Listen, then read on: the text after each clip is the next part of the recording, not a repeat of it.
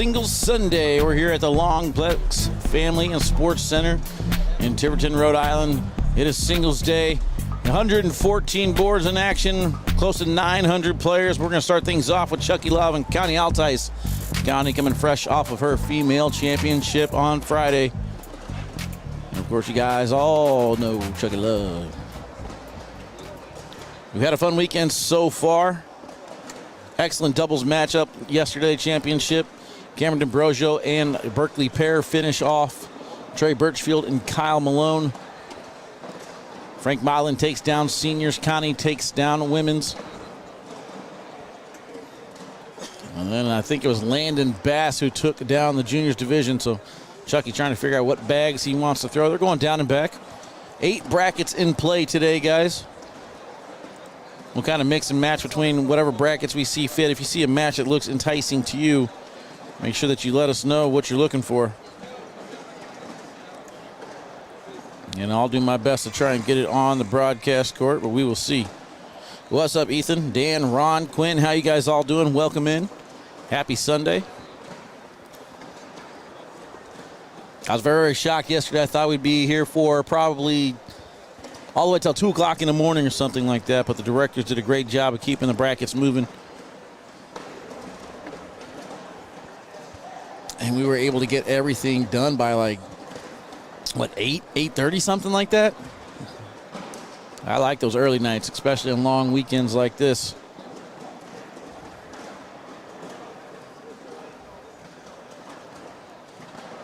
But we are doing good. I gotta suck in, man. You can't take a picture of me from the side without letting me know. Jeez, got the belly going. Rich says, Chucky Love, does he have a jam going? I'm sure he's got something in his little Zuka bag like he always does.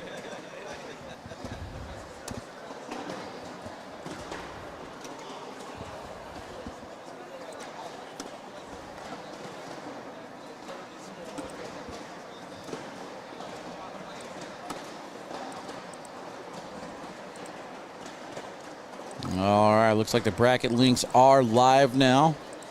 So I will go through the brackets after this match. We'll do our best to kind of predict winners like I normally do. Let you guys know who's going to take things down in case you guys are into that sort of thing.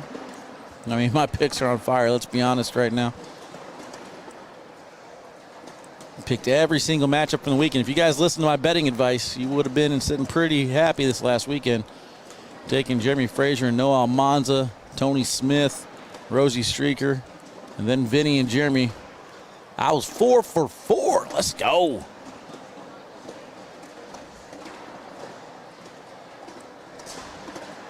Straight cash, homie.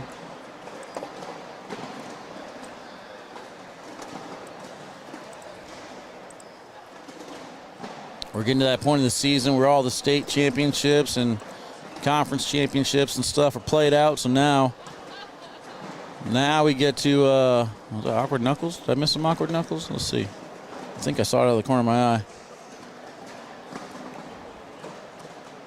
Oh yeah, a little bit. All right, 2-0 start here. Your overall number 1 seed in the tournament is Alex Rawls here in the A bracket.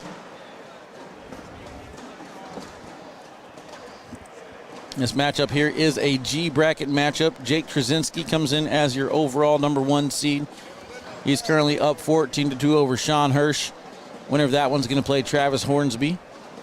Also in that bracket, Ken Smith Sr., Hunter Jacklin threw very well yesterday. Nick Jamiti, Mark Richards in this bracket as well. Other side of the bracket, we got Eli Porter and Chucky Love and Connie Altice there. Jake Brandon's in this bracket as well. Robert Altice. We could end up having an Altice versus Altice matchup. That'd be kind of fun to watch. Tony Smith, Hunter Thorson, Austin Schlobaum, and then Berkeley pair in this bracket. I'm going to go ahead and make a pick here in the G bracket chat. I'm going to go with Mark Richards. I'm taking Mark Richards in the G bracket. Going out on a limb there.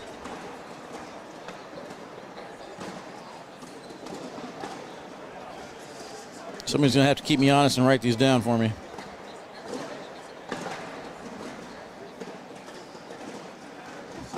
A lot of people here I'm probably going to forget, not going to lie.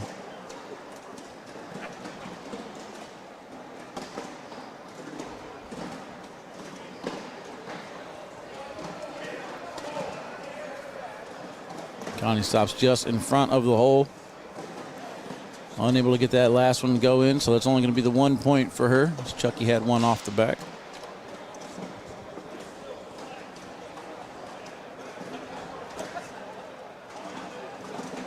What up, Jasmine? How you doing, baby?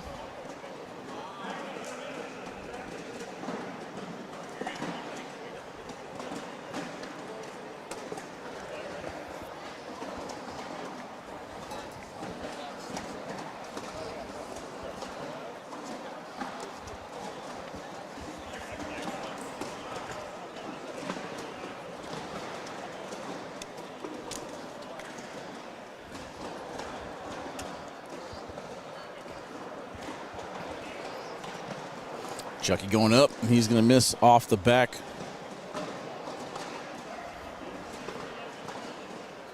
Chucky just brought all his bags to the court, so I can't really see how many on the ground behind him there. All right, 7-2.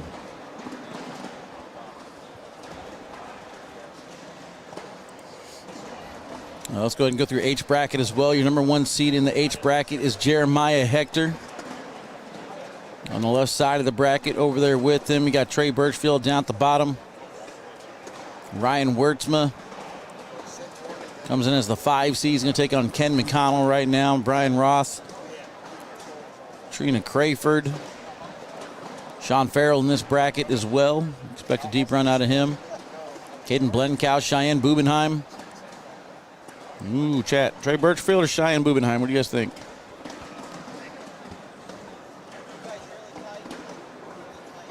I think I'm going to go with Trey. Trey looked very good yesterday in doubles. No, I take that back. I'm going Cheyenne.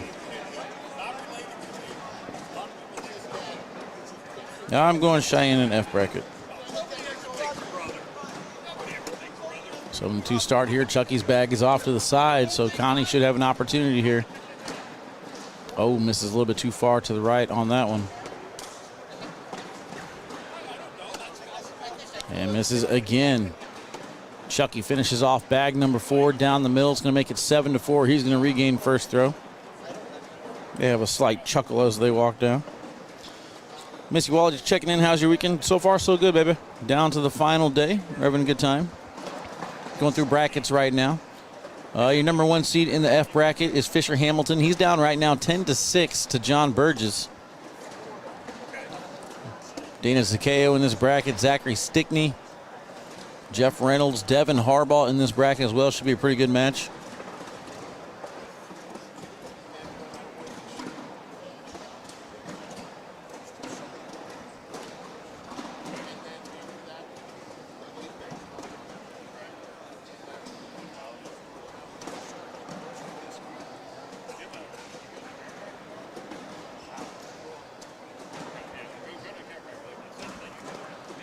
Tied bag game, 7-7. Mitch Whitehead over in the F bracket. Landon Bass already advanced. Jim Bottas. Kyle Petering. Felix Vargas III in this bracket. All right, F bracket, I am going to go with Fisher Hamilton. Number 1 seed, going chalk there.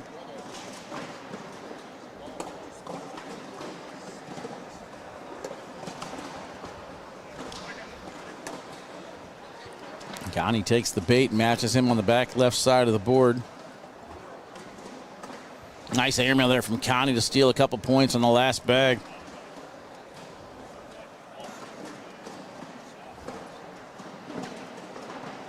Chase, Mark, Matthew, how you guys all doing? Welcome in. Just kind of going through the brackets now as we watch Connie and Chucky play. All right, E bracket overall number 1 seed is Brady Foster.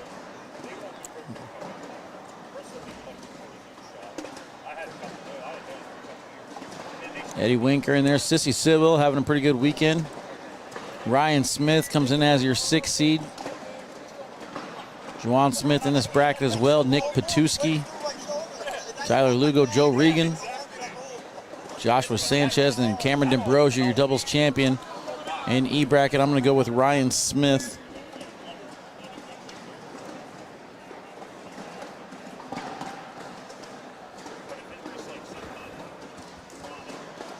14-7 here. Now Connie is pulling away with it. D bracket, Mike Ferreira is your number 1 seed. Navarro Dip taking on Elizabeth Tennyson on court 47. Tornado taking on AJ Phillips. He was your blind draw champion. Gage Landis in this bracket as well. Spence Oliver had Asiba Bebon, Storm Hogue, Austin Cameron, and Braden Wilson in this one. I'm going to go with Austin Cameron in your D bracket.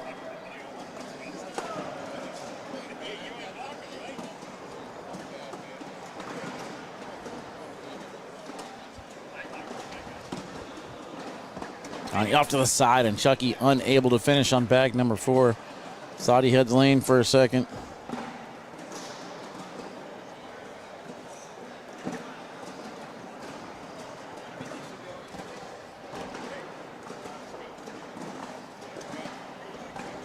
Alexander says, played against Connie in doubles yesterday. She went 27 for 28. She's been on fire.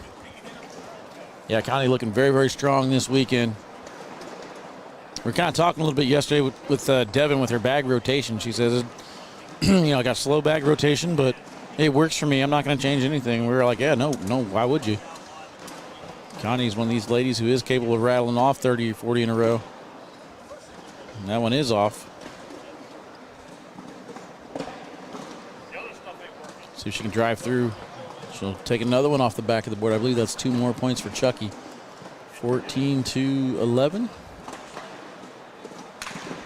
Yeah.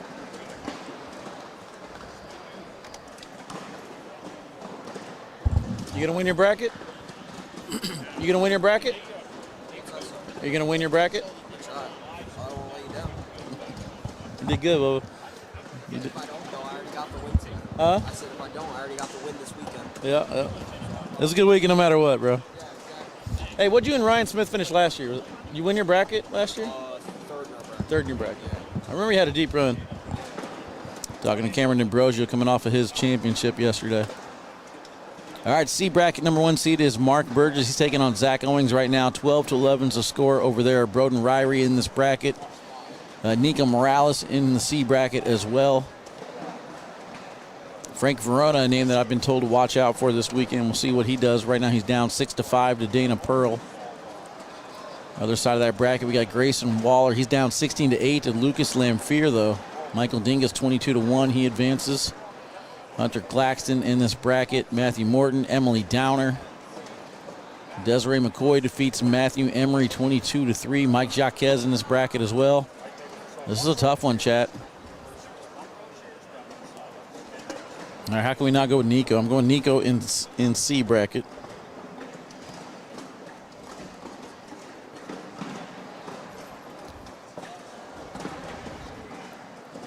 Announcer Jinx playing her up, then she goes off the board. Matt, I don't know what you're talking about, man. I don't know what you're talking about. I would never do something like that. I don't think she scored a point yet since I said that she was doing great. 14-14 now. We are tied. All right, a couple brackets left to go through. We got Gavin Cano comes in as your 1 seed for the B bracket. In this bracket on the left-hand side, we got Jenna Fye, Riley, Jet taking on Austin Renard right now, 14-11 over there. Jet in the lead. Ruben Snyder in this one. Frank Modlin on the other side finds himself down 3-0 to Michael Cordoso. Peyton Haynes up 15-8 in her match. Justin Stranger 17-8. Justin looks back, but I got to go chalk in this one. I'm going Gavin Cano.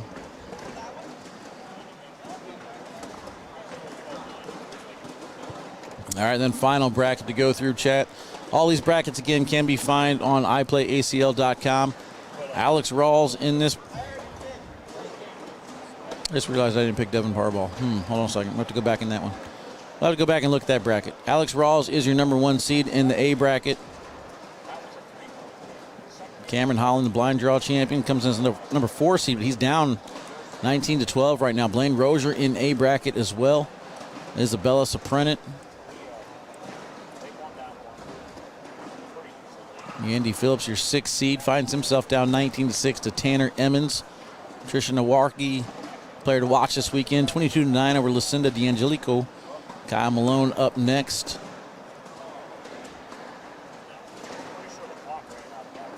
Jamie Fincham also in this bracket.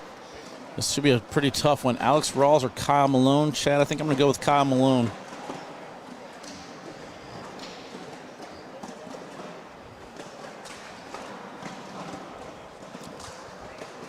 All right, F bracket was Fisher Hamilton.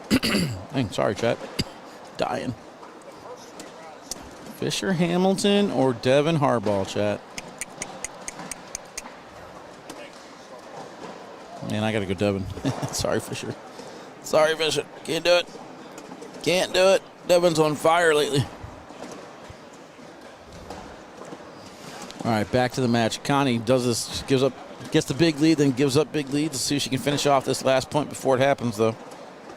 We were tied at 7s. We were tied at 14s. All right, chat. So there's my picks. We're going with Kyle Malone, Gavin Cano, Nika Morales, Austin Cameron, Ryan Smith, Devin Harbaugh, Mark Richards, Cheyenne Bubenheim. Overall winner.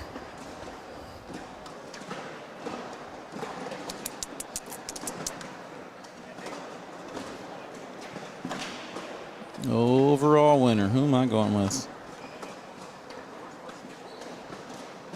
I think I'm going to go Kyle Malone coming out of the A bracket as your overall winner.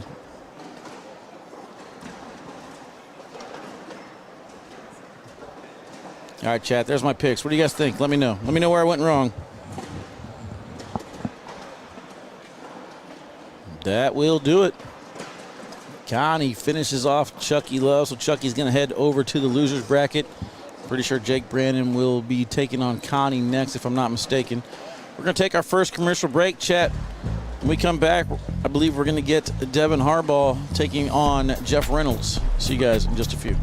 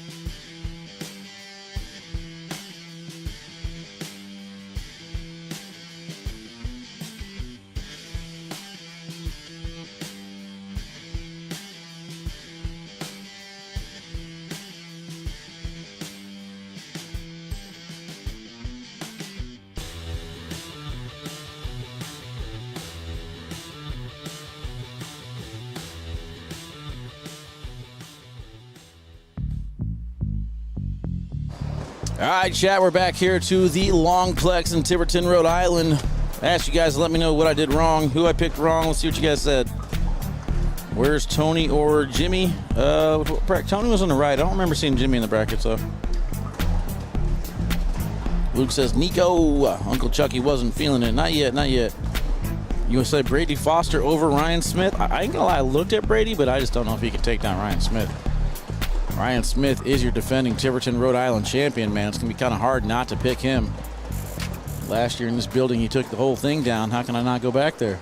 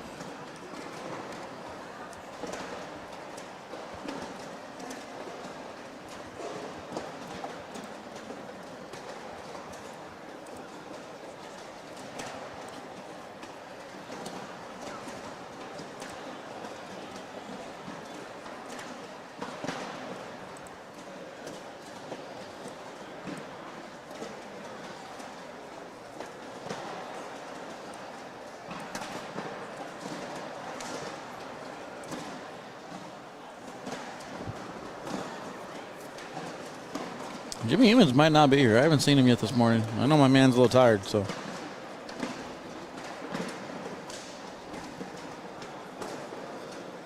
Wait, Chucky took them blue bags?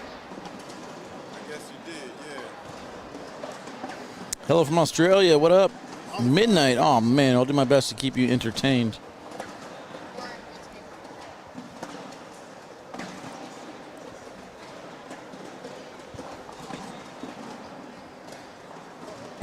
There's my pick to win H bracket. Looking good, man. She's like, yeah, right. You wouldn't pick me for nothing. Huh?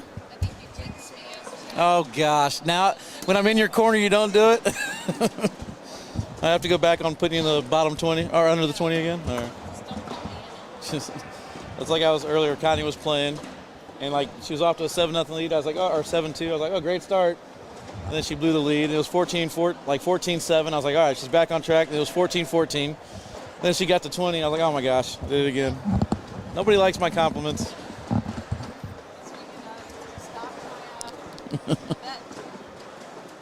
Oh, my bad, chat.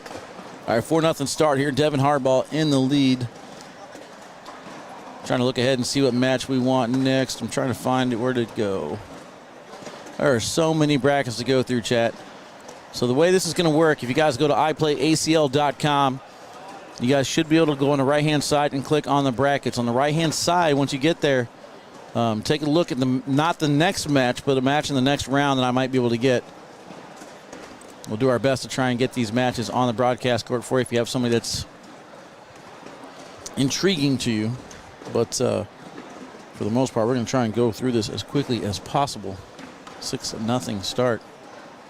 It is a pack up and travel day, so you know how that goes.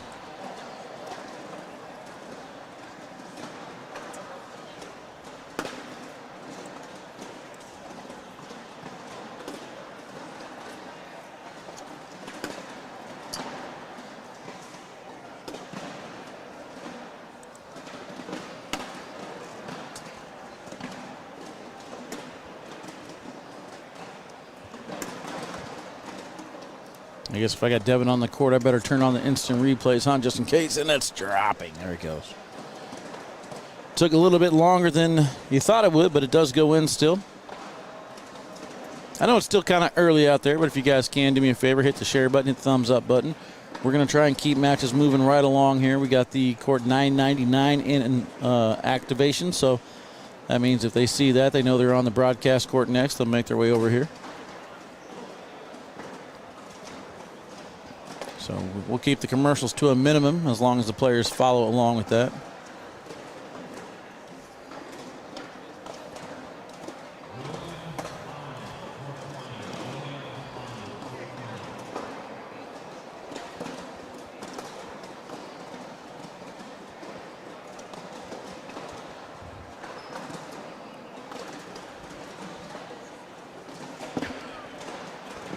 Devin's able to get a couple more points out of that. This is a tough early round matchup. I mean, both these guys at the top of their game right now. You would have figured they'd meet later on.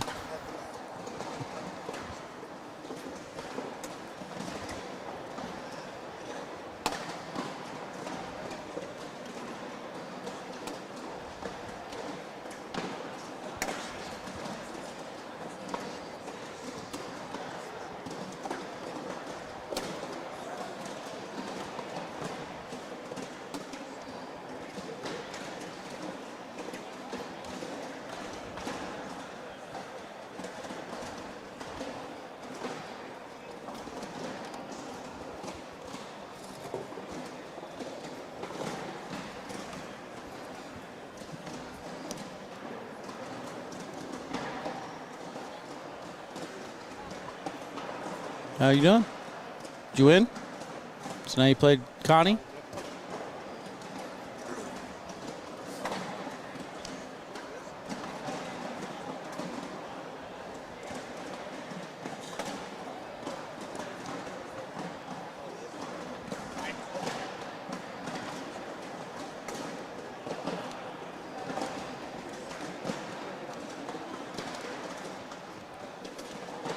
Another one down the hole. Let's go. Starting stroke, chat. You guys are awfully quiet this morning. We need you guys to participate a little bit more. Say hello. Say hello. Let's get it going. Got to keep these energy levels are up. Good PPR so far, 11.67 for Harbaugh. Only missed the one bag. Jeff with a 10.33. 8-0 start. Bringing Jake Brandon. What up, man? What's going on? Oh, you know, just doing the thing. I feel you. I said it from the start. I was watching doubles yesterday. Justin Stranger and Jeff Reynolds eliminated Devin Harbaugh and Fisher Hamilton. Not the performance Harbaugh wanted. And I said to everybody who would listen, Devin Harbaugh's going to mess around and win singles today. And it's looking like it so far. Yeah. Chat, did I make my pick for winner? I don't know if I did or not. I already forgot who my overall winner was going to be. I think I picked Kyle Malone. It's a good pick. I think I picked. Let me write that down so I don't forget my notes. All right, I got Kyle Malone, Gavin Cano, Nico Morales, Austin Cameron, Ryan Smith, Devin Harbaugh, Mark Richards, and Cheyenne coming out of the bracket. So 8 brackets in total today. As I look at these brackets, it's pretty spread out. Like, you got your elites. Yeah. There's probably 2, maybe 3 elites in each bracket. So you kind of, if it plays itself out chalk-wise, you kind of know what to look for. But I think once we get to that single elimination portion, it is going to be nothing but top-tier talent. And I didn't even go chalk. I think Gavin was the only number 1 seed. Fisher Hamilton's the number 1 seed, but I took Devin Harbaugh out of that bracket, so it's going to be tough, man. I think this is probably the toughest bracket here. F bracket. Oh, yeah.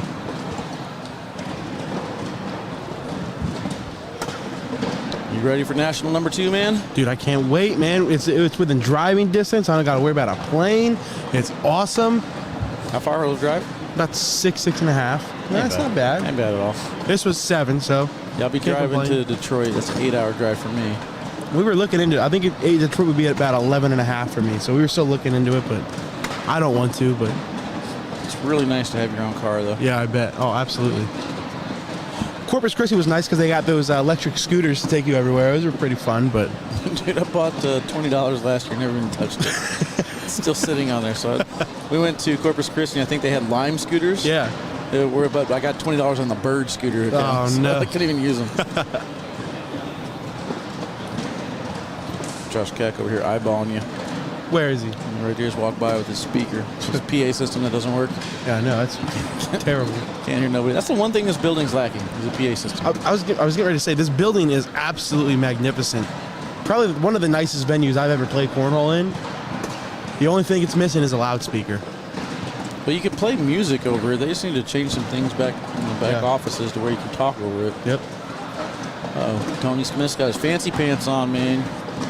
It's hard to bet against fancy pants Tony.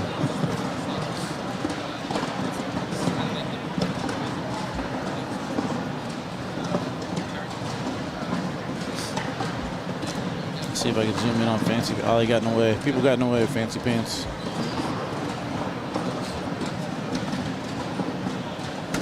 Harbaugh, 12-0 start. What is- Jeff's not even throwing bad. That's what sucks. Like, when you play against Harbaugh, a player of this talent, no, you can't push that, dude. My bad. It's my bad. This isn't fancy enough. 11-6. It actually is fancy enough, but they don't give me access. 11-6 through 10 rounds for Harbaugh. I don't think I've seen him throw anything but a 4-bagger since I've sat down. I love looking out for my people. When I get them on the broadcast court, they just love it. They're so happy.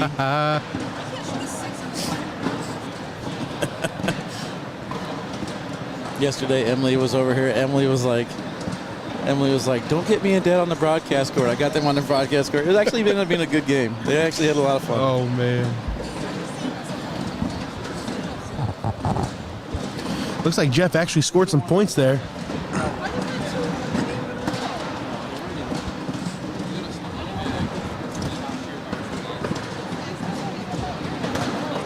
God, Harbaugh has just such a pretty throw. It's so fluent, so consistent every time. And then you got Jeff Reynolds, who looks like he's going to tear his ACL after every throw. Dude, Jeff Reynolds and Fisher both. Yeah. When they throw, my knee just. It hurts. Like, it hurts in pain. me watching. But, you know, Jeff's been on top of this cornhole world for decades, it seems like.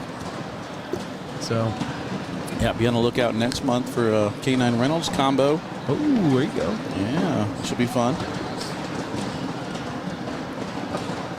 Like, I keep forgetting what month I'm in right now. Because I travel near the end of the month, like Yeah. April into May, and it's just throwing me off. So it'll be a June collab. Get the kill shots tomorrow. What are you throwing today? Psychos? Psycho X's. Psycho X's. Yeah. Throwdown variety. Money. They're sticky. So I usually throw carpet bags, but these are so sticky where I can do anything with a carpet bag that I can do with these, and they're more hole friendly. There's a little bit of a lane here. Can he use that bumper, or does he think about going up top and getting that one? I think he's gonna go, hug that right side, Sticky. right off that bag. No, he did go up. did Wow, go he up. missed it. I think he talked himself out of the 2 points and wanted 4. That's one of those situations there. Pros getting away with pros Yeah. sometimes. I mean, Devin knows his bag better than anyone else. He knows what he can do, but sometimes just take the 2 points, Yep. man. Yep. Rattle off another 20 or 30 in a row. And that's a really good way to beat one of these top level pros. They're overconfident sometimes. They know they can hit those shots. It's when they miss and you capitalize and score some points. That's when it can be trouble. It's still 12-2. Dwayne says, yes, do the fractures. Dwayne, I got you. We are doing fractures. Let me ask you which one you like here. You have 4 different varieties of picture. Just go ahead and swipe to the right. Let me know which one you like best. I like that one. All right. Ooh, those are cool too. I don't like those. You don't like Ooh, those? That's the one I like the most. dang. I mean, they're okay. They're not bad. It's different than what I have. I don't have any gray and black. Man, I like that glowing earth though. If I already did the earth ones, I like the front one. That blue on the earth does pop on the back one. I'd say either 1 or 4. I think I kind of like this earth, but that Okay. blue. Yeah, I You know what I agree. mean? Totally agree. That's nice. I might have to send that back. I like that. Why don't you stop him mid-game and ask him? Jeff. I'd be surprised if he knows we're doing it. He's a busy man. Yeah. And I like that he's brought his cornhole game back. Like he's back to throwing elite Yeah. level. There was a little bit of a lull about a year or 2 ago where you didn't really hear much of his name. These past year, 18 months or so, he's been igniting his flame back. New pro partner Justin Stranger this year, been lighting it up. He finished 3rd in their bracket yesterday. Oh, and I have to go play Connie. Let's go, Bubba. Good Board luck. 100. Thank you, sir. All right, Jake, appreciate you getting back to the match here. 15 rounds in, scores only 12-2. The needle is moving. We're going to stay here in the F bracket after this. Next on the broadcast court, we're going to get Dana Zaccheo and Jeffrey Ratcliffe. Love getting supporters on the broadcast. So once we get after that match, we'll start getting into the final 4s, it looks like, of all these brackets.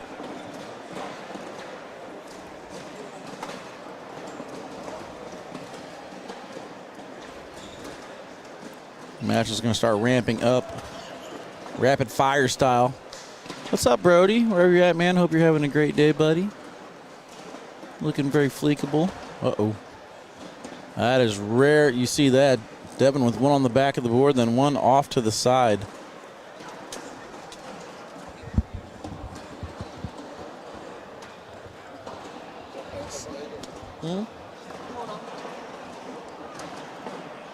For your jerseys, it's showing Tristan under all of them, and then when you add them to the cart, it's free. So I don't know if you want to change that so nobody can buy this stuff.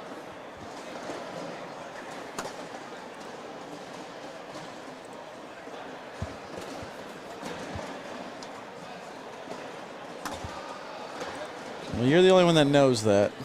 So. Well, I just didn't want somebody to go on there this morning and get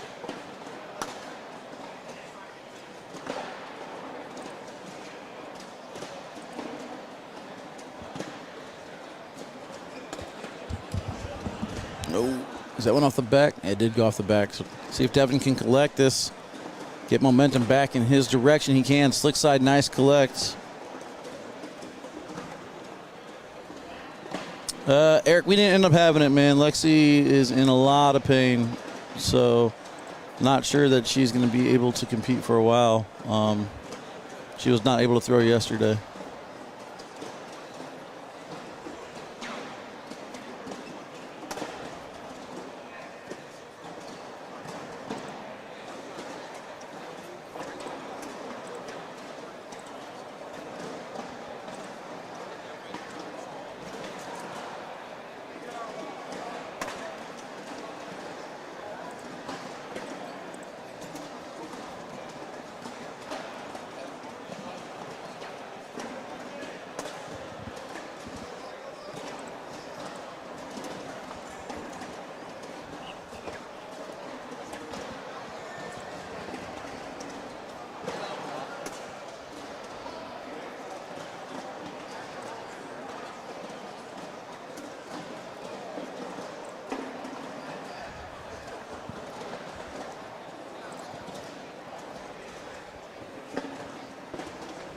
All right, try that now.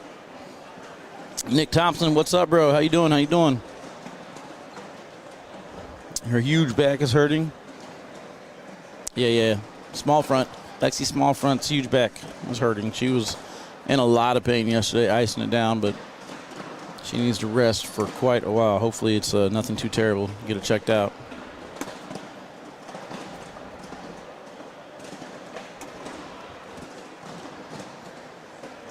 Devin where to go? Devin needs to throw a short block and then go airmail against Jeff. I mean, I think that Devin likes this game. I think he wants to run bags. Devin's definitely not going to back down from a challenge. So if he sees a chance, the opportunity to play 11 on 10, I mean, you saw it against Ryan Smith, man. That was what, 51 rounds or something like that. They both had near around 11 PPR. I mean, that's the type of match he wants to play. He wants to play the best of the best. The score is 19-11. Did it work?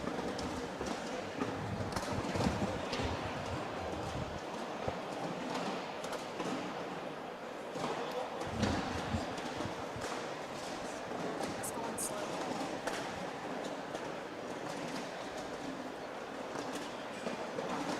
Jeff's got to do something to try and save that bag. He's in trouble. Oh, he misses too far to the left. There's a slight opportunity here for Jeff.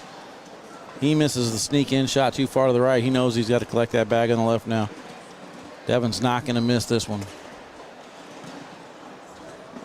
No. He'll get one in. You know what I'm saying. Very difficult shot here for Jeff. If he can sneak around, he's not going to do it. He had to go airmail there.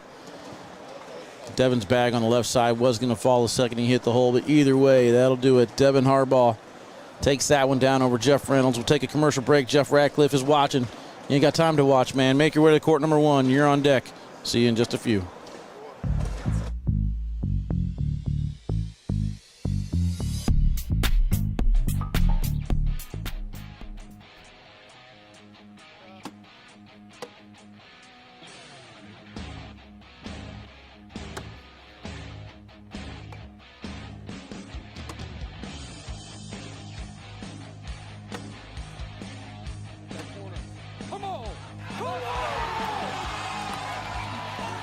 ACL Pros and Joes 2, coming to Fort Worth, Texas, May 12th and 13th. Register now at app.iplayacl.com.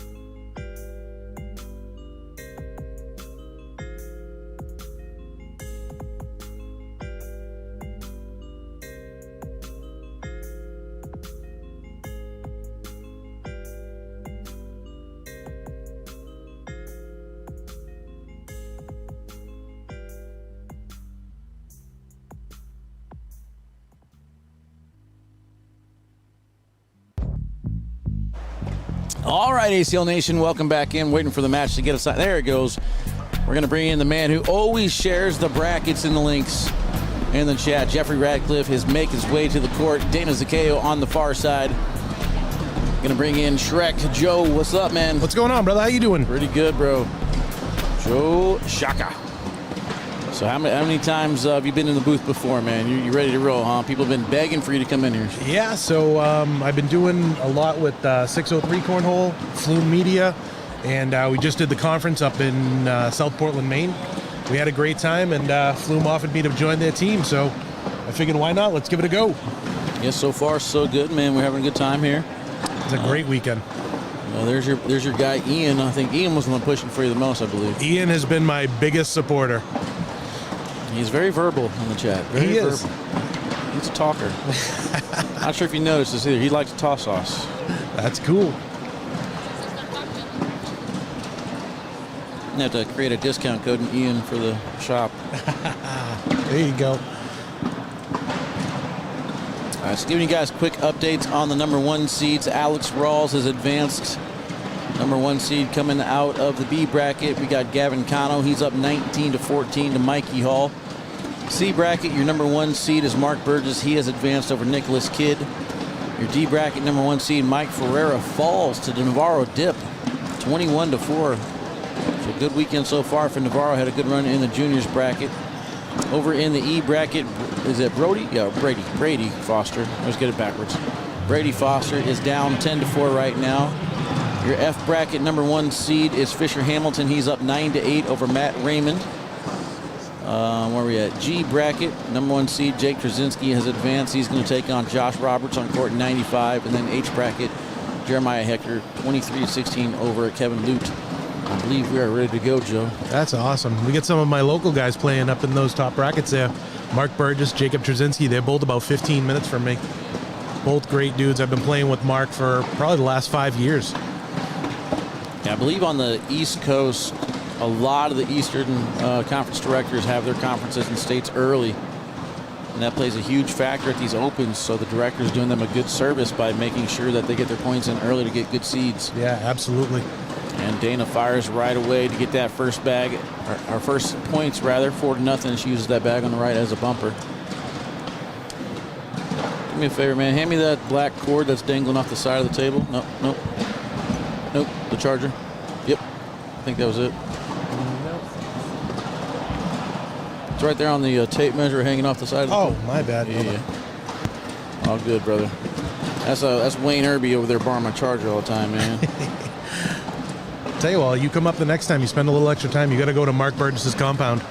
He's got one of the best backyard cornhole setups I've ever seen. Oh, really? Okay. Absolutely fantastic. I love seeing the backyard setups more than I like seeing. I mean, obviously this venue is amazing, but I love seeing the backyard setups that people come out with.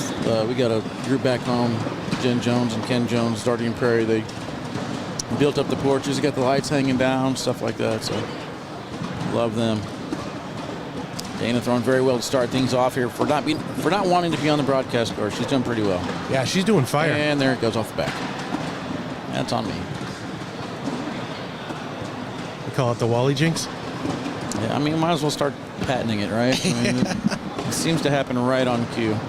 Can Jeff push through? He does collect. Nicely done for 3, and there it is. There it is, Chad. That's what we were wanting. Where's my chair?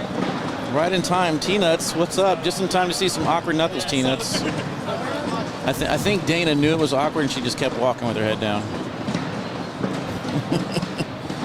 Jeff left hanging. Oh, that is legit. I like it. I gotta get him a banner. That's good stuff. Yeah.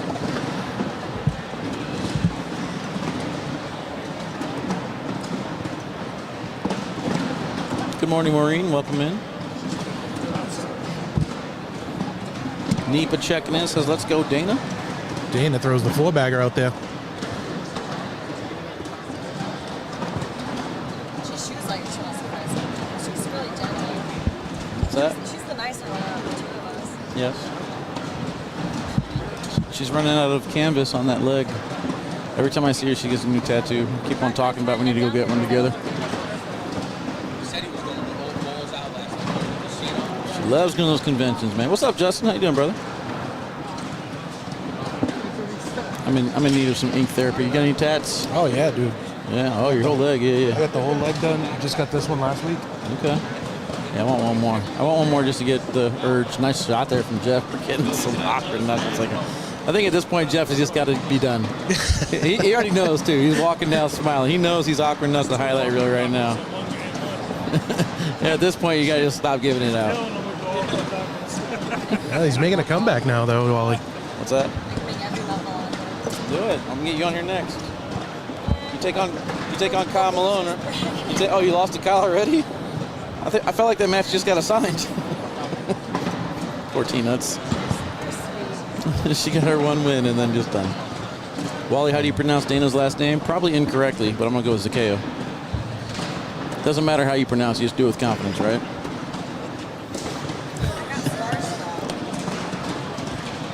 then I was trying to throw like,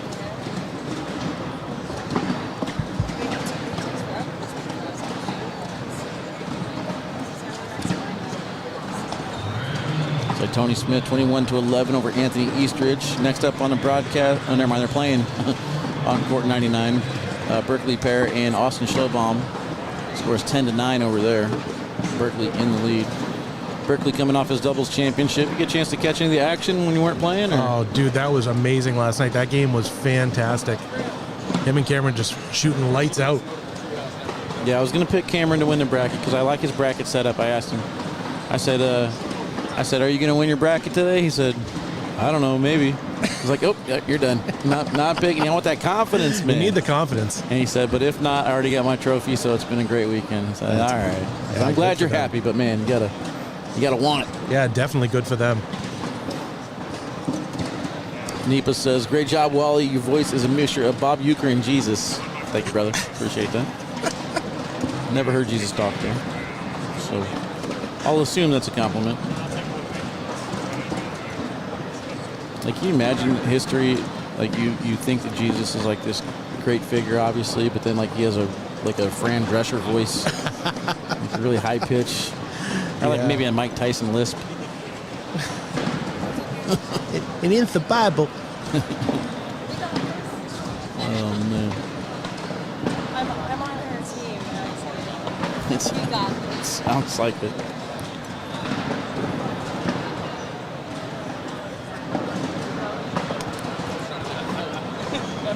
$14-9. Dana threw very well yesterday in doubles. I can't remember her partner's name, Matt or something like that. I know it starts with an M. They ended up finishing first in their bracket, went to the single elimination portion and ended up losing that match. But good run for Dana. First time taking down a bracket, she says. Very proud of her for that. She's throwing very well, even though she didn't want to get on the broadcast. I wanted to make sure I got her a little bit of love here. I told her if she wins, she gets a T-shirt. So There you go. now I guess I have to back it up. Tell you, it was nice seeing the K9 jersey on that final game last night and them pulling it out. Yeah.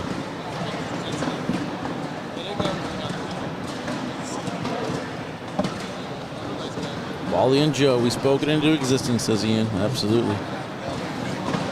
Brandon says Dana's partner was Mason. Mason, that's it. Mason Meckie, yeah. All right, Jeff, first shot down the middle and in.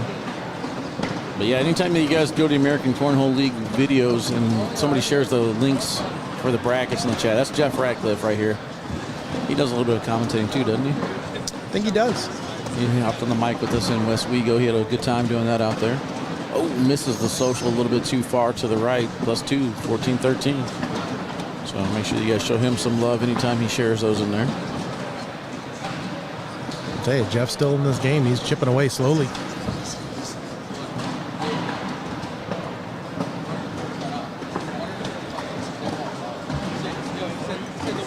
It's kind of funny, like Dana's first complaint about being on the broadcast court was like, my shoes. I was like, doesn't nobody care? And then like chat's talking about foot attire in the chat. She's got bumpers. I like that blocker on bag 3. Forces an airmail over top. We'll see if she goes slick side. She's got bumper on the left. She stays thick. Oh, drives into the pot. I like a slowed down, a little relaxed slick side bag right there. You got bumpers on the left, and you might be able to get underneath it for the collect. Yeah, absolutely. A lot of players do not like that throw carpet. Do not like turning that bag over on the slick side. Now, these are Viper R's, so a little bit faster. But you got to be able to use both sides of the bag. Exactly. Lay down the block and then push when you got to.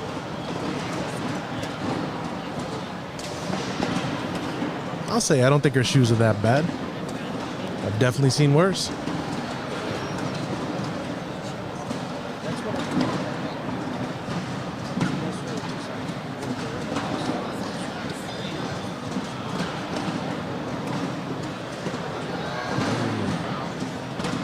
Oh, no awkward knuckles there. I think that's game. Good job, Dana. That'll do it. All right, so Dana doesn't want to be on the broadcast court, but she's going to take it down. A lot of fun, a lot of awkward knuckles in that one. That's what I like to see. Joe, you going to stick around with me for a little bit? Yeah, I'll hang around, buddy. I think we got to have a smile out of her. All right, Chad, we'll take a commercial break. When we come back, I believe we're getting Jacklin and Richards. See you guys in just a little bit.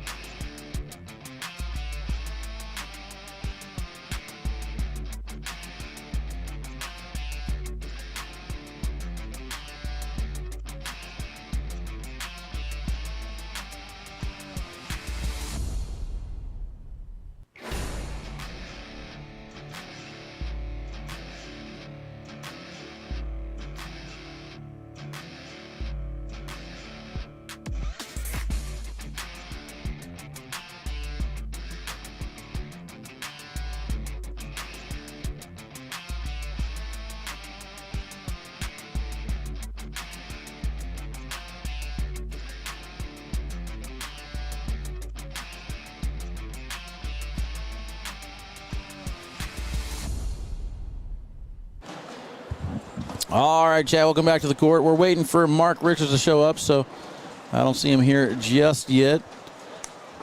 Here he comes over here to our right, Joe. So go ahead and look at the brackets here, trying to predict our next match, Chad. You guys take a look at the brackets at iPlayACL.com. I imagine Jeff will be sharing them soon. But if you guys have anybody that you're interested in seeing on the broadcast court, let me know. We'll try and find it. Let's see, which bracket was Tony in again? I already forgot, man. It's so hard to keep track of this stuff. Looks like Isabella has advanced. She's waiting to take on either Alex Rawls or Owen Merrill. Oh, that's a good one. Owen's a local guy. I play with him weekly. Score of that match right now is 12-4. Alex Rawls in the lead. Alex Rawls and Bella should be a pretty fun one to watch. Different throwing styles. Jamie Fincham continuing right now, 20-3. If he can finish that one off, he'll take on either Kyle Malone or Don Fay. Kyle Malone currently in the lead on that one, 15-3. You have a pick to win singles today? I'm going Jacob Terezinski. Jacob Terezinski, number 1 seed. Forgot what bracket he was in. I can have Too many brackets. Too many brackets. Where does it go? Where'd he go? G bracket? There he is.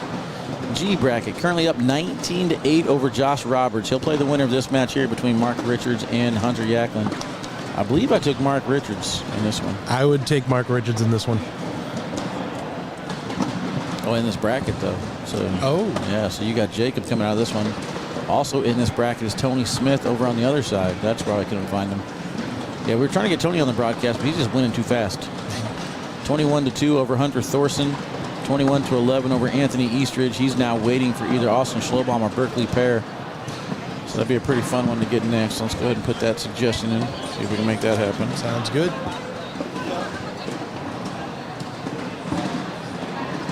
Try and get as many of these winner side matches that we can. And what time do you start singles? Noon. Hour and a half away. You feeling good, man? You ready? I'm feeling good. I'm nice and relaxed. You know, it's great to not have to rush in the morning. I feel like yesterday, get up, get your coffee, and then bang, you're on the boards. And doubles is always a long day.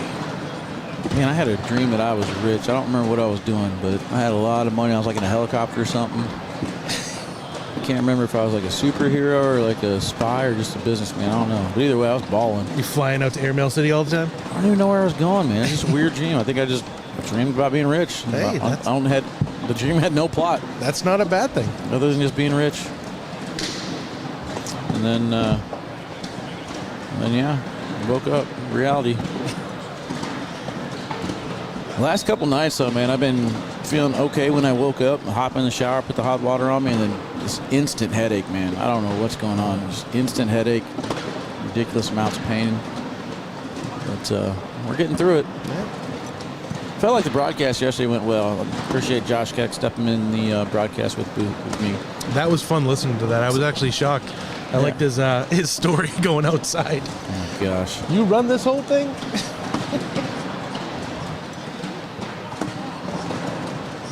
Yeah, it was actually fun. Having somebody with me is a lot better than doing it solo. Just keeps my energy levels up. Yeah, absolutely.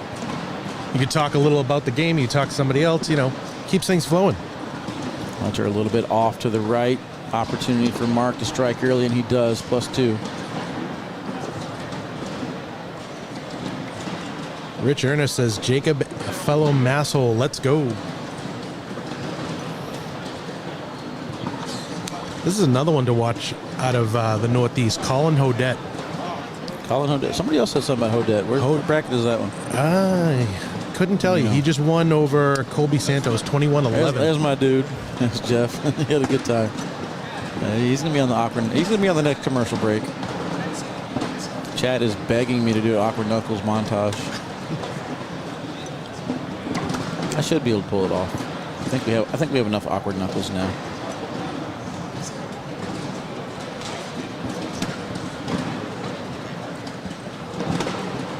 Well, there we go. Colin Hodette, you said? Yeah. All right, he's 21-11 over Kobe. He will take on either Sean Farrell or Larry Luckenbill. That's 12-12 there on court 104. So Colin's still on the winner's side. Might get a chance to take a look at him.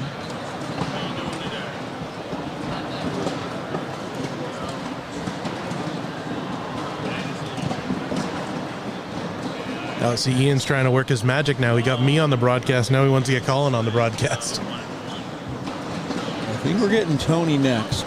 Oh, nice. Colin be on my radar after that, depending on what the timing is. Jake Brandon taking on Connie Altice, up 11-10. Eli Porter in lead 20-2 on court 94 over Jeffrey White. So, yeah, there we go. Berkeley pair will take on Tony Smith. So I think that's going to be a pretty good one. That's a damn good game. Nothing against Colin. Yep. Tony would cry if I don't get him on broadcast at some point. Well, Colin's still up and coming. Tony's a little more seasoned. I love we got Frank Modlin sitting here like the first base coach. This is awesome. Yeah, he posted up there the entire weekend. He's smart. You know, it's like when you go to the airport, first thing you look for is a place to plug your phone in. Mark collects everything on that shot. So Frank basically posted up his Zuka there. He's been sitting there the entire weekend. And it's kind of like an OG respect thing, like nobody's tried to take his spot. Bag number 4 skips over the hole for Hunter. 6-0 start.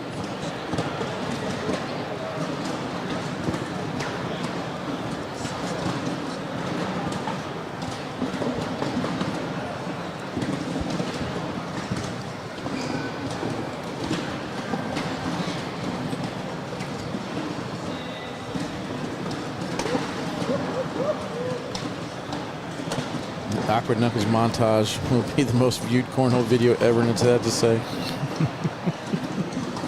I got to give a shout out to Mish Thompson. Michelle Thompson, as you guys know her, is the analyst and sideline reporter. She has come up with the Awkward Knuckles song specifically for that video, so it's going to be fun.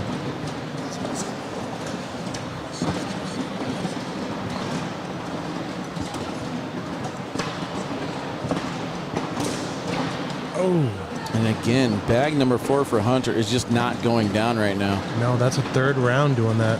12 on 10.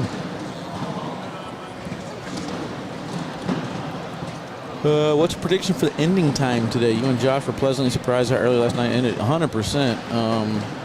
8 brackets, and they're moving. The thing is, man, when you spread out over 114 boards, there's no boards or no matches waiting for boards to open up. So it's 9:30 right now. I can honestly see us getting to the single elimination portion of the tournament probably around 12:30, 1 o'clock. And then give that about 2 hours, so probably 3 o'clock, depending on where the other brackets are at. Might be another early night for us. Well, it's got to be an early night for me. I got to fly out tomorrow morning for work.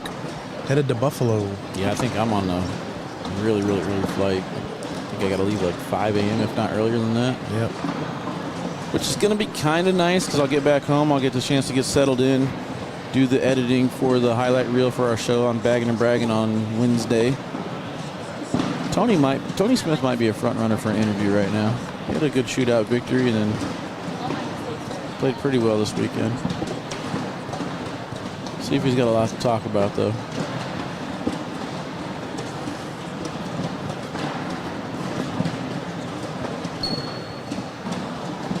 I know we're trying to get Bernie and Jeff on at some point.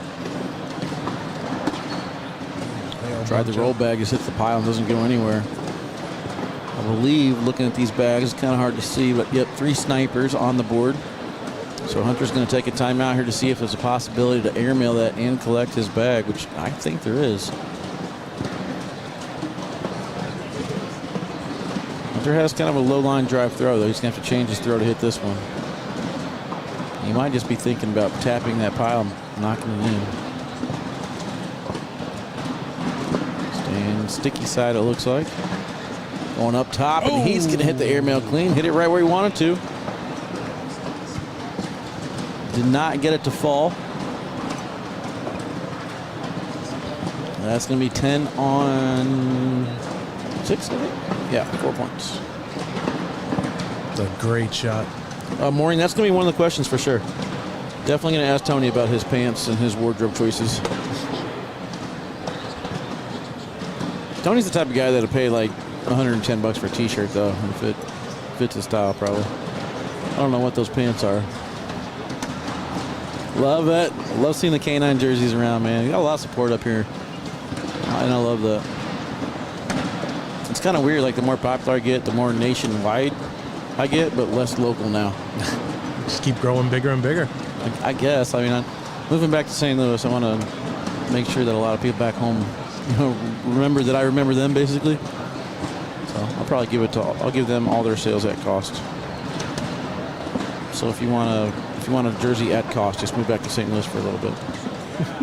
That's the key. All right, that match has been assigned to Tony Smith and Berkeley pair. Will be next on the broadcast court. I'll keep an eye on, was it bracket H you guys said? No, that's not it. Oh, there it is. Colin. Yeah, we'll kind of keep an eye on that one. Hopefully we don't get too far along if we can get Colin on here.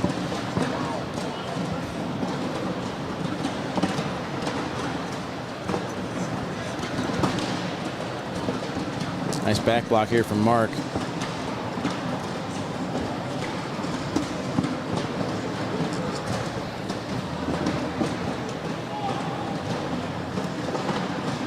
I'm thinking drive through this, but it doesn't look like he wants to. I think he's trying to roll. He was. Mark didn't look like he was happy just taking the 2 points there, trying to manufacture extra points. Now he's in a position where he's going to have to be chasing a little bit. You're going to fork Mars to either roll or grab that in an airmail. Ooh, hits the airmail, touches them both. One more shot like that should be able to make him clap. Oh, and Hunter helps him out by bringing it even closer. All right, one more airmail here from Mark. +6 if he hits it. Oh, lands short. Only gets 1 out of it. 7 on 6. They're confusing me with who enters the score. Yeah, I guess it's just if you remember it, enter it in.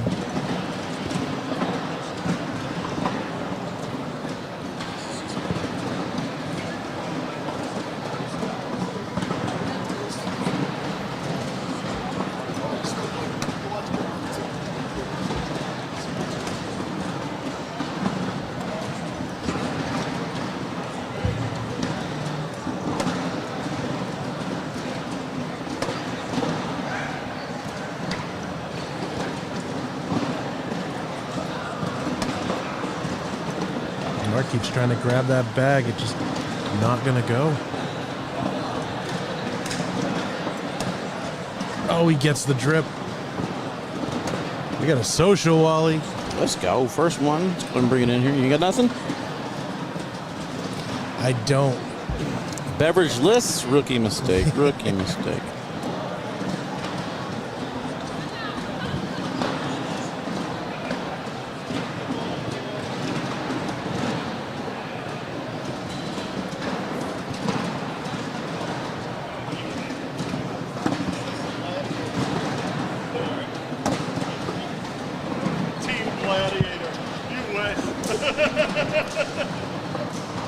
They charge you double for that, dude. Just double.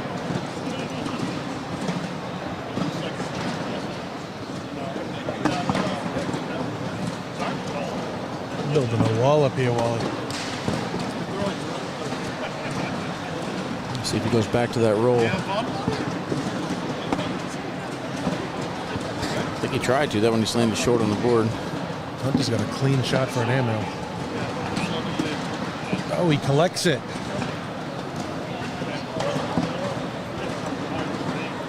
It's going to make it 9-8.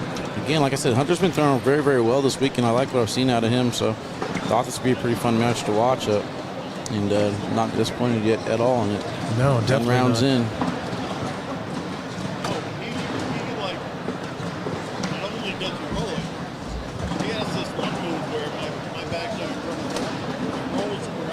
Gonna be curious to see what the crowd situation looks like here in the next half hour when all the advanced and the comp and intermediate players showing up. You said they changed up the format this weekend? Yeah, they did it backwards, I think, to get the pros in and out of here as quick as possible so they didn't have to try and get those late flights. I'm sure Jimmy Humans is very thankful for that. I don't even know if he's here. I haven't seen him. Going through brackets, I didn't see his name.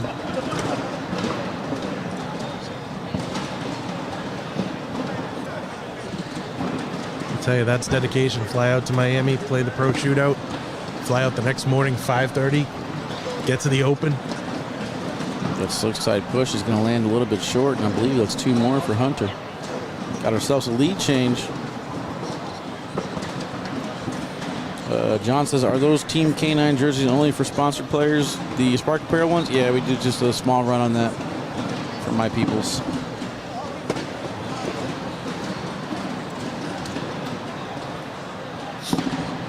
That's another great dude right there, Alejandro. Sparky. Sparky's a great dude. Sparky's in that tough position now where he's got a good job with good benefits and then running a business at the same time. So you got to keep them both. You got no time for anything. And he just keeps growing and growing and growing. Yeah, hopefully he's got a little chance to relax at some point. I know he just had a birthday.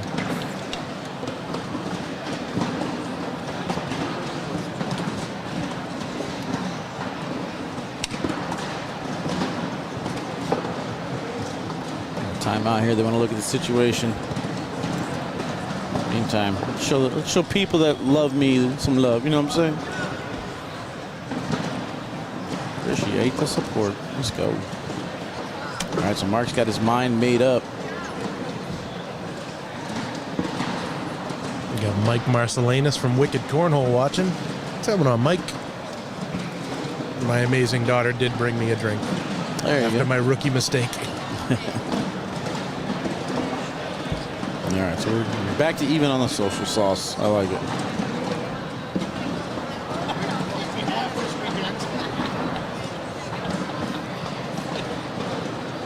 Oh, good call, Marine. Yeah, it's 10:30 or 10:46 now. Good. My laptop computer is behind. That's the one that I have to go in and manually change. All right, so it looks like Colin's match has to be assigned. So it is assigned to court 111. Larry Luckenbill will take on Colin. If Colin wins that one, we'll get him on the broadcast at some point.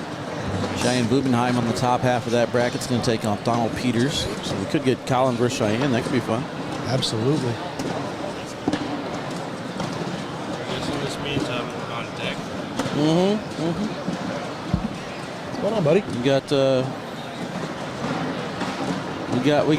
the big show. You ready to mic yourself up?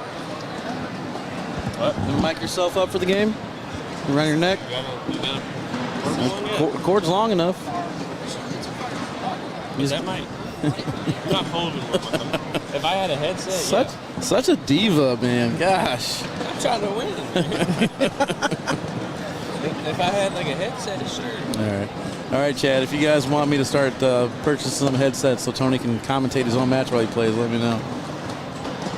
See if I can get it by world or by the next national.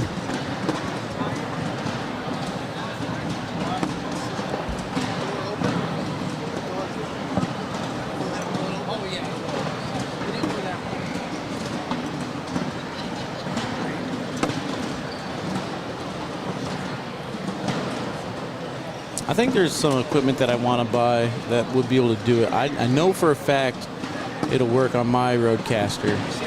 But I got the newer one. I don't know if it'll work on this one. I think there's a way to connect Bluetooth. I mean, there's a Bluetooth symbol there. We couldn't figure out how to connect it last time. I think I need Trey's access to the account, maybe. That'd be fun, man. We'd start micing players up. Yeah, that'd be really cool. Can you imagine having players mic'd up for last week in South Dakota? Oh my gosh. 18-12. My pick to win this bracket in a little bit of trouble. Hunter trying to pull off the upset. That back off to the side creates a situation here for Mark to go blocker and generate some points.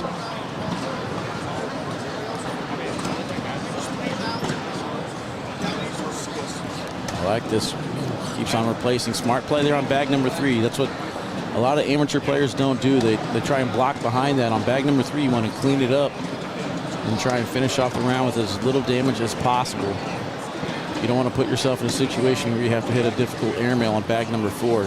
Sometimes just give up the 2. You see a lot of pros do that on bag number 3 where they clean up in front of the board.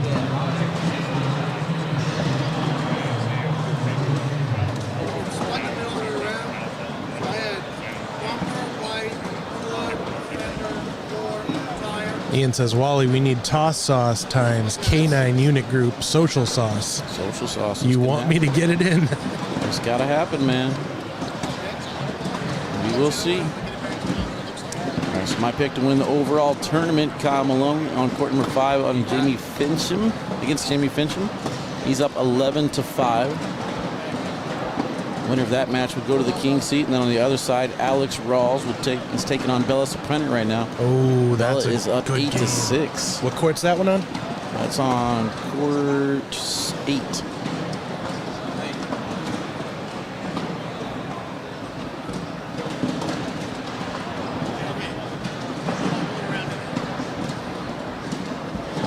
See, at this point, I watch my daughter and my wife. They're going to split.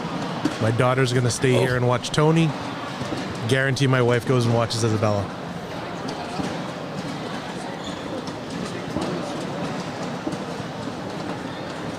Sixteen to 8 on the missed roll.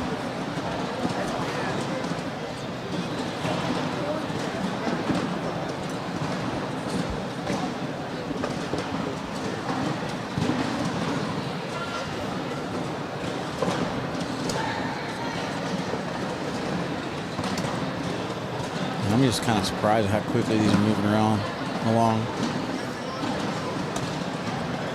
Gavin Cano will now take on Jet. Other side of that bracket, we got Peyton Haynes to take on either Frank Modlin or Jeremy Macri. That match is getting ready to start up on court 13.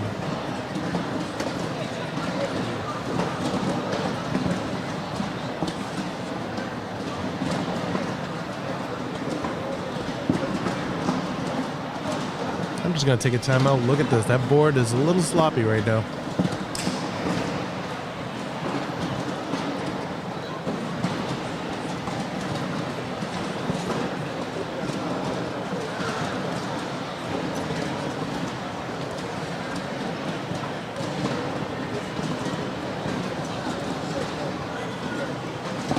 Fisher Hamilton advances over Dana Zaccheo, so now Fisher will take on either Devin Harbaugh or Joel Small.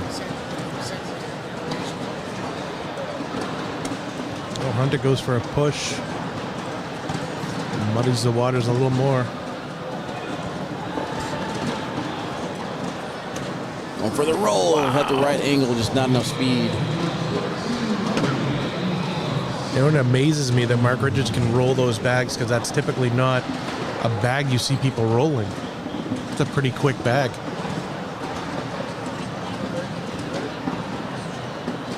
He rolls it two different ways, though. If you watch him, he does backload a few of them, but he also uses the pile at certain speeds with a little downward tilt to try and hit the pile and roll over it that way. So he's playing very smart with it, how he's adapted to it.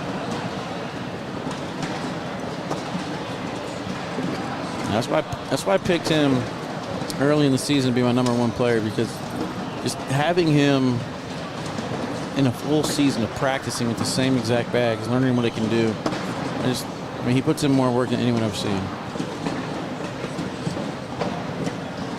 And I'm not saying off the court. I could see his work translating on the court, is what I'm saying. Sojo. All right, let's go. Let's do this right. There we go. Congratulations. You are inducted to the Social Hall of Fame.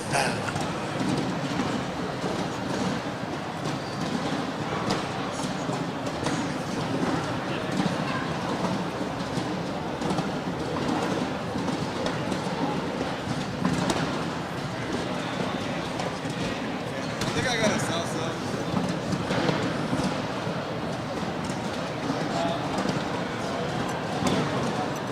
This is a really great battle, Wally. We're 18 rounds in right now, getting down to the end of it. Crowd starting to form around the court. Side by side on Hunter's lane. Pushes into the pile. We got ourselves a wedge. Back block coming here from Mark. Nothing to do just yet. Good block. Bag number 4 here. I'm probably just going right through this. I'll get another timeout. He's going to take a look at it. I think this is a situation where you just drive right at the pile. You at least want your 2 bags to fall. I think the bag on the right's going to fall with it, but we're looking for a 10-10 wash out of this.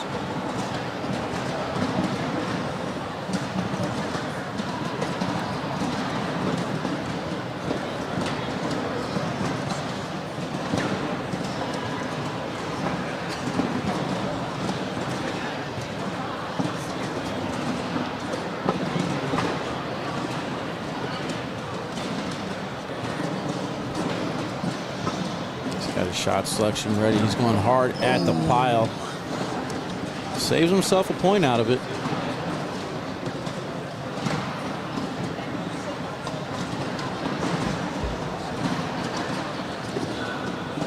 That was worth the sacrifice right there. It's going to make it, I believe, 18-17, right? Yes. Okay, yeah. Waiting for the scoreboard to update. There we go.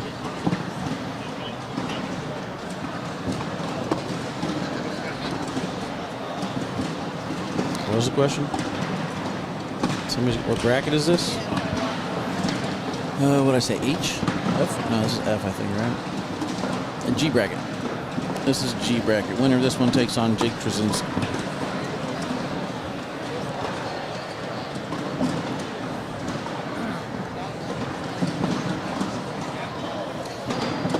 Mark up top.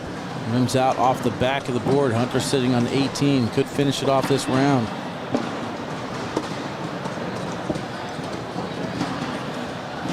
Hunter's already got one in. Ooh. Mark goes in, but he's got a lane.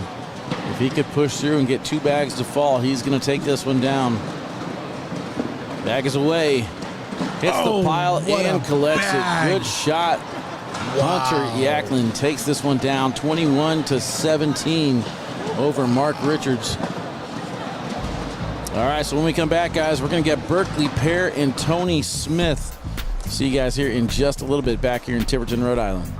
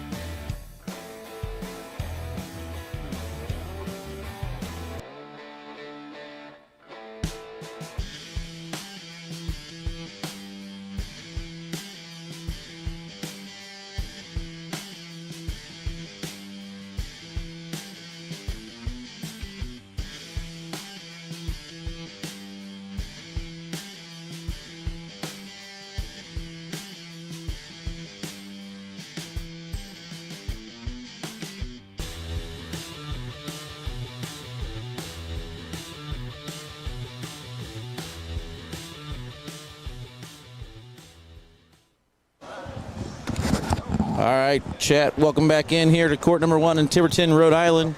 Yes, sir. Talking to Jet, trying to get him here on the broadcast in a little bit. He's going to take on Gavin Cano. We're looking at the brackets. Kind of bummed, not going to lie, man. Joe, they messed up. I blame the directors for this one. I gave them all types of credit yesterday. They dropped the ball today. Oh, no. We got our first king seat match underway already, and it's not going to be here on broadcast card. It's Navarro Dip and Braden Wilson. Ooh. Braden Wilson in the lead right now, 14-1. But, I mean, you want to talk about a huge field of 900 players, and you got 2 juniors who have made their way through the bracket to the king seat match. Man, I want to see that on broadcast. Yeah, these young kids are no joke.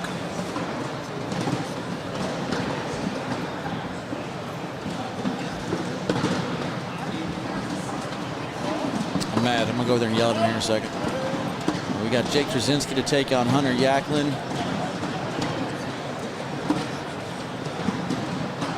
I don't see any other king seat. I mean, that bracket's trucking right along, though. So, I mean, let's see, where's that? D bracket? Is that what I said? Yeah, that one got played way too early. All right, so still along in the C bracket, we got Emily Downer. She's advanced. She's going to take on either Hunter Claxton or Michael Dingus. Actually, it looks like it's over. Michael Dingus takes that one down. Other side of that bracket, we got Frank Verano takes down Nico Morales 22-20. So that was a name I was told to keep an eye on. Gary Maloney 12 and Mark Burgess 12.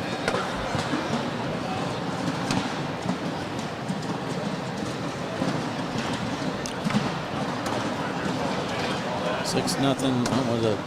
Oh, that's doubles. Hold on. What'd you do? Oh, you're radio. You broke it. I didn't. There you go. Ready for the match to get assigned anyway. There was paint in the tire. That's how. I took a picture of hers too.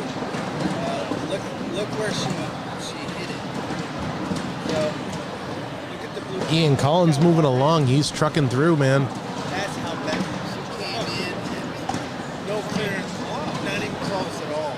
I think we're having technical difficulties while we... Yeah, she's like, don't need to call the cops. Open my insurance and say, we have to call the cops. There we go. So I think they might still be going down and back because they were waiting for the tablet to get a sign. I don't think they saw that they got a sign when they started this, so I'm not sure if we'll start on the right-hand side or not.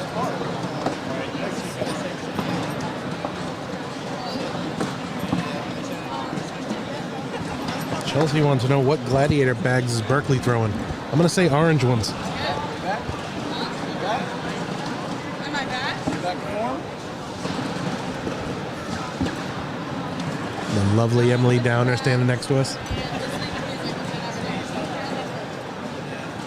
What was that, Bubba? Talking to Emily, what'd you say? Oh, I said we got the lovely Emily Downer standing next to us. Yeah, she is back in form, she says. She's feeling good.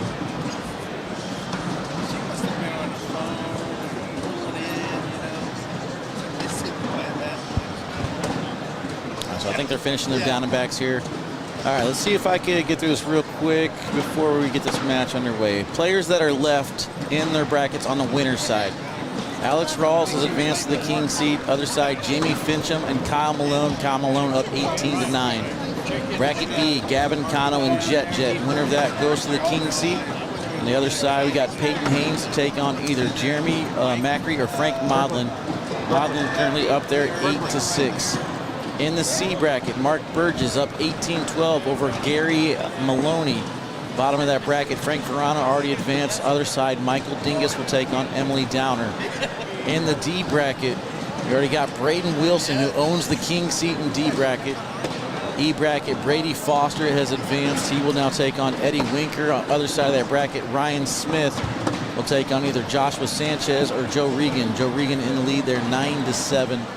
F bracket, Devin Harbaugh will take on Fisher Hamilton. And then Felix Vargas, the third, 20-11 right now over Jim Bottas. Landon Bass, 17-15 over Trent Russell. Those two will play each other. Berkeley pair and Tony Smith here on court number 1. Winner of this is going to take on either Connie Altice or Eli Porter. Eli currently in the lead, 13-9. Other side of this bracket, Jake Terezinski will take on Hunter Jacklin. And then in the H bracket, we got Jeremiah Hector taking on Nathan Merlot. And then Colin Hodette on the other side, down 13-7 to Larry Luckenbill. Winner of that one gets Cheyenne. Tony sitting on 6 here.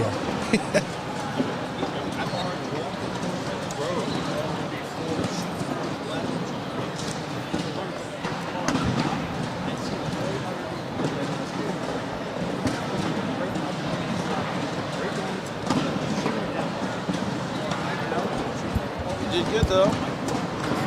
This guy's going bag for bag this round. Which t-shirt you want? Oh, Tony kicks right.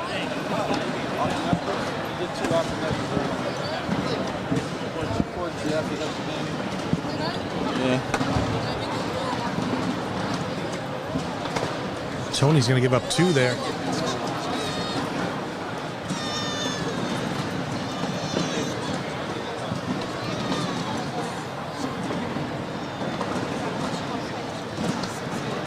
Nice 6-2 start here.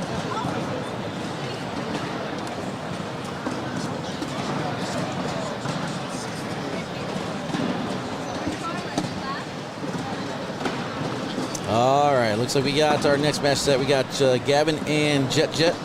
And then after that, Fisher Hamilton will take on Devin Harbaugh. So we got a couple good matches coming up. And we're starting to wind these brackets down. John Latrella, those contraband big tone bags. Yes, they are.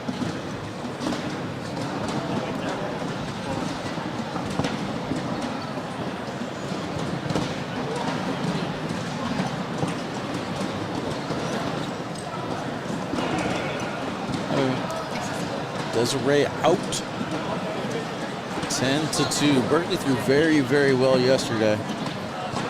First time I've seen those, I think it was Dragon Bag, Dirty Dragons he was throwing.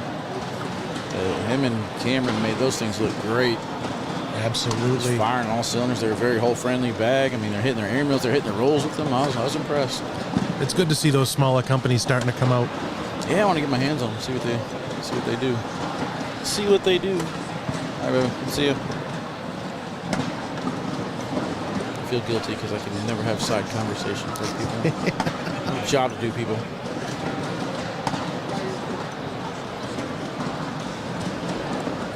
I'm yelling at the directors right now. We got social. I'm yelling at the directors about missing that championship match for Braden, our King Seat match for Braden.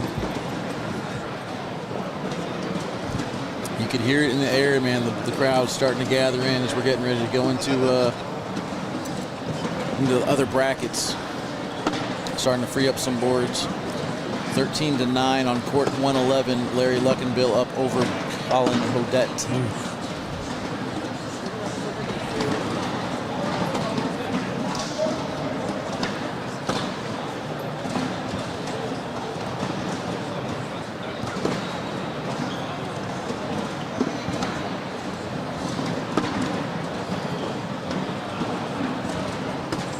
Social. Trucking right along now. Getting sauced. Getting sauced. Yeah, I'm on the water, man. I'm on the water today. I want to see Peyton Haynes in this match, please. We will see. But to see how the timing works, we got a lot of good matches on hold right now. So again, we're getting Jet and Gavin next, and after that, Fisher and Devin.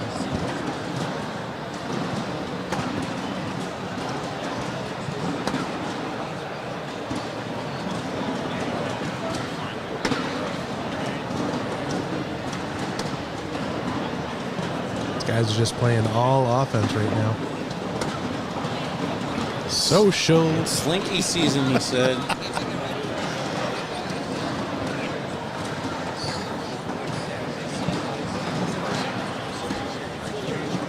It was nice 2 weeks ago up at the conference. We had Tony Smith and Jacob going for first and second place. Had the crowd screaming airmails only, and they put on a show for everybody. That was a lot of fun. I think somebody said that Jacob was losing his match at the National and just got really upset and then fired off like 18 airmails in a row. Yeah. I've talked to Jacob a lot about that. He says it's been since he was in high school with playing all the sports. He likes the competition. He likes being down and fighting his way back. That's where his motto came from. Play ice cold. Man, we are in rhythm rounds now. Tony had the score put in before he even threw that bag. What up, Justin Rule? How you doing, brother? All right, we got our King Seat match set for the A bracket. Alex Rawls and Kyle Malone. Ooh, that's a good one. I think we're at the point now, guys, after these next couple matches, we're going to get only King Seat matches. So I know somebody wanted to see Peyton. They're going to have to get to that point in the King Seat match for us to see that one. Can't hold everything. And heck, we start getting opens like this, man, we might have to look into a second broadcast group. I mean, where are we going to put it, though, you know?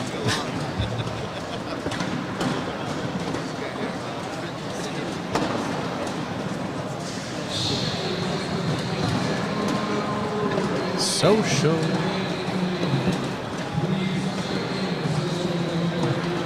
Yeah, I didn't even notice that. A different jersey. Matt Marin. Somebody give him a jersey up there? Got a chance to meet them yesterday, or 2 days ago, the Central Connecticut Cornhole guys. Yeah. Walking around with the Brunt boys, flipping boots. And now free boots. Saw that. Lady Tornado had that going on the other night. All right, so he takes away front of the hole right now. There really isn't much to talk about. These guys just been firing bags in the middle. Let's see if Tony wants to go up after this. He does. And it's going to cost him. He's off the back of the board. Playing with confidence. Whenever you miss, though, it hurts. +5 makes it 10-7. T-Nuts across the way yells, "Let's go."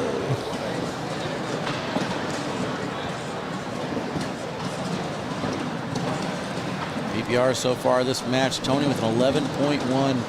Berkeley thin a 10.8. And where's that compared to your PPR, Joe? Where are you at? Half of that.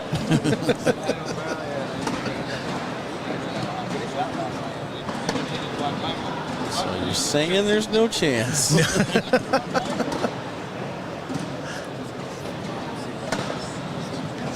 Nice cut. Cuts right around, leaves that blocker in place, forcing Berkeley to make his own bag, and he does. Berkeley on a heater this weekend. Jeez, another social. I will say that about Tony. He's got, I feel like, every shot in his arsenal.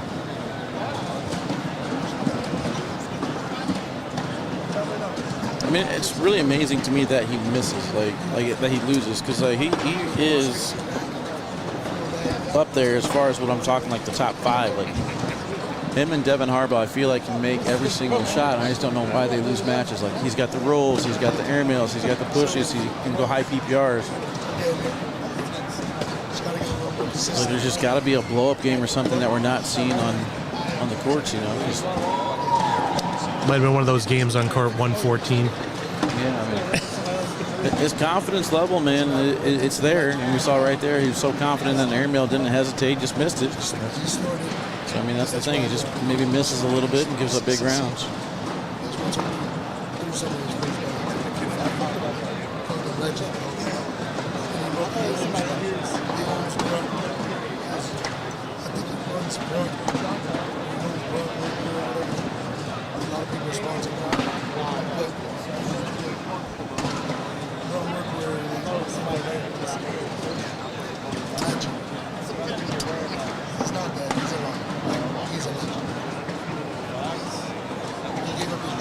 Oh, kicks left. Tony's going to get 2 back there.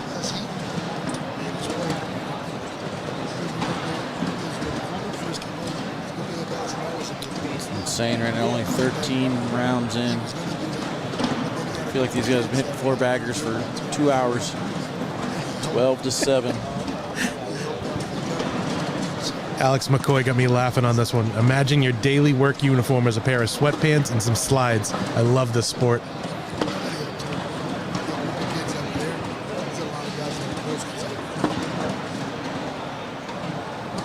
Alex, I've noticed that too, that Tony has the exact same throw for each type of shot. Same grip, same everything. You never know what you're going to get. Collect from Berkeley on the right side.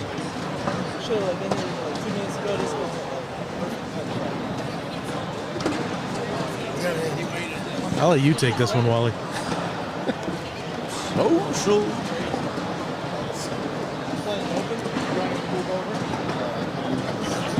I'm sitting here trying to plan out the rest of like the next hour, and I'm trying to figure out how we can get Alex and Kyle on here for their King C match for Bracket A, and I just don't know if it's going to happen.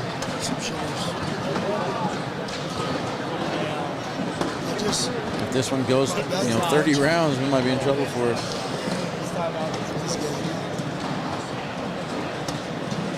Big bag by Tony.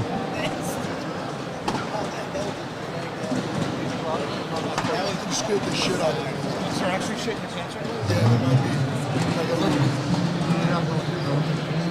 Now it's only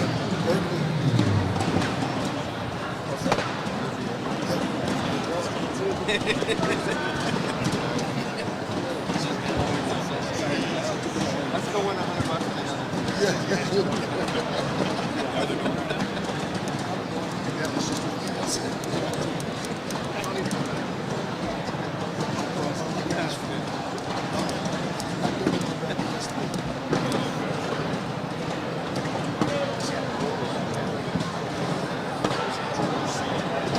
That kicks left. I don't think he's going to be able to grab that one at all.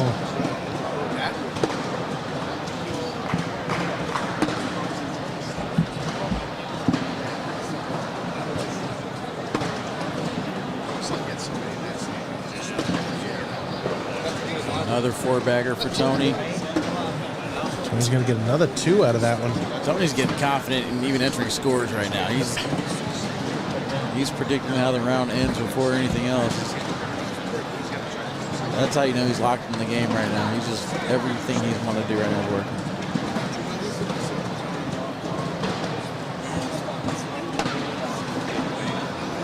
Somebody said earlier about him wearing that jersey is exactly what Cornhole family is all about. I mean, you take Tony, for example. Tony's a diehard contraband thrower, rocking the Spark Apparel jersey, representing the brand very well. And then I think he's got on a Lucky Bags hat. He's got a Lucky Bags hat on. And then on the far side, we got Berkeley repping the Gladiator bags, but then rocking the Central Connecticut Cornhole jersey and the King's throwing it. So I mean, we're spread all across different regions here. I love it. That's what we call a blow up around here. It's an 8. It's like It's like this match has been so flawless up to that point. You're almost shocked to see an 8 come out of anyone's hands. There was a 7 earlier. Take a look at this chart right here, man. Everything near the top, just ridiculous PPR so far in this match. 11.44 versus an 11. Wow. Nope, sorry about that one, but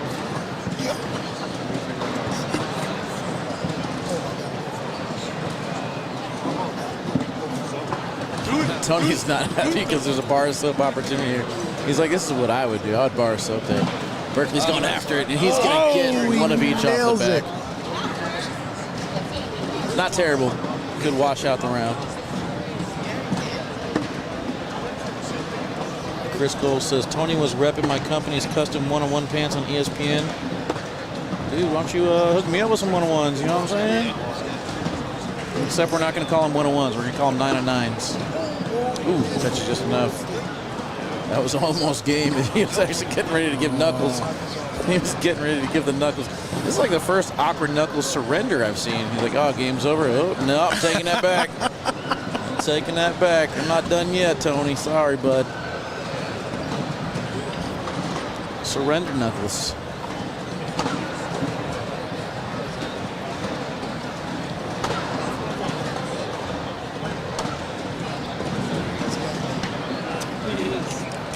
I love watching players that just bash PPRs and then they get fast bags in their hand. They realize how accurate they are and they throw high PPRs like Tony and Jake. And then they're just like everybody else. They love sharing it. Like, look at my PPR. I'm going to try and make every bag now. Berkeley's going to get 2 out of this one. Can the surrender Knuckles be the turning point?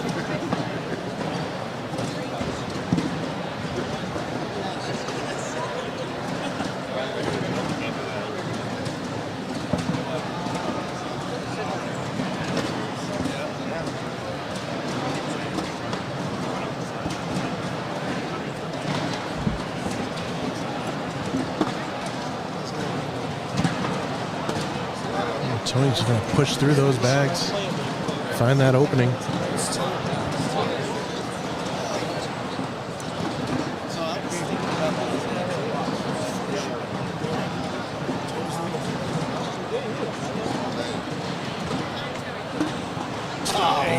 Tony stepped out, pushed it nice out of the way.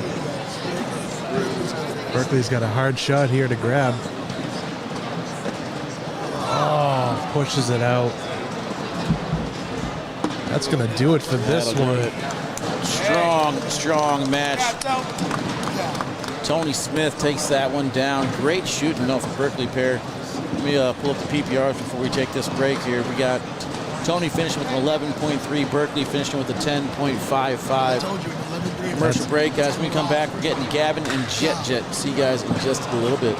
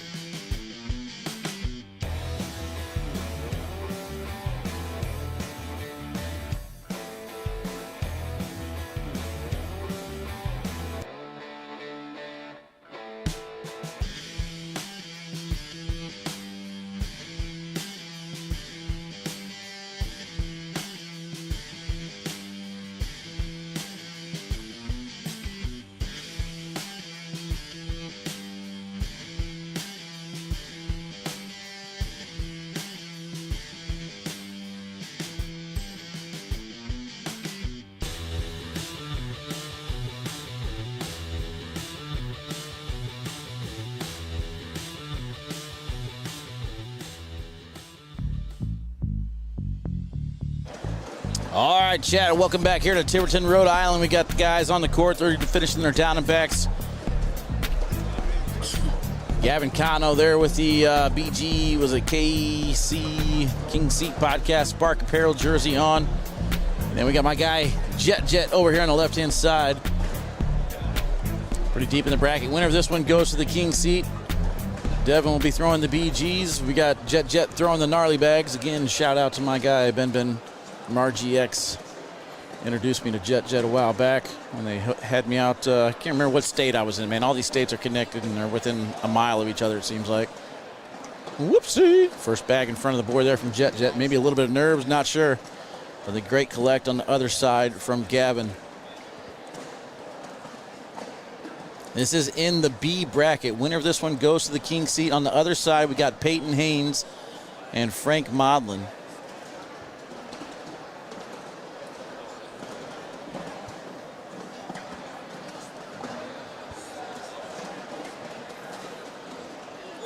And he does get that one to drip in. So blow up round here in round one from Jet. Right now he's showing a 2. That bag is in his lane. Decision time on what to do. He lands on the pile and it's going to kick off the side. That's a 10 spot to start. Not at all how Jet wants to do it. He's been playing very well up until this point. Unfortunate that this is the way that it begins. Very respectable guy though. He'll make no excuses. Last match he threw a 9.82 PPR. And then before that, against Riley, threw a solid 8. Defeated Austin Renard early rounds. Gavin's just going to try and run holes right now, though.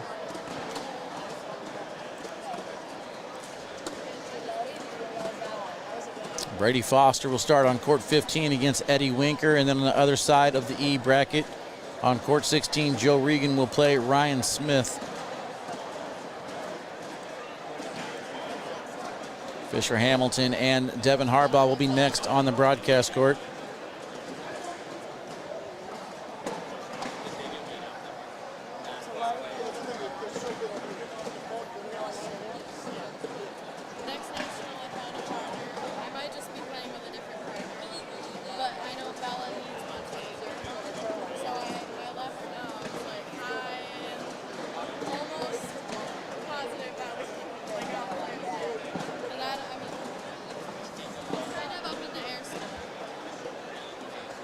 Jet up top for the airmail, just a little bit deep off the back of the board it goes. Just got to get something started.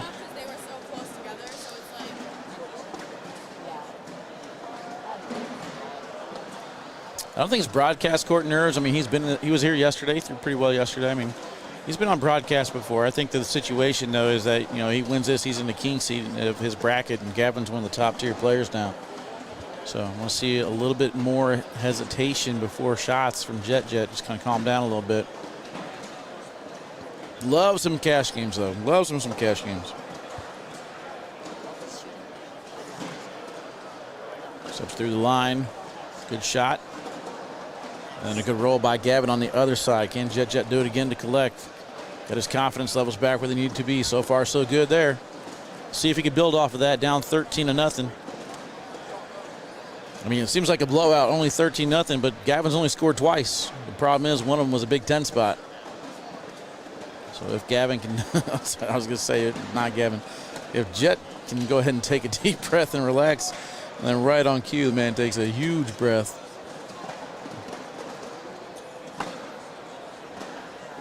This could be the round right here to get him going.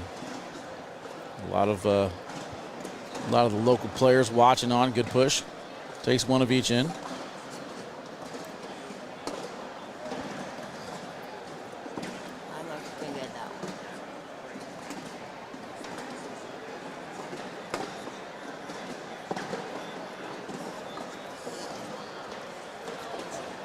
right, in for points.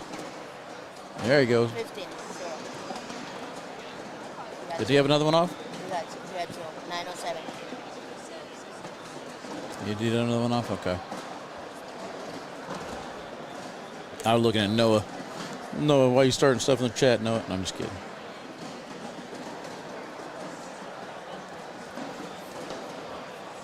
$15-0.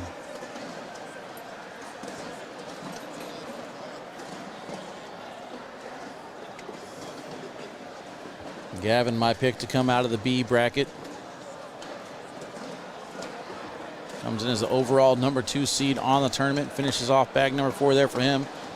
Jet down the middle as well. We got ourselves a social. All right, now it's time to play. Not a big deal. You just gave the number 2 player in the tournament a 15-point lead. Not a big deal. Time to start.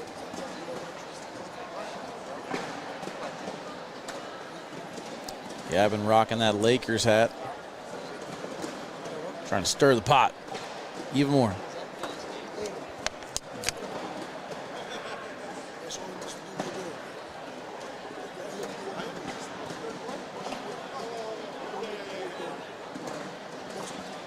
This is bag number 3 off to the side. Not going to get too many opportunities against Gavin. You got to take advantage while they're there.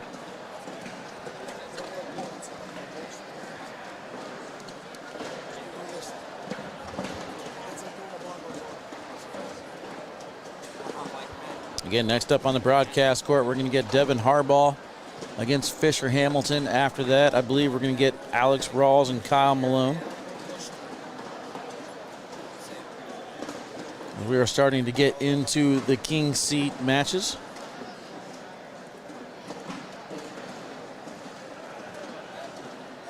Again, if you're just tuning in, Braden Wilson already took down his bracket.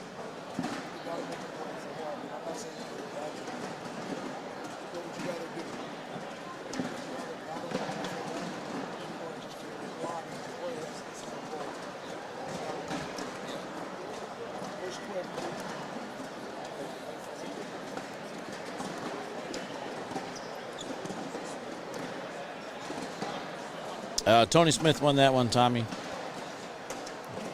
I believe Tony Smith in, I counted, was it 13 rounds? Only missed 2 bags. And they're both in the same round.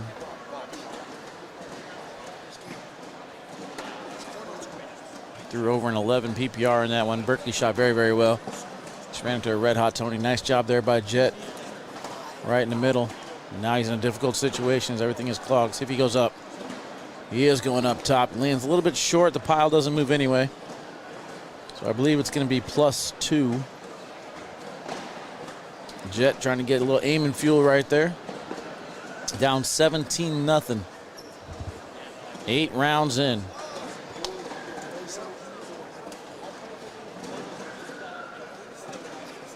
This might be the biggest matchup of Jet's career. I'm not sure.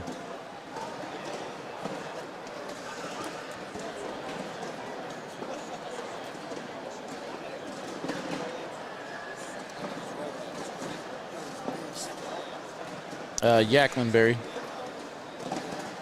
Jacklin defeated Mark Richards. That roll too far to the left. He tries pushing through it, but he's off the back of the board.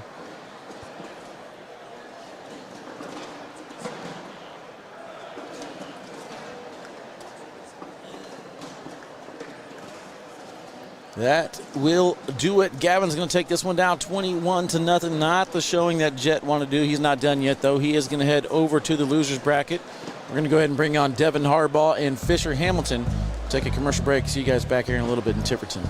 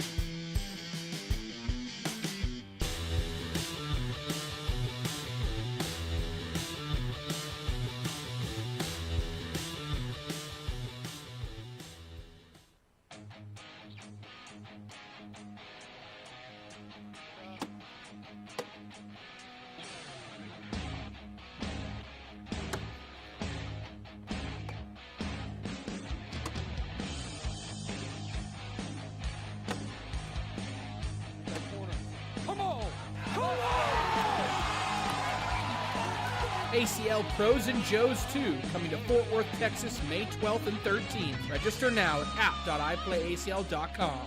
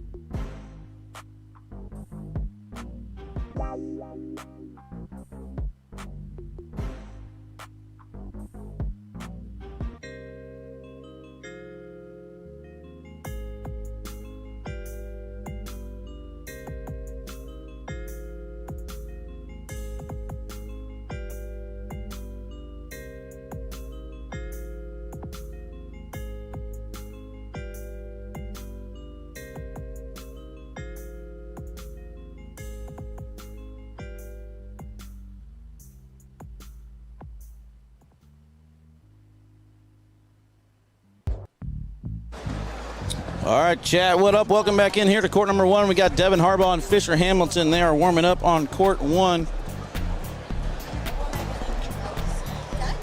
You have a chair? You can get a chair? Or Zuka?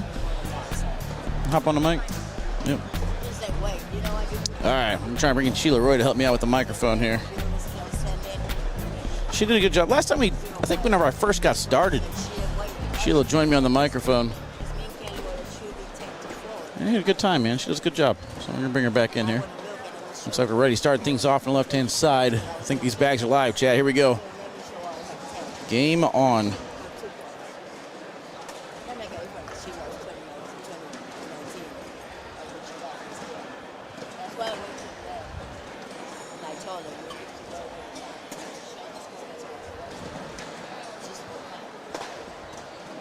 Fisher misses his roll too low on the board. And Devin misses his cut too far to the right. Let's see if Fisher wants to go slick side into this pile. Now he does have slick side down. And that bag is in. Nice shot. Devin's going to go up top for this airmail. See if he can drag that bag on the back in. Hits it a little bit short. And Fisher hits it in the pile, but nothing goes other than his bag in hand. So nicely done to collect 2 points to start this game. We're underway. Going through the brackets real quick. We have Alex Rawls against Kyle Malone on deck. Over in the B bracket, we saw Gavin Cano advance. He will take on either Peyton Haynes or Frank Modlin. Braden Wilson has taken down the king seat in the D bracket. Ryan Smith up 15-4 over Joe Regan. On the other side of that bracket, in the E bracket, Brady Foster is up 19-0 over Eddie Wanker. Winner of this match here is going to take on either Felix Vargas III or Landon Bass. Jake Terezinski will take on Hunter Jacklin. And on the other side of that bracket, Eli Porter against Tony Smith. Larry Luckenbill Jr. finishes off Colin Hodette, so he'll take on Cheyenne Bubenheim. Jeremiah Hector will take on Nathan Matat, looks like.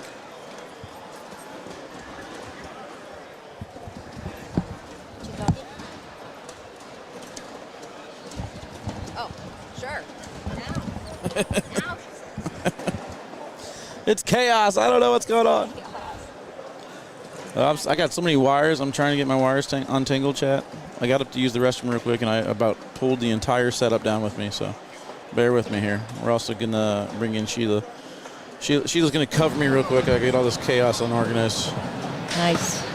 Welcome in, baby. How you doing? Hey, I'm doing great. How are you? I'm good. Had a chance to sneak away from the restroom real quick and came back, and when I left, I almost pulled all these wires off the table with me. Holy man. All right, so you're done, so, huh? Yeah. Tough run, or how'd you do? Or tough competition? Which one? Well, I lost my first game. The guy was really good. I went on a bit of a tear. I won my next 3 games, Nice. and then I was playing against Phil Lugo, had a brain fart, and had a chance to win the game. Didn't pull it out. No? What are you going to do? So I'm done. What are you going to do? So I'm here. Now, were these guys partners yesterday? They were partners yesterday, so. Oh, look at that. Unfortunate that they're in the same bracket. Same thing with Terezinski and Tony. They're in the same bracket as well. Wow. So sometimes the storylines just write themselves. Yes.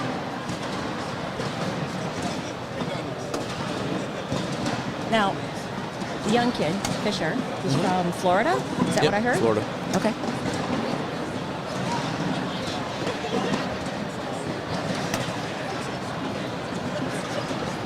So, how are the boards playing today? Like, what have people told you?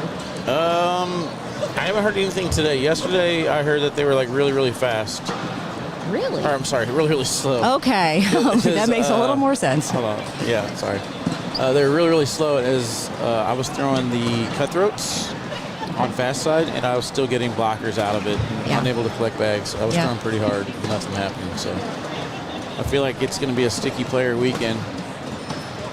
It is beautiful outside. We had a really nice weekend here for Open in Rhode Island.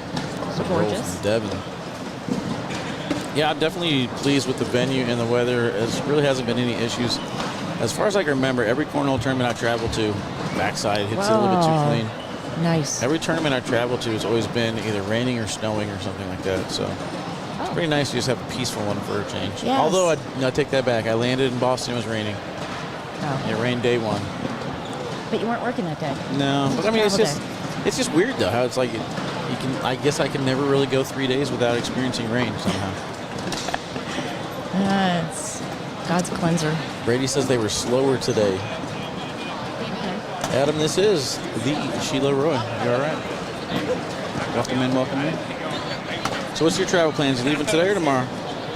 Today, I'm about 2 hours north from here. Oh, you're just driving? Yep. Nice. Yeah. Yep. That's convenient. It is. And then we've got Erie coming up in a couple weeks. So that's a 9-hour drive for me.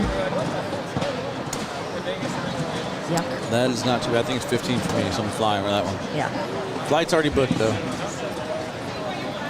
All right, this is a lot of rounds going for very little score. So I imagine this is going to be a pretty tight game the whole way. What do you think is going to be the deciding factor in this game? I think it's going to be whose roll is on more. They're both going to want to fire that blocker up there. We saw first strike from Fisher's roll was on a little bit more than Devin's. We'll see if that stays that way throughout the game. Devin tried to fire that first bag down the middle. He misses. Same thing with Fisher on the other side. But yeah, the block and roll situation is what I'm going to be looking for this game.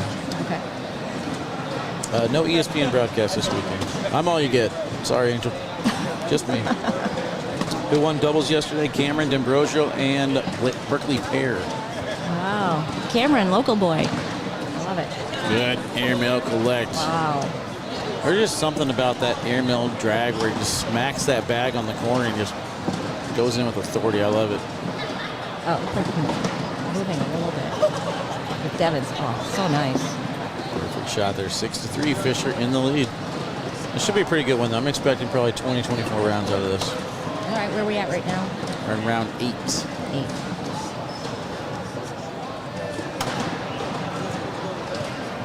So, this is the largest open ever. That's what I hear. Yeah, 445 teams yesterday. Yeah. I believe juniors was the largest as well. 57 junior players, to my understanding. That's fantastic. I don't know about women. I feel like we had a bigger women's tournament somewhere. There were 2 brackets yesterday, so. I think was it Westwego? I think had 2 women's brackets. I can't remember. There's one of them that had 2 women's brackets as well. Pretty full. So I don't know. I have to wait and see the numbers. Keck always push those out, and lets us know if they're record breaking or not. I know for a fact doubles was the largest by far. And everyone was easily accommodated on the boards. Like, I didn't feel like we were tight or in each other's way, so. It's crazy. Last year it was the largest at that point, and we didn't have all the space where we're at now. I'm just like, how did we get through it last year? You know, without all these extra boards, how did we get through it? Yep, that's true, because we didn't have this whole section last year. I think there was like field hockey and basketball going on. Yeah. I think it was rugby and like futsal, I think. They had like foot soccer tournament or something going on. I can't remember. Foot soccer. What is foot soccer? Futsal? It's like a dumbed down soccer ball to where you can't like kick it like really far. It's almost like a weighted soccer ball. Really? Yeah. It's played indoor like this. Oh. It's called futsal. Futsal, we call them. These look like they're basketball and pickleball courts or something. Basketball. Oh, pickleball. So much fun. Can't move anymore like I want to. 6-5 though, 10 rounds in. So yeah, Sheila, I think we're in for a long one. We are. I'm gonna go ahead and give some love to these brackets real quick while we're waiting. So Peyton Haynes is gonna take on Frank Modlin. That's in the B bracket to get to the king seat. On deck here will be the king seat match for bracket A, Alex Rawls and Kyle Malone. In the C bracket though, Gary Maloney. He is in the king seat match defeating Mark Burt. I'm sorry, to get to the king seat match against Frank Verona. So 2 new names over there. Michael Dingus will take on Emily Downer in bracket C to get to the king seat. In bracket D, that king seat match is set. Brady Foster will take on Ryan Smith. And then in the F bracket, Landon Bass, 6-0 right now, or Felix Vargas III. They'll play the winner of this one here. And in G bracket, there's so many brackets. We got Tony Smith will take on Eli Porter. Other side of that bracket, Hunter Jacklin will take on Jake Terezinski. Oh, okay. And then H bracket, Nathan Merlot will take on Jeremiah Hector. Other side of that bracket, Cheyenne Bubenheim will take on Larry Luckenbill Jr. Did you say the H bracket? H bracket. Oh, brings me back to Worlds last year. I think we had 16 brackets for advanced division last year. It's like alphabet soup. It's ridiculous. Yeah, there are people like, hey, Wally, who's your picks to win each bracket? Oh, yeah, okay. We're not done that. I'll do it for 8. I don't mind 8. Oh, he just died right there at the hole. Yeah, Harbaugh. Fisher Hamilton was my pick to win this bracket. Then I was like, wait a second. I know I was going to pick Harbaugh to win a bracket. And then I saw that Harbaugh was in this bracket. I'm like, oh, man. I was like, all right, sorry, Fisher. I got to go with Devin. Yeah. Oh, and Devin misses that one. Let's see if Fisher was listening to the live feed at that point. It might get a little extra motivation to prove me wrong. You think so? No. What's he listening to over there? You never know. Oh, he's definitely not listening to it now, but I'm saying. A lot of the pros like to call me out when I'm wrong, you know? I can't be right all the time. That would be super interesting, though, if someone was listening to live stream while they were playing. Well, it's on a 20-second delay, so. Oh, okay. That'd be very, very frustrating. Yes, yeah. Yeah, they'd probably mess with your mind. I would probably listen to it just to kind of make a joke out of it, have fun with it. Nice cut there from Devin. That would be interesting. Uh-oh. Back block there from Devin. The thing I love about Devin is he is so confident in every single one of his shots. His decision making is just fast. Nice bag. Little rodeo. Shout out to Damon Dennis pointing that airmail turn. Ball back on top of the pile, doesn't hit. Up top for the airmail, not from Fisher. He showed it all. Airmail. Nice job by Fisher going with the airmail twice in the round, once landing on the bag. It's going to net him a couple points out of it. 9-8. Lead change. So you're sticking with Devin? I'm sticking with Devin, yeah. I don't worry if they go to the loser bracket. I'm always confident in my picks. Well, that's good. Chris cheering for the new dad. Let's go, Devin. John says, why couldn't Devin use the boardwalkless on the broadcast? They were two-tone. Got to have one color bag on both sides. Yes. They know that coming in. I mean, it's been talked about plenty. Yeah, I think whenever Devin asked about it, he's like, hey, can I? Nope. Okay. Yeah, they know. He knew. They know. It's worth a shot, though. Yeah. Let's see if we can go across this board, slick side down. Devin's got a great slick side cut. Oh. It's just so impressive how he's able to get that right to left movement on slick side.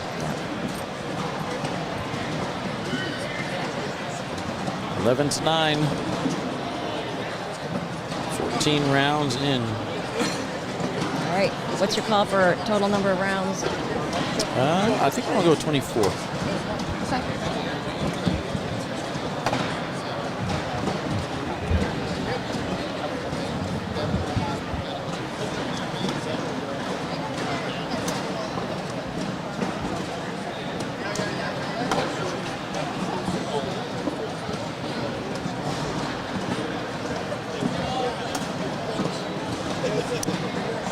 I had a thought.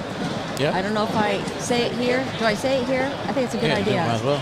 Okay. So I was talking to someone today, and they said that they were basically going to be on deck to be on the broadcast, right? Because they made it deep into their bracket. Because of the bracket and the way it was played out, just the way it played out. He said he waited for like 2.5 hours before he got called to. And was this today? No, yesterday. It happens, right? Because you know that there's time delays between games. It just happens. So it made me wonder if there could be a warm-up court that was really just reserved for the team that's on deck. Yeah, the only time you would wait, even an hour, is the longest anyone would really wait. Now, if they play like the king seat match and they have the king seat match and the rest of the back is playing out, maybe that's fine. But I mean, there's nothing you can do. But no one would really ever wait more than an hour. But yeah, there's usually a court designated. Not really designated, but there's usually courts available at that time. Yeah. I've never really I don't know if it was hyperbole. It could have been a situation in the blind draw. Like maybe the blind draw. But I don't know. Yeah. It seemed like a long time when he said it to me. Again, could be hyperbole, but yeah, I think would be Jordan cool Power if there was a warm-up court for the teams that are on deck. You might need security around it because everybody's going to be looking for a court, but especially since they know they're going to be up here next, just to kind of, especially, and you think about it, like if Devin needed to change his bags, wow. Look at his scores. 9-19.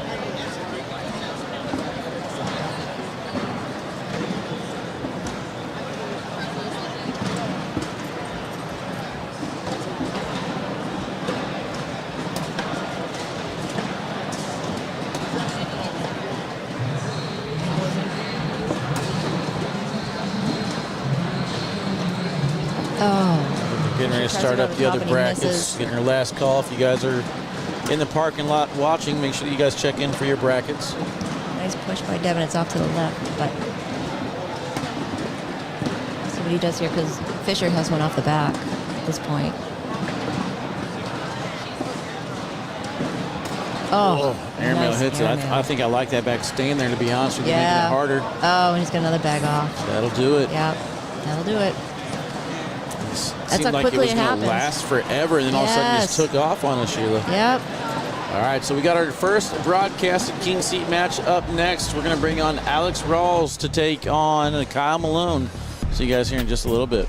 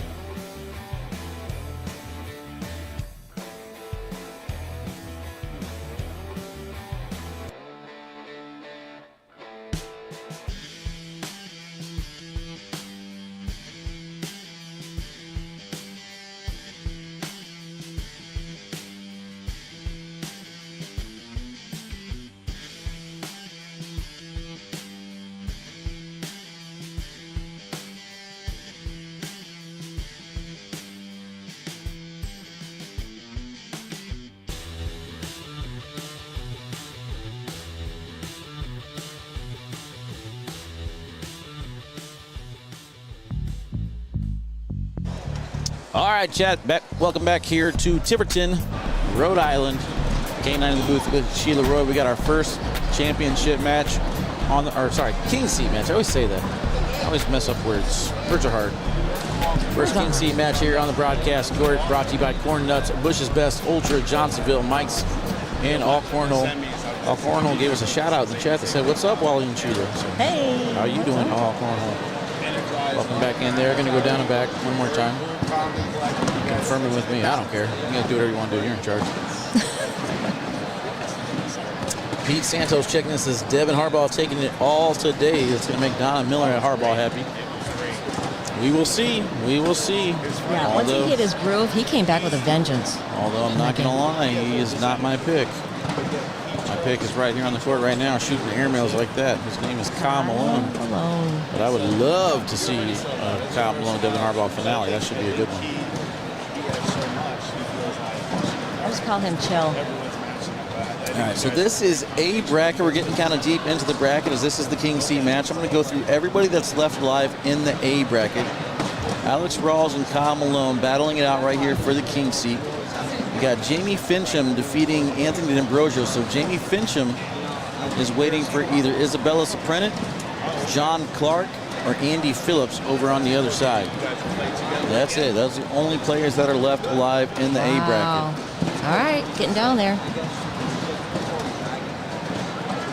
Next up on the broadcast court, we're going to get Brady Foster and Ryan Smith. They're going to battle it out for the E bracket. Still left alive in that E bracket, we got Joe Regan, Eddie Wanker, Joshua Sanchez, Dan looks like Schulten, Nick Patuski, Juwan Smith, Jared Kaufman, Trey Turner, and Jay Pato on the other side.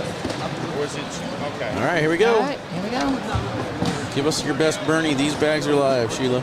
These bags are live. I like it. Let's go. I like it.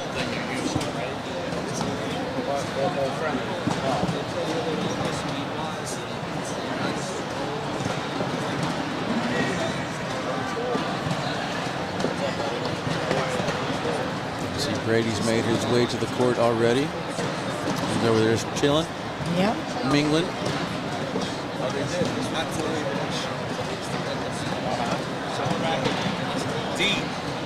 Not sure what his age is, but I love seeing all this young talent that's pro caliber that just can't be pro yet. Like it just very, very unfortunate for them, but I mean it's great for the sport. Great for the sport. There will probably be a juniors pro division at some point. We just got to figure out how to make it work. I actually think that's a really great idea.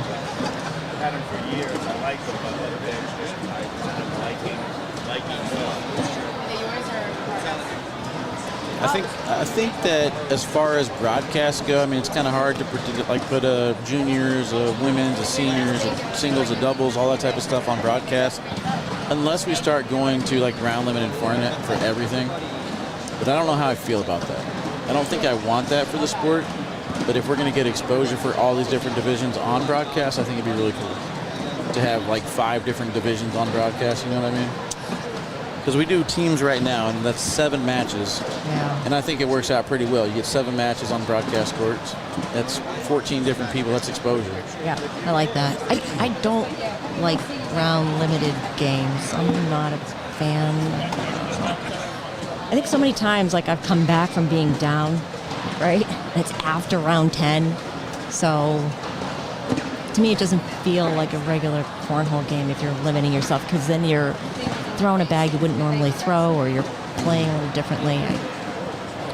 Yeah, it kind of takes away from the whole concept and idea of the game. Yeah. But I mean, But that I get kind what of you're like brings to the saying, point. Christopher Hall says, make the junior pro like the PDC. Like, I mean, that's the thing. Is like, what's the point? Why? Yeah. Why just make a junior a pro for the sake of making them a pro if they're not going to get the exposure and have a chance to be on broadcast and do stuff like that? I mean, yeah, it's kind of cool to be pro, but you can't play on the teams. You can't play in the shootouts. So like, why? With the gambling becoming more involved in the sport. Well, you need to have broadcasts just for that. I mean, if you're going to do that, I think you'd have to have... Like you'd have to have them have their own little segment Yes. on broadcast. Yep. But if you did that, Wally, you could open up a whole new set of sponsorships for youth division. So that might be a possibility for broadcasting. You just think of all the companies that might want to do some broadcasting with the youth program. Yeah. I think there's a lot of opportunity There's there. potential there. It's not exactly like, hey, let's make a broadcast. All right, deal, done. There's a lot that goes into it, though, so a lot of people don't understand that, it's not just snap your fingers. That's why everyone's like, oh, you should have done this for the broadcast. You should have done that for the broadcast. Yeah, I know. Like, it's rough, guys. But I think the sport is definitely moving in the right direction. We're getting a lot more exposure than we did last year. I love what they're doing with the teams. I think the teams is huge. We're getting a lot of new faces on broadcast. Yes, which is great. One that stands out for me is Kevin Whitaker. Just was absolutely dominant on the broadcast. Rookie season, got promoted to pro now. Good chance for him to get the exposure and get noticed. Yes. Kyle's in trouble here. One off the back, two off to the side, one left in hand. Meanwhile, Alex blocks all that. He might have actually accidentally scored more points that way because I think Kyle was going to chase that back. And he will go in anyway, so it's still 10 on 5. But I He think looks disappointed that he missed it, but sometimes you're better off not going in. That's what I'm saying. Right? I think if he actually puts that blocker where he wants or puts that back in, he's only getting 3 points out of that. Yeah. Or maybe even 1. I guess it would have been 4, huh? Well, but he's blocking Kyle from doing No, it would what have been 5 either way. Never mind. I'm done. It would have been 5 either way. But that would have been a hard collect. So, yeah, I guess I could see why he's upset now that I talked myself through it. Mark says, I personally don't like Brown Limited either. It takes away from the great comebacks. Yeah, I mean, that's the bad part about Brown Limited format. If the game's a blowout and you've got no chance of coming out, like it's just dull. It's not very exciting for anything. Yeah, but you see that in all kinds of sporting events. Yeah. Sometimes it just happens like that. In fact, there are so many Super Bowls, there are not really exciting games to watch. Like if that's the one build-up to the game of the year, and sometimes it's like anticlimactic. We've had some really good ones, but they're not all like that, so you just don't know what you're going to get. Alex's bag is out of play. Kyle now misses too far to the right. He's not as clean as he was yesterday on these shots right now. I think the one difference, though, is in football and baseball, soccer, all types of stuff, you could have great plays, and those great plays are going to create large moments of excitement, whereas in cornhole, you're not going to get that off of, like, one shot. It's pretty quick. You know what I mean? Yeah. Like, if you hit a great shot, it's only exciting for, what, a minute and a half, maybe? Right. Whereas, like, a play in football, like a big play could open up a huge touchdown drive. Well, that's that true. even though it's not an exciting score, like, that could be exciting plays and stuff like that. I don't know. I mean, obviously, the easy answer is just extend the broadcast and just add more stuff. But, again, you're going into time restrictions. It's really hard. I like how they added the TV timeout this year. It adds another element to the game. Some people don't like it. I love it. It's what separates the men from the boys, as they say, Sheila. It's true. It's true. I understand, like, it takes from the rhythm of the game, right? Especially when you're getting in your groove. I get it, but... Yeah, I think Trey said it best, where Trey was like, they were arguing, they said that, it took Jacob Gore out of his rhythm. And then Trey's like, I disagree. I'm on the other side where it added Devin Harbaugh's momentum. You know what I mean? Oh, so okay. Like, instead of taking it away, Sure. you're adding a new element. I was like, Yeah. I agree with that. That's exactly how I felt. Yeah. So much of this game is just your mental focus, right? And being able to maintain that. So I think it really does, as you say, separate the men from the boys. Like, can you maintain the focus throughout?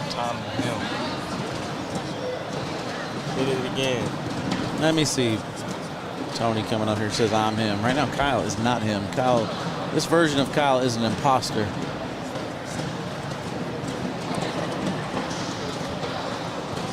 This is your boy, too. Yeah, my pick not looking good. His airmail's off. His pushes are off. Don't know. I wonder All if it he got takes some is sleep last night going into that doubles championship match. Something does not seem right. Tony Smith, though, continuing 7 rounds with an 11.71 over Eli Porter. So Tony Smith is now in the king seat. He's waiting for either Jake Terezinski or Hunter Jacklin. Hunter Jacklin currently up 16-12.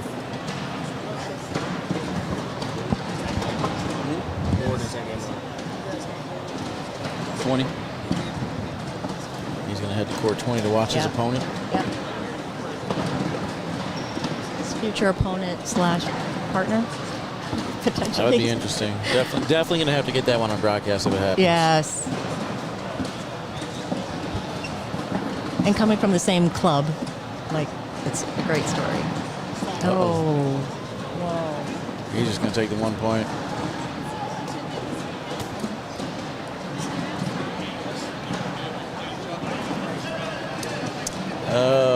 Where'd it go? Somebody asked the question. Let me answer. The rounds are in place for gambling odds. I would assume no way algorithm can predict over/under bags.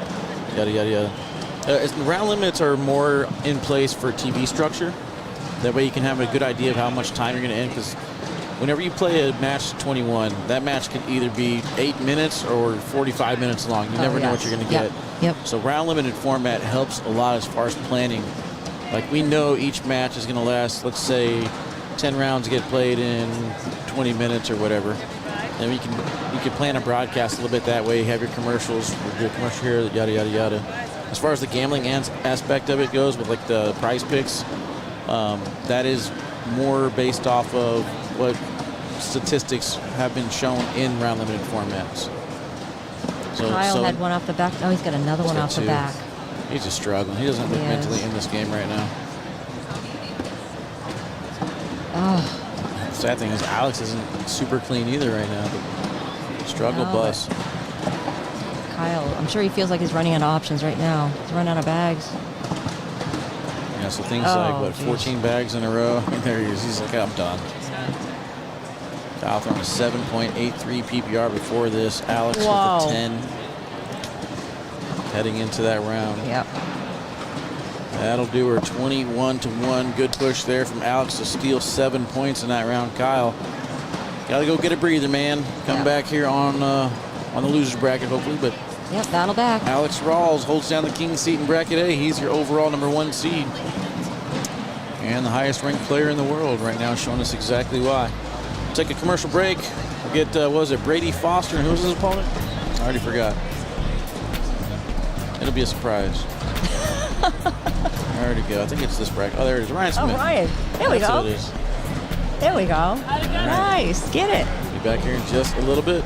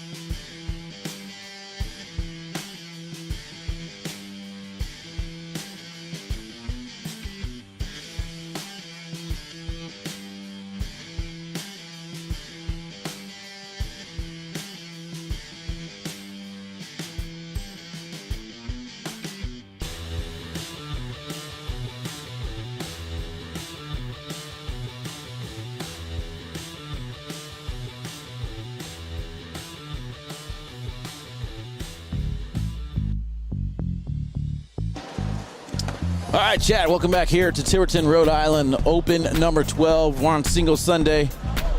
Got another good match for you here. Brady Foster, a local boy, going to take on Ryan Smith, your Tiverton, Rhode Island champion from last year.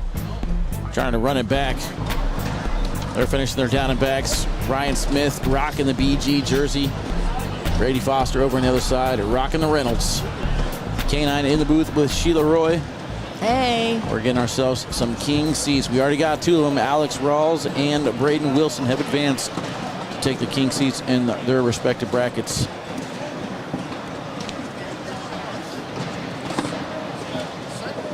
Gavin Cano in the king seat in bracket B, waiting for his opponent, king seat match rather, waiting for his opponent, either Peyton Haynes or Frank Modlin. Frank Modlin currently up 19-8. C bracket, king seat match is set. It's going to be Gary Maloney against Michael Dingus. Wow.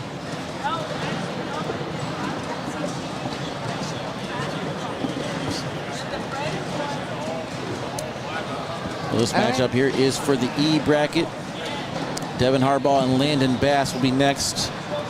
That's going to be for your F bracket. And that matchup in the G bracket is set. Jake Terezinski and Tony Smith. Okay. Let's go. Let's see what Jacob brings to the table. I know Jacob's been throwing slicker bags lately. Let's see if he continues that. We have a PPR battle if they decide to muddy it up against each other. This should be a fun one. Oh, that'll be fun. Ashley Harvey, Taz Steele, Garrett Wiggins, Tyler Amos, welcome in. Tyler, how you doing, brother? Haven't heard from you in a while, man. You okay? You good? You need anything? Need money? I got you. What do you need? Just let me know. I'll take care of you. I just want a sandwich, he says. Yeah. I want to make me a sandwich. Oh, we're getting ready to go here. Here we go. All right, who do you like in this match? Ryan was my pick to win the bracket. Okay. So I'm gonna stay there. I mean, I know that Brady's been on my radar as a player to watch. Yes. Kid's all right. I like what I've seen out of him so far this season. He's been on broadcast a few times, but again, Ryan Smith has the crown from Tiverton last year, so it's his until he gets rid of it. He's got one bag off to the side, and Brady immediately fires a level 1 blocker. Brandon checking in, says Ryan for the win. All right. Rob says good luck, Brady Foster. Tyler needs to throw better. Well, practice, buddy. Look forward to the next time I see him. And I got a message from Craig saying you guys are going to travel, or at least he's booked some more tournaments. So hopefully I get to see you out at one of these, man. Who's this? Tyler Amos, one of my sponsored players from last year. Oh, very cool. He's on Team K9. You saw Austin Cameron rocking the Team K9 jersey yesterday. Nice. Had a good run. I believe finished second or third in his bracket. Can't remember. Oops, wrong bad. My bad. The jersey is just, it's the key. A lot of these cornhole players out here don't understand. It's not about your throw or the bags. It's really just rocking K9 apparel. That's it. Just ask Jeremy Frazier. Oh, okay. Just saying. Just saying. All right, so Brady up early, 2-0.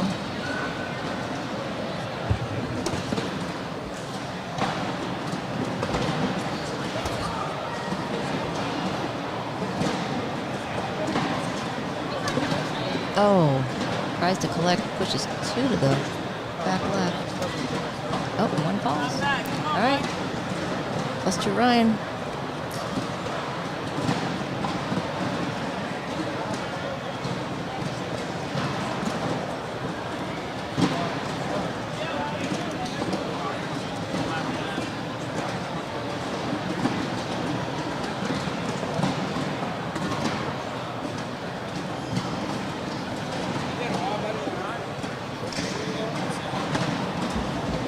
Oh, Brady with a nice flop right in front of Ryan's bag. Ryan thought he was putting a blocker up. Gonna roll out of it. Misses too far to the left. You don't forget Jacob Terezinski, Tony Smith next. I don't know if it's next, but we're getting it. Poor Tornado. He wants that one. Yeah, he does. Probably gonna kick you out of her chair for that one. Arm wrestle me for it. He is a Jacob and Tony fan, in case you haven't noticed. Well, yeah, he runs the whole Rightfully court. so. Rightfully so. Good roll there from Brady. Let's get some replays going. That's fine. I give up my seat. I haven't done many replays. All right, let's get some replays going. Let's get some good bags. On my cord. I think Ryan thought that would go through. I can't tell whose bag is underneath there. It might be Brady's, but Great job coming around. I believe that was Brady's bag underneath, so he's getting a 2-for-1 there for 4 points. A little bit of everything here. Yeah, that was actually it was Ryan's bag that was underneath, but either way, Brady able to collect it on the final shot here. 4 points makes it 6-2. Great job cutting around there. Brady's first shot now is off to the right, though. Yeah, he's not getting that one without a little bit of help.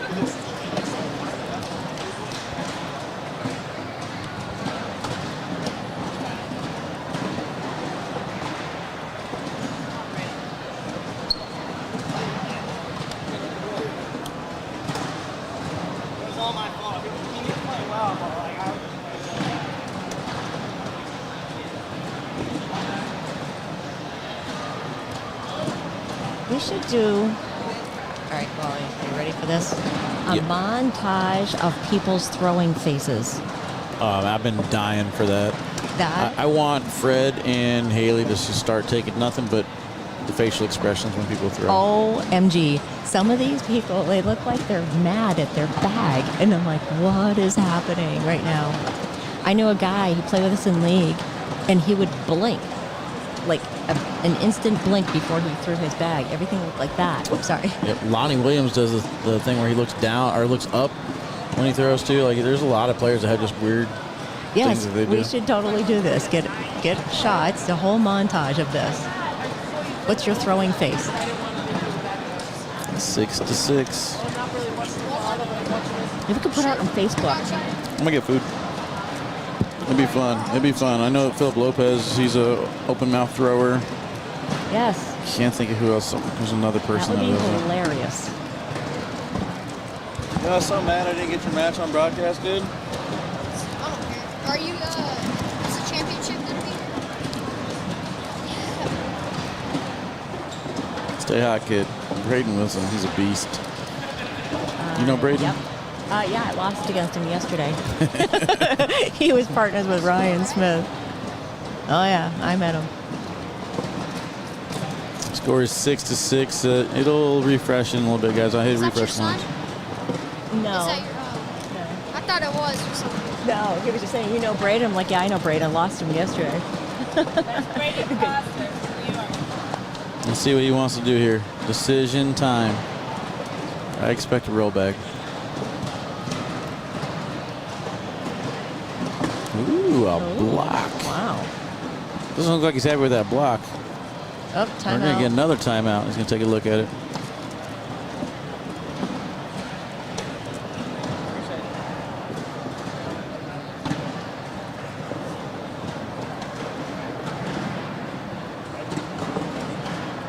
I love seeing the composure from these young kids right there. We just got done talking to Braden Wilson. And you see Brady Foster right here on the court. It's just, it doesn't look like the moment's too big for them at all. No. Well, he's just over there. He's just over there eating a Reese's. Yeah. Like, He's like, you want not one? a care in the world. You want one? Yeah. Just interacting and mingling with like Frank Modlin and pros like it ain't nothing. Yeah. It's going to be an 8-8 wash, I believe, unless he's got one off. Score is going to stay 6-6.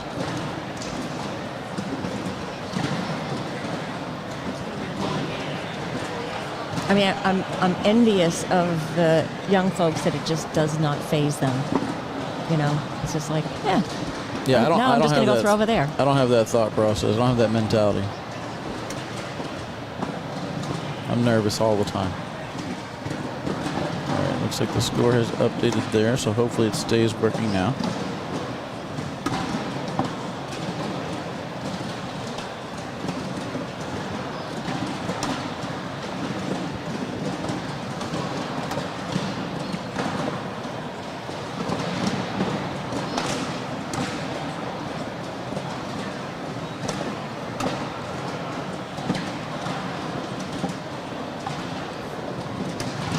Just having a slideshow over here.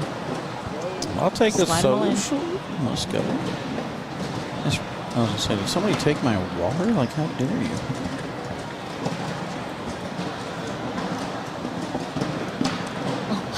How did it get way over there? I mean, I put it there. I just couldn't see it. Oh, okay.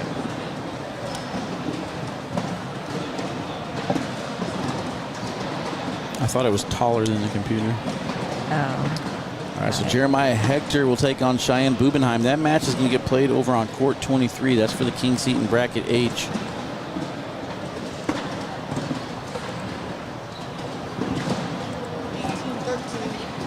It's close. It was like. Gary Maloney taking on Michael Dingus over on court 9.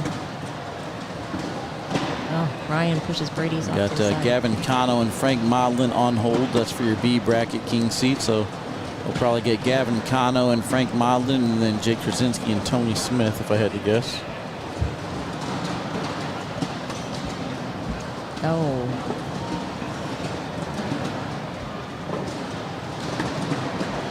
Brady tries to roll and misses. So there you go.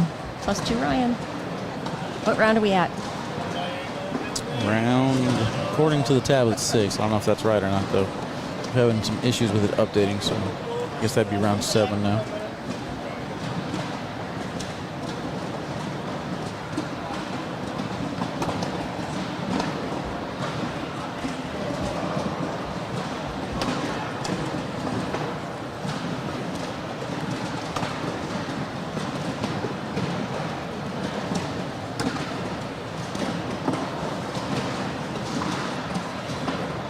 Scores 8-6. Ryan in the lead. Fires a blocker there. Great job cutting around. I don't know if Ryan can go after that to collect it or not. He just might be trying to go in at this point. Hard cut, gets it to go. Nice shot. Brady's barely hanging on. Oh, And Brady does the same thing. Nice shots back to back, using that hard angled cut to sneak around. There you can see Ryan's bag cut around, and then Brady on the other side does the same exact thing. Checking these camera angles, the hard tilt on that bag, about 45-degree angles when it comes out of their hand. Jordan Langworthy, Caden Allen, what up? How you guys doing? Oh yeah, John, I'm on the books, man. I'll be there in Colorado for bags, bites, and brews. Oh, nice. There we go. Ryan's got the lane.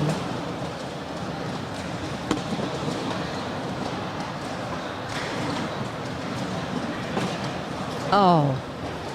That did not do what he wanted it to do.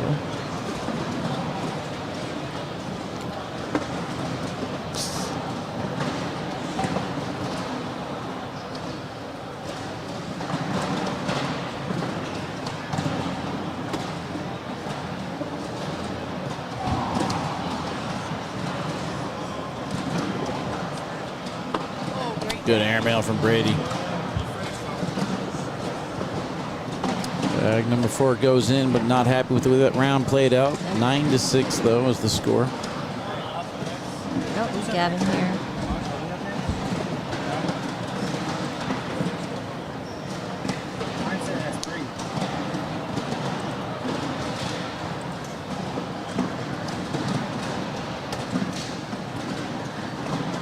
I think that one's next. Players checking in to see who's going to be next here in the broadcast. Yeah, maybe it's bothering me. Get out of here, players. I'm working here in my eastern accent, northeastern accent. No. Get out of here. Oh, well. Is that good? Is that good? Do I fit in? No?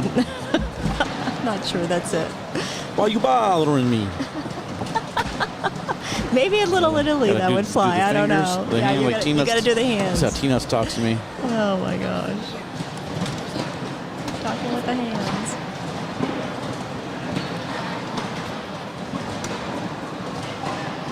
Oh, there we go. It's a good back and forth match. This can be a pretty strategic long game, I think. Yep. I don't see either one of these players taking any unnecessary risk. I mean, just different styles of play. Ryan and Brady both very patient players. I mean, you get players like Devin Harbaugh and Tony Smith. I mean, they want to make big things happen real fast. It's just different. Yep. Hey, what up, Jordan? Ian says, Wally, what's your favorite cold beverage? Sometimes just ice water, man. I don't know why. It's like you go to a restaurant and sometimes you just get like nice ice water. Nothing hits better. Yep. It's very refreshing. But if you get bad ice water, you know it right away. Oh, yeah.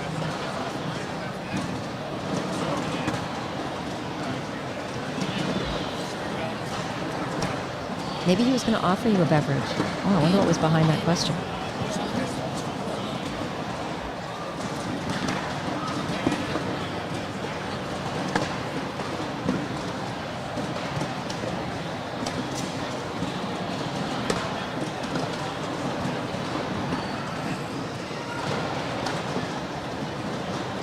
Yeah, with that hard tilt on the bag. Oh, and it doesn't fall. Caught just a corner of Brady's bag, and that was enough to hold it up. Got ourselves a lead change now, 10-9. Brady in the lead.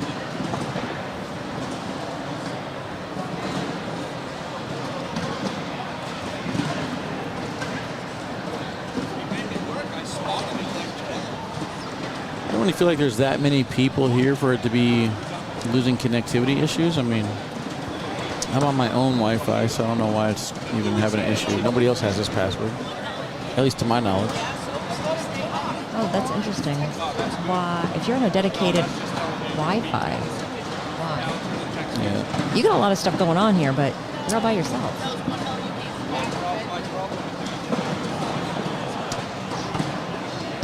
Oh, Josh was making announcements yesterday, Friday. He sounds like Charlie Brown's parents. Yeah, it's impossible to hear off of that little speaker he's got. That's the only complaint about the venue, not having a PA system. I kind of feel like if there was, you know, like they have those like electronic boards.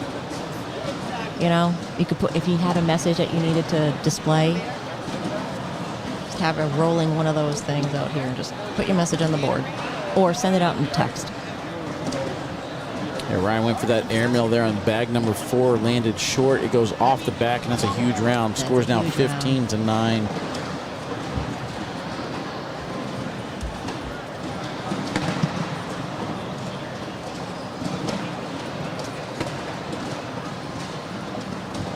Brady keeping his cool. Very patient, methodical. I like it.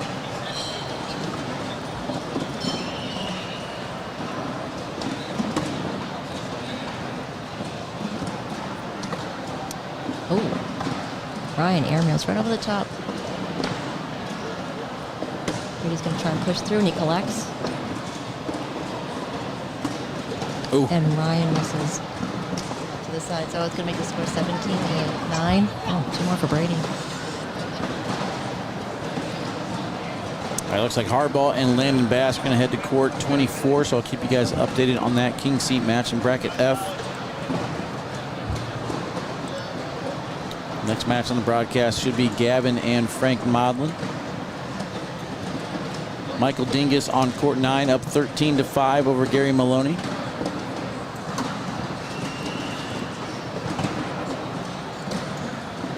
Got a little bit of a cool breeze coming through. Yeah, I don't know where that's. Cheyenne Bubenheim 18-0 over Jeremiah Hector in her bracket. Oh, all right. May see her here at some point. Let's take a look at my picks right now. Okay, Kyle Malone, my overall winner, that was not good. No. Gavin Cano, he's still trucking. Nico is in the loser side, I believe, in bracket C. Austin Cameron in D bracket. He's in the loser side. If not eliminated, have to see. No, he's still going. He's up right now, 20-13. Ryan Smith right here in front of us. He's in trouble. Devin Harbaugh still looking good. Mark Richards, as far as I know, is in the loser bracket. And Cheyenne is in the queen seat in her bracket. So about 50%. That's usually how I do when we go 8 brackets. Seat, or she's playing for king seat? She's up 18-0. So oh, okay. I just gave it to her. It's already over. I gave it to her. She got it. Yeah. You only got to go to 18 to win. Well, when you're Cheyenne, if you're down 18-0 against Cheyenne, I mean, that'd be karma if Jeremiah was able to come back and win that one, though, huh? Whoa. That's usually how I do, though. I usually go about 50% in 8 brackets. That's not bad. And we're not done yet. We still got loser brackets they can come through.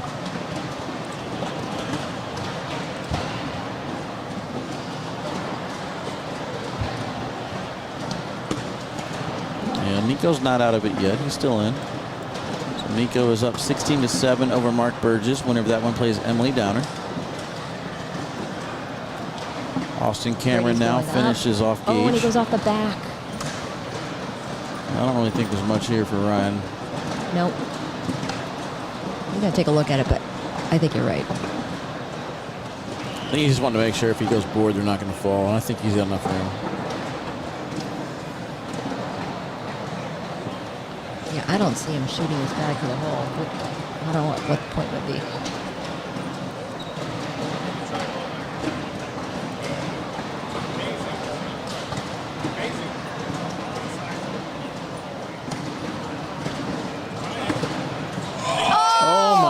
Gosh. What did he see? Even Brady is like that bad. He's like, I don't even know. Wow. That was nasty. Let's take a look at this one more time. Such a hard cut on there, able to sneak around to the back corner. Ridiculous. I'm sorry. He looked at those bags over there and said, this is what I'm going to throw. And then made it happen. Dang. That's the difference between the theys and the me's, because I ain't trying that shot. No. Wow. Now you're going to get in Brady's head. Yeah, how do you rebound from that when that just happened against you? Nasty shot there from Ryan Smith. Oh. A little momentum. We'll see. John says, I think I just sprained my wrist watching that. Had some heavy tilt. Good collect from Brady.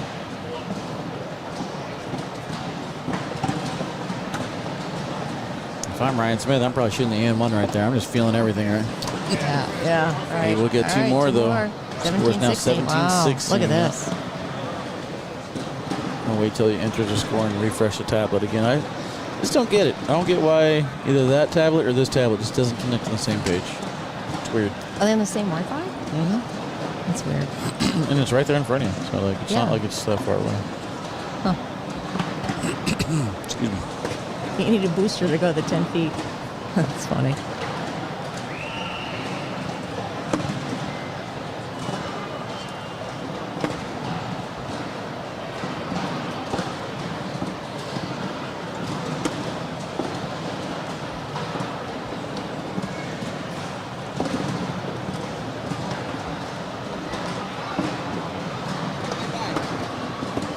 Ryan wanted that center lane. Yeah, he did. Oh, he goes round. All right.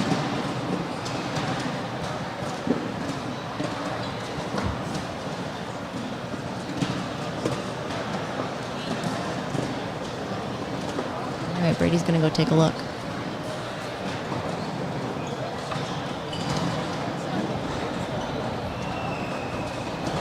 It's kind of weird. All the timeouts have been taken on this right board over here. I can't get the zoom in shot on that one board. Oh, no. I can zoom in on the left board all day long. Wow. That's funny. All right, let's see what Brady saw. What he's going to throw. Just going up top. Hits the airmail, gets two out of it. It's going to get him to 19-16.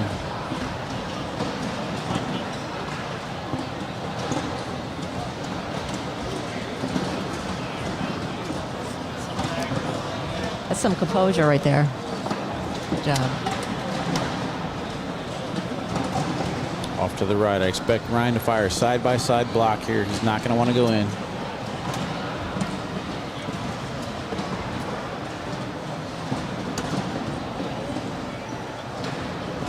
That's the lane he wanted. Yep.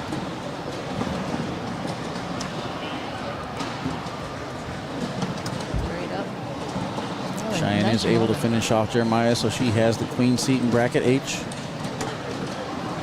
Wow, stacking them up now. All right, I'm taking a couple steps back. He's going to get a running start at this roll bag.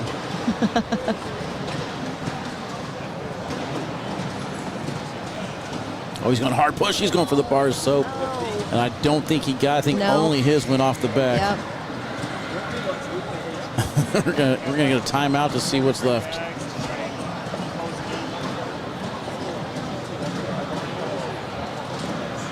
I don't know. You got the zoom in on that board, though, right? Yeah, I got the zoom in on that one. Nice. I don't like it. I don't like that bar of soap that's up there from Ryan. That bag is creating a ramp in front. Oh, yeah, that's the interesting thing. You can't see Ryan's bag underneath Brady's bag from that zoom in. Oh! Rolls and doesn't fall. They're going to get another timeout. That's a fun match. They're creating situations they got to keep looking at here. Crowd's gathering around, enjoying every second of this. This is crazy. All right, let's. Oh, you got your zoom going? Oh, this is crazy. Is there even a sliver of daylight? Barely, right? Look at that. You can't even see the A, just the CL. Yeah, he's laying up. Goes and all that for 4-on-3. That's some pro throwing right there. That's a 4-on-3 board. Yeah, that's not going to show up on the stats, but that was exciting. Trust us. All right, so my pick in G bracket is eliminated. Mark Richards is gone. Austin Schlobaum finishes him off. Austin Schlobaum will now take on Eli Porter.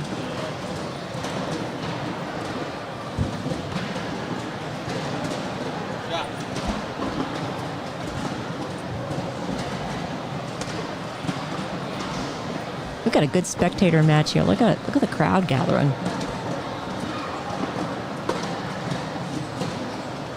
I'm not gonna lie, I was very shocked at how little of the crowd we had for the doubles finals yesterday, with all the people in attendance. But we did kind of burn through it, give them plenty of time to go out and do things or whatever. I know there's a couple people went to the casino. Landon Bass 8-2 right now over Devin Harbaugh. Whoa. Oh, Ryan's bag right off the board. Yeah, I just had such big plans for doubles yesterday with the crowd. It's kind of let down. Not mad, just disappointed. Oh. Whose bag is that off to the left? Is that Ryan's? I think this is simple. I think Ryan's got to go in. The score is 20-16. Yeah, Brady's got 3 bags on the board. Ryan's got one off. He's up top. He's going to miss off the back. That's going to do it. Wow. How about Brady Foster? The overall winner from last year. Wow, what a game. Good battle. All right, so Brady Foster has a king seat in his bracket. We're going to take some awkward knuckles highlights into a commercial break. See you guys back here in just a few.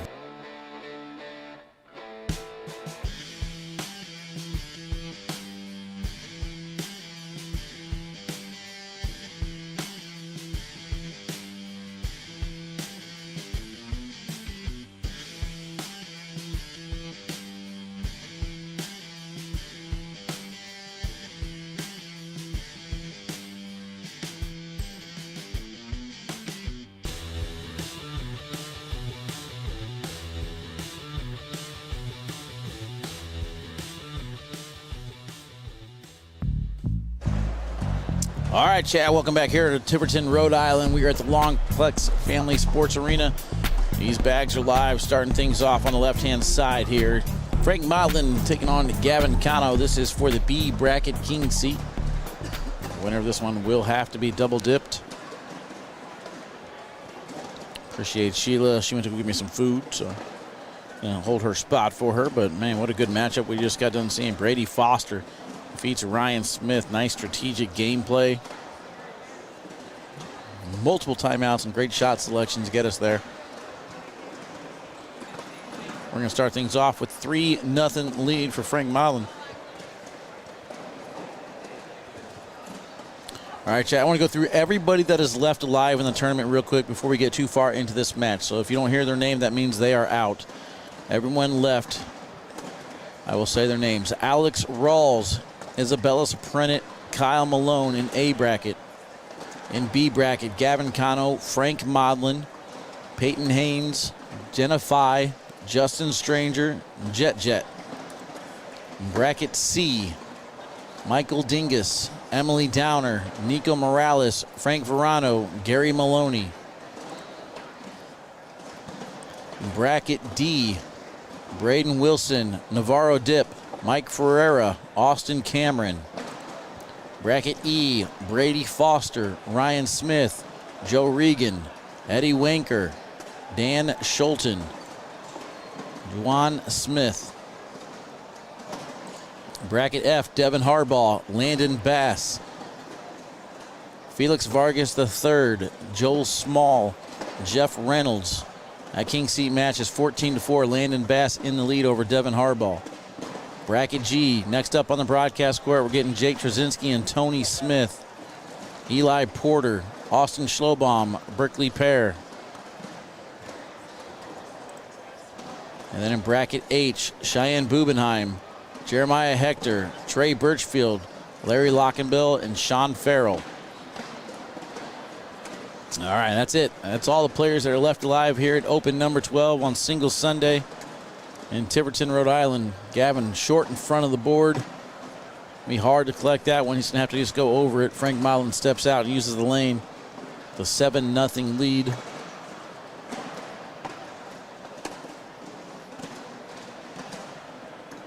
Oh, when he misses his landing spot, hits that bag and goes flying off the back.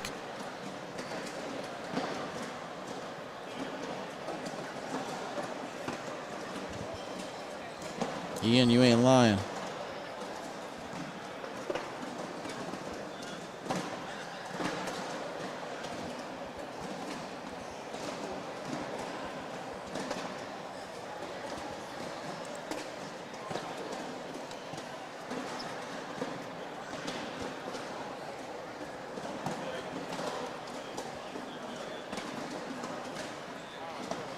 Yeah, Matthew Ryan, probably not unless he gets back to the championship match.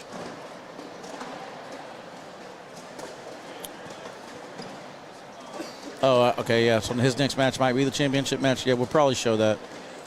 As far as I know, that's the first championship match to be played.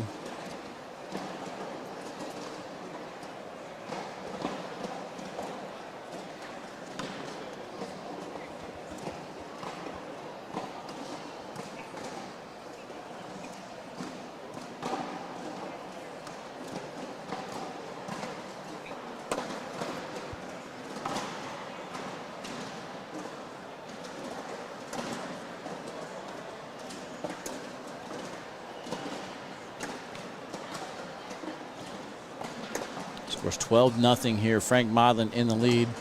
It's like it's updating like around later. I don't get it. I don't know what's happening with the score, guys, so I apologize for that.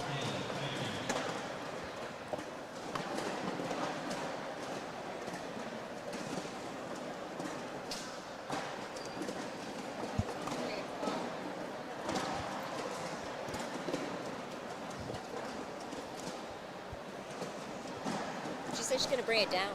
Okay, cool.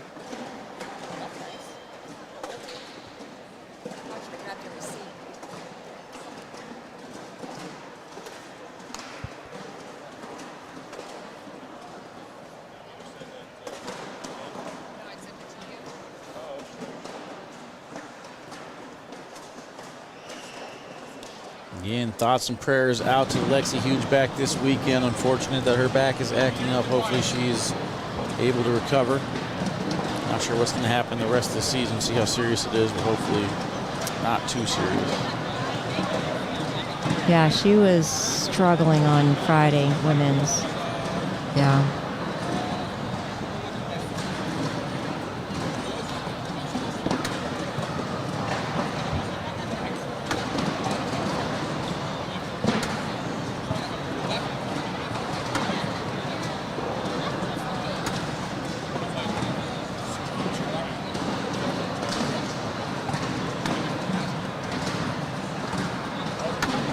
Sneaks in, see if Gavin can collect that bag. Does not look like he's going to. He's off.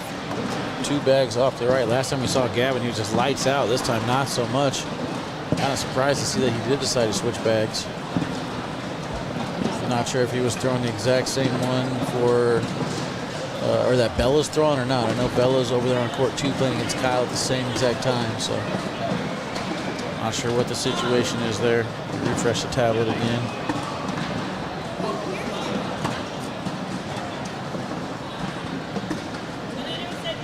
Looks like it's 16-0. Frank in the lead. I'm going to try and get PPRs real quick.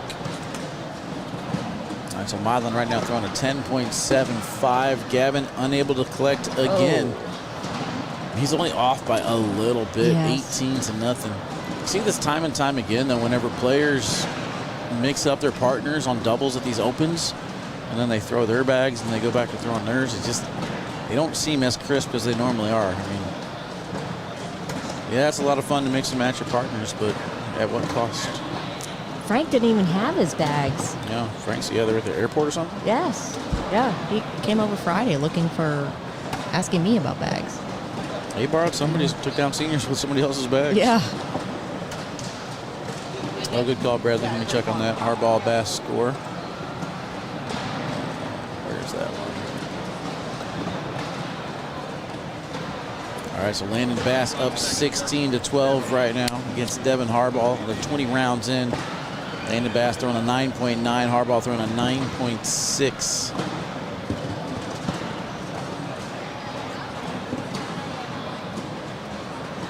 (18-2). Gavin finally on the lead. Fires first bag blocker.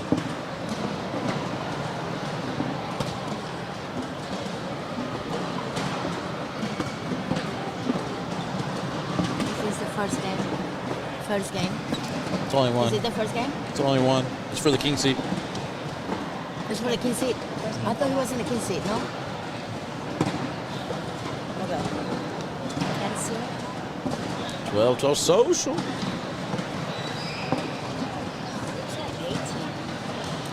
18-2. Yes.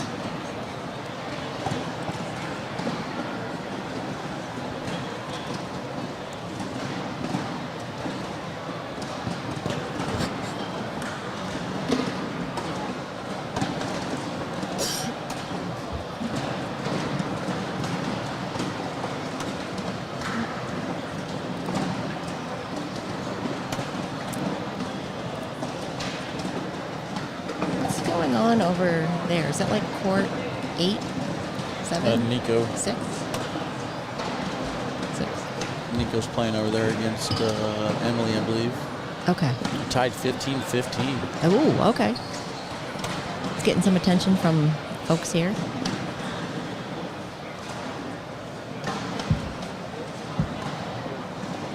Are you an iPad user? No, not really. What's happening with that? I don't know. I'm getting frustrated. I'll disconnect the Wi-Fi and reconnect, and hopefully that'll fix. It's not refreshing quick enough, right? 20-2.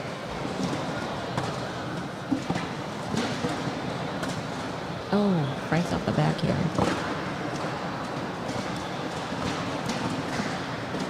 20-5 now.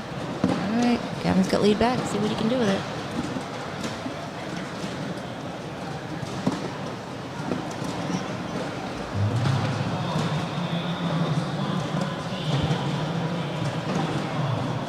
She does manage 2 superstars. Cut her break on it. What'd I do? Ooh, what? Yeah, so on court 6, Nico and Emily, 17-15. Nico in the lead. Winner gets Frank Verana. Gavin too far to the right on that one. Frank able to go through. Collects them both.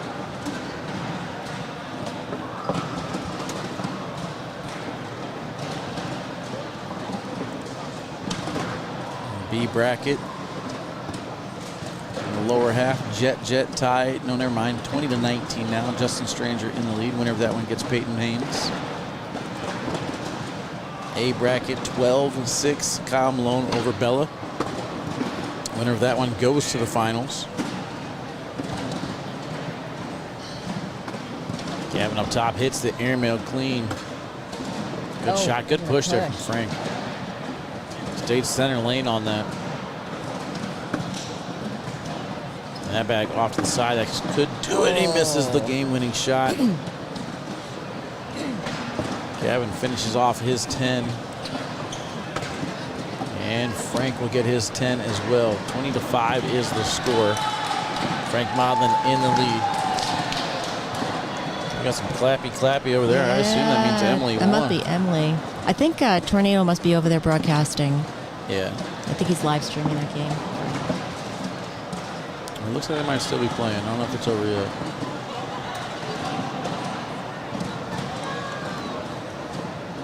Gavin puts up that blocker. Frank immediately steps out. He's going to try and sneak around this and bully. He got a little bit. Scores 20-5. Modlin is in the lead. Blue State sticky side. He's trying to get that hard right to left to right there. Oh, everything's jammed up in there. Frank's already got one bag in. See if he wants to go blocker here. Went into the pile, nothing moved. Gavin's going to have to hit this really hard and make sure that bag stays on the board.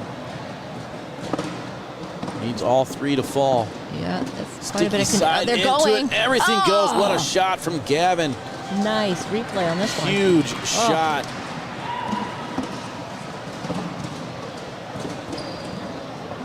Gets everything to fall. Then Frank on the other side with some damage control, hitting that airmail. Nicely done.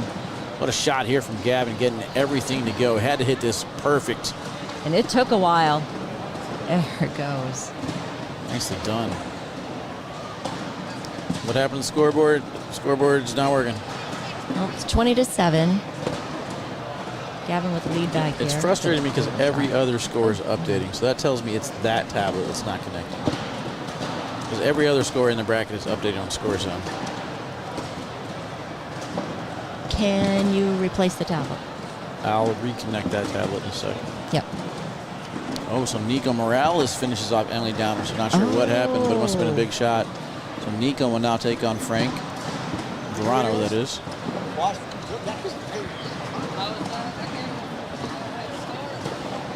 Tornado's made his way to the court.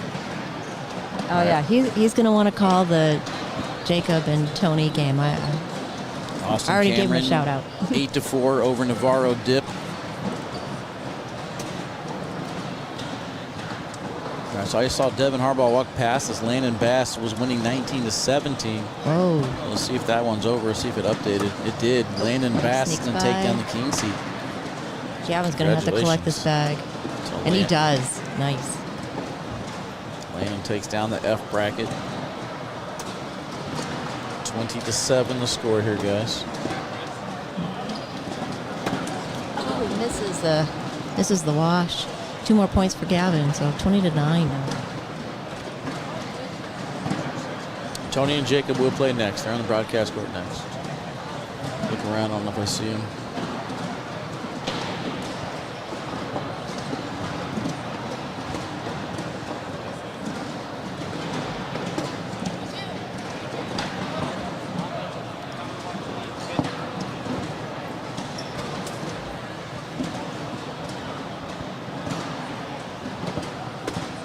This is the collect.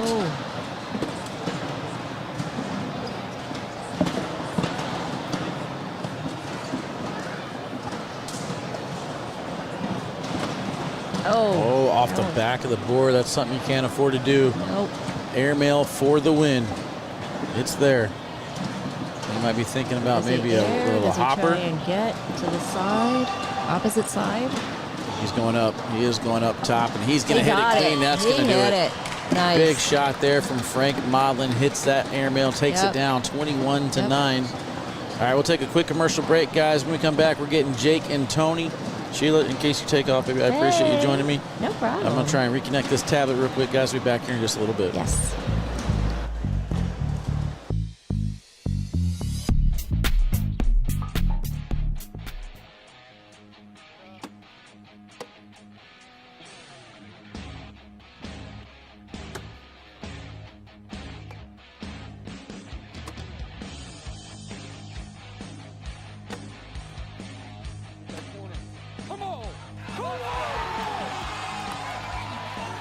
ACL Pros and Joes 2 coming to Fort Worth, Texas, May 12th and 13th. Register now at app.iplayacl.com.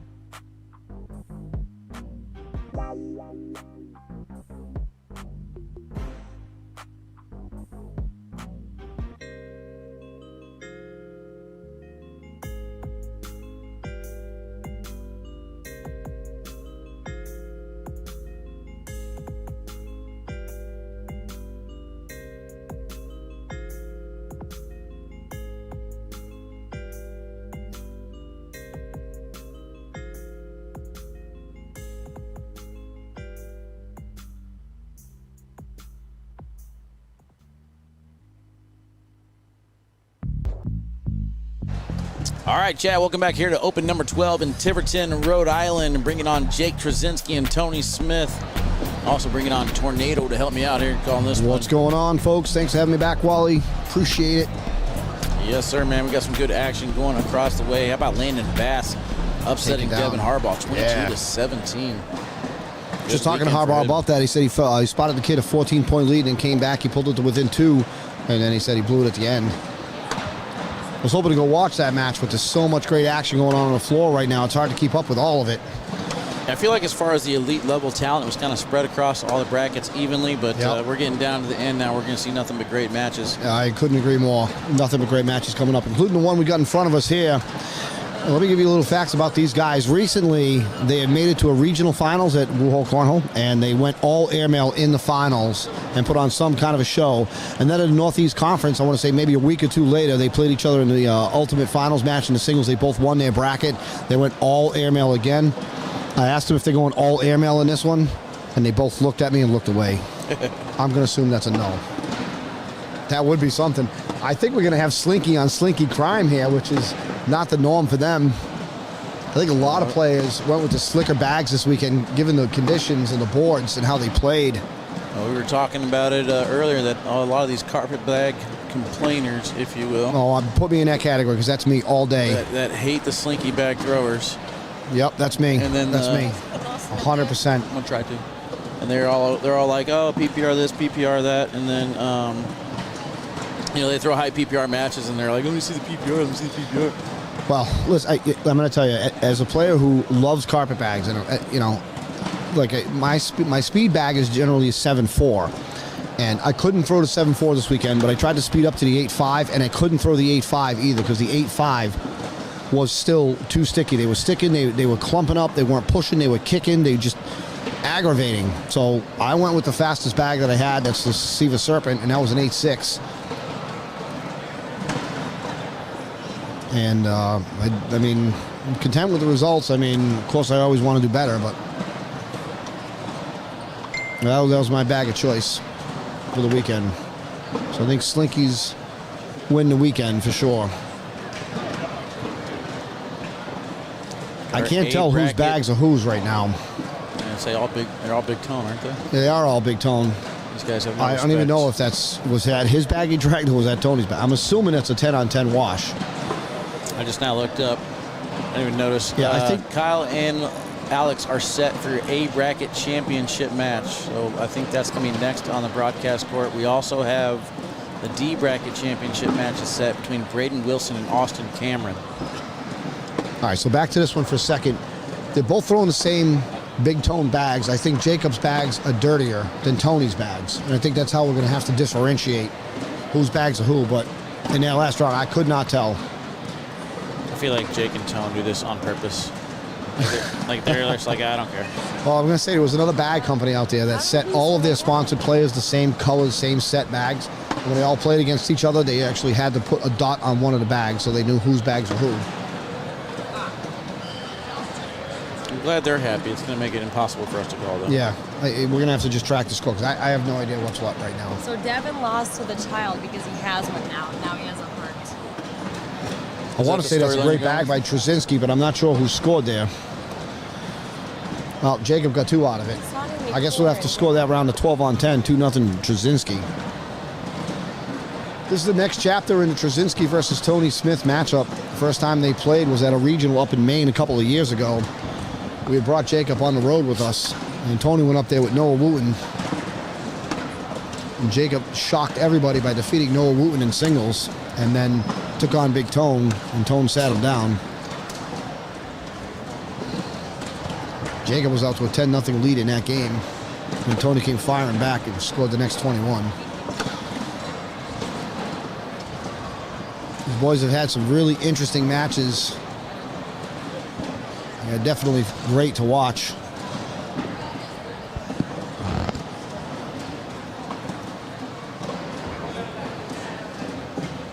Up top, and he is able to get that drag. Right, but I'm assuming that was his bag. I don't know whose bags are whose. I guess we're just going to play this game for this match. They don't even know whose bags are whose. All right, 4-2 Tony.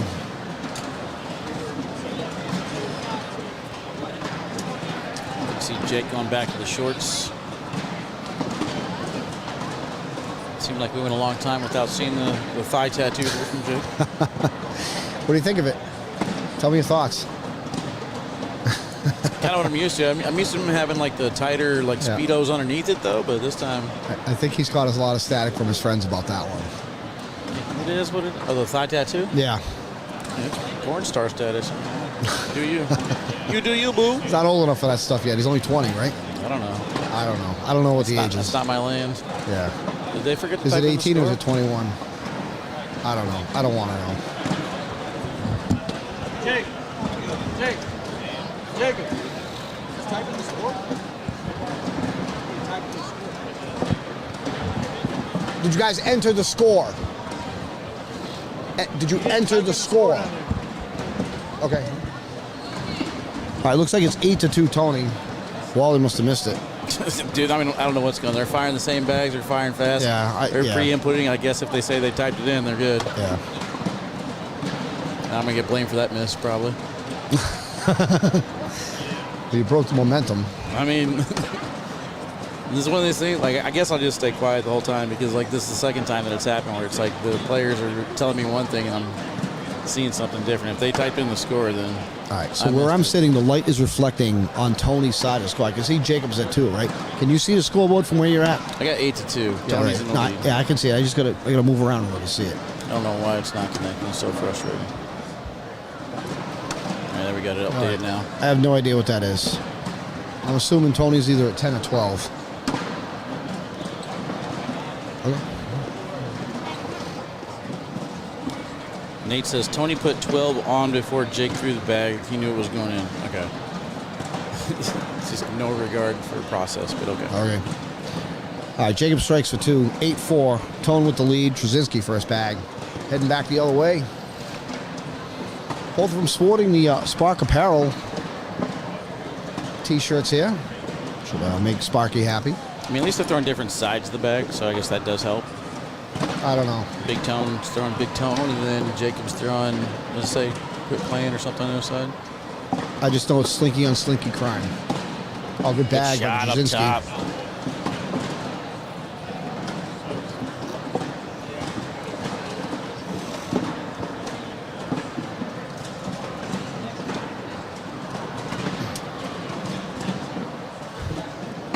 So I think Tone's going to cough up 2 that time. Is that right? I believe so. Jake was able to get the drag right here to save that bag on the left. There wasn't much room there. Look at this. All right, 8-6. Only a slight corner. Yeah, that's a good pull. Good shot. 8-6. Great pull.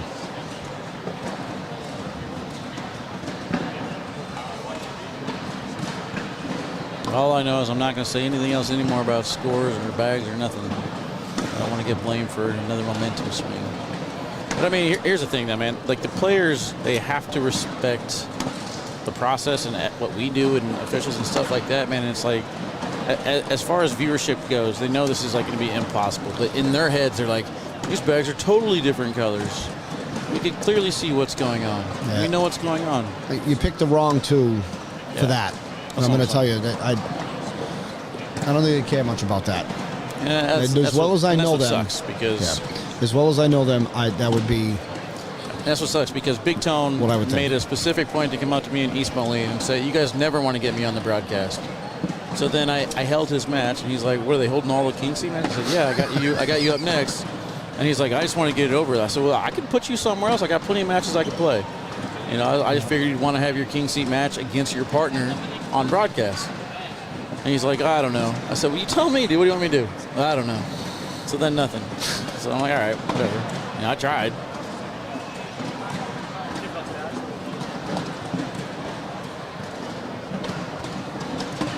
So I assume that's Jake's bag off to the left. They both have one off. All right, I think it's going to be a 10 on 10. Well.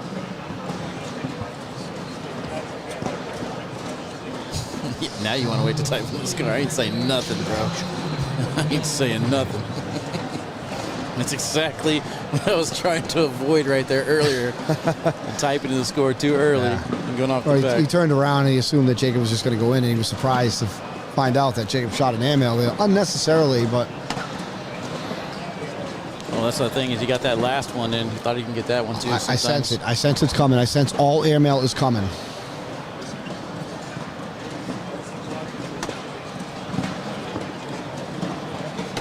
Guys, I'm trying to refresh the scoreboard. It's just on its own little mind right now. I don't know what's going on. We do have all 4 brackets playing right now, all 4 divisions. I mean, so it's kind of doing something. But the score is 13-6. Yeah, 13-6. Yeah. 13-6, Tony.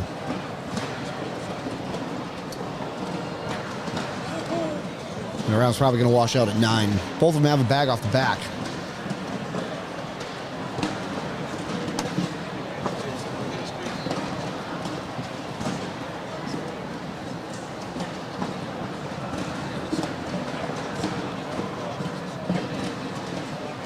I know on broadcast you have to have different bags. This would definitely not be allowed to play on broadcast, but I'm wondering if there's like official rules, if there's like an official on the court as far as having to switch it up. I don't know. So yeah, I guess if the official can tell too. Let me bring up this topic of conversation since you scratched on that surface, right? You have 2 ACL pros here playing in an amateur event, right? Because this is not a pro event. This is an amateur event. Are there rules in place? Should they have their pro jerseys on? Like, I don't think so, no.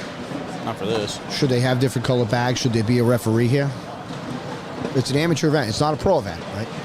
So, yeah, but the rules aren't put in place just for amateurs. The rules are put in place for ACL as a whole. Right. So I'm going to bring up another topic of conversation here. When Josh called out Fisher last weekend, that was a pro event.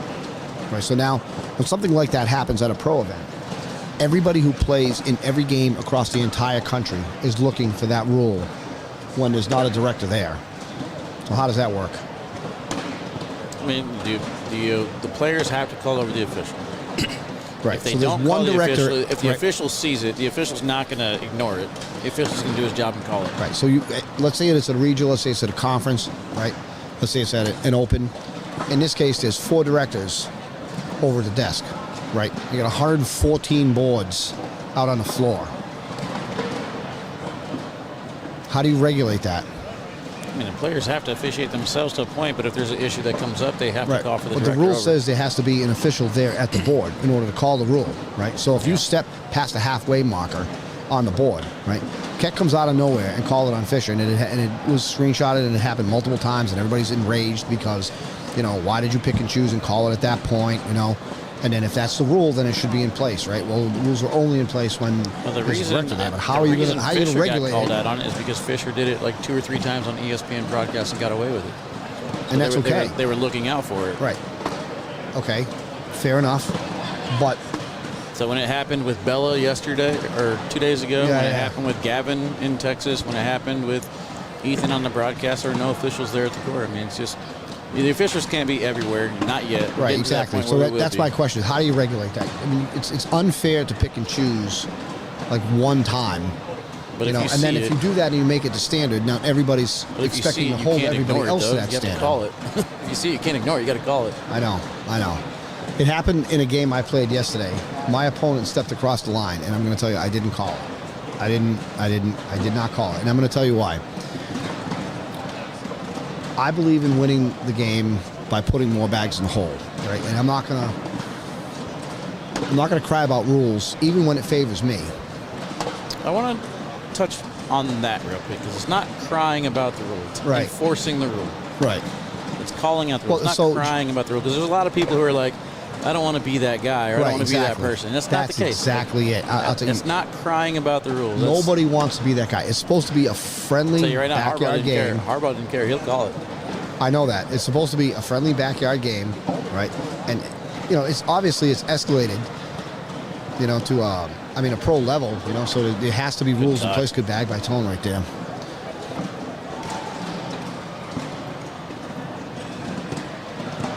So, I was going to say, Josh had posted this last year on his page, and he had mentioned something about, I got to think for a second. I just lost my train of thought right there.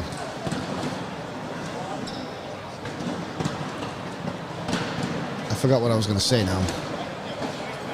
I think that was a good collect. I think so. I'm not sure if Tony. All right, it's 16-13. We're getting back to the game here for a minute. Who Tony hits for a big run. That was a 7. The same way. So don't break the rules against me. I'm telling you, man. Like rules are put in place to be enforced. I get it, and I'm not saying there shouldn't be rules, but I mean, just think they should be consistent with them. Like if you're going to have a referee here, then assign somebody directed to be a referee. And that's their role for the weekend. Watch the matches that are on the broadcast court, regulate the rules. I think we're getting to the point where we're going to have that in place, but we cannot establish a broadcast court match as more important than any other match on the other court. So I agree with that. You can't do this until you have the manpower to do it. So right now you have to allow the players to officiate themselves until they have an infraction and call over an official to look at it. Let me update the scoreboard real quick, guys, because this thing is not cooperative at all. We got a really good match in front of us here. It's just too bad we don't know whose bags are whose, because we don't know who's ahead and who's behind. 20-18, Tony.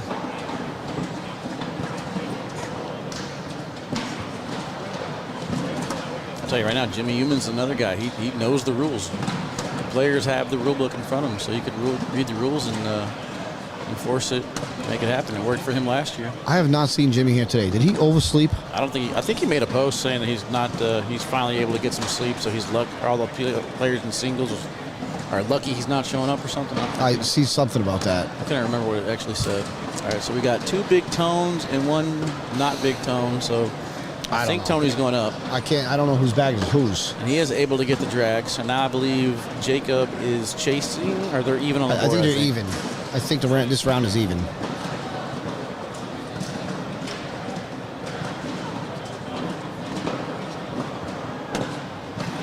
That one Roll stops bag. a little bit short. Roll bag or roll airmail? bag or backside airmail. His airmail's been on point. I'm going airmail. He's throwing a slinky, so I don't think he would throw a roll bag. I would guess that he was probably going to throw an airmail here.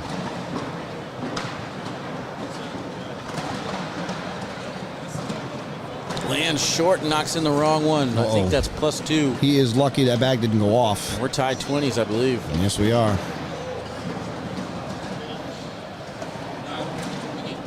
All right, Wally, who's taking it down right now?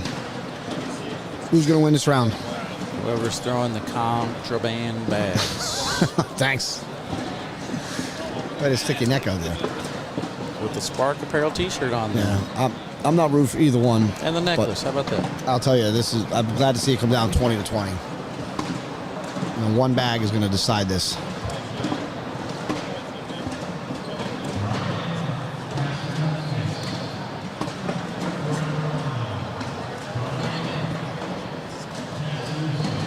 Alexis, come on over. Jacob will still get that bag. Good bag. They have an all-in contest right here. They're throwing slinkies. I block his gutsy throw. It's risky at this point. Just go in.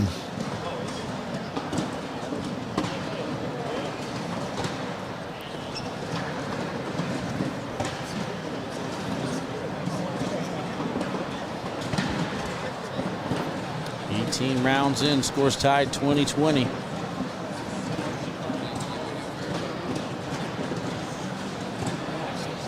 Full bag of wash right there, tied at 20. Next miss, going to do one of these players in.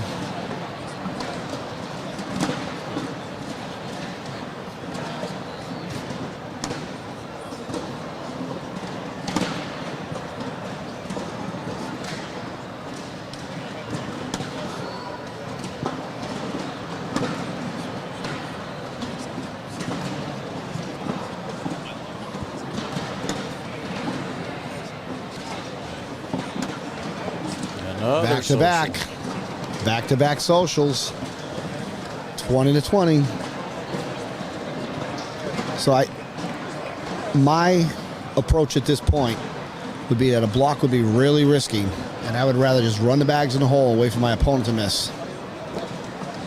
But there's something to be said for blocking too. If you can execute a good block, it'll get it done. They're not taking that approach. They're running bags. It's 10 in a row for both of them.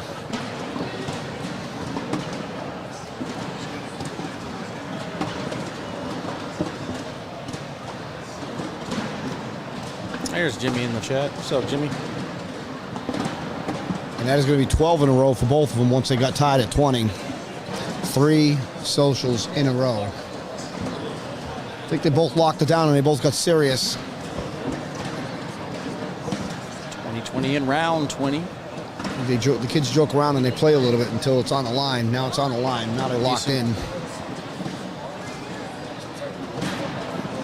Can they make it 4 in a row?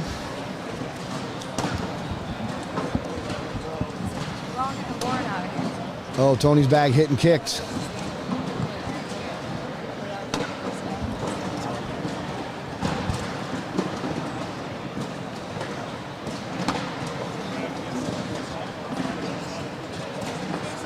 Think Jacob goes up here? This is an airmail shot. This is an airmail. He just wants to see how much is there. He doesn't want a kangaroo off the back. Right. Well, he's got a slinky, so, if he hits it clean down the middle, he could push the 2 bags that are sent it up and bully Tony's bag. But the problem is, if he doesn't hit it clean, he can hit and kick and go off the board, and Tony can win the round by 1. This is an airmail shot, despite the score. Jacob's going to go up, and he's going to knock one in and go off the back. Tony with an opportunity to win it now. Tony's still got to collect, though. He's got 2 bags left right. to do it. I think he can still collect the one that's down the center of the lane, not the one that's off to the left.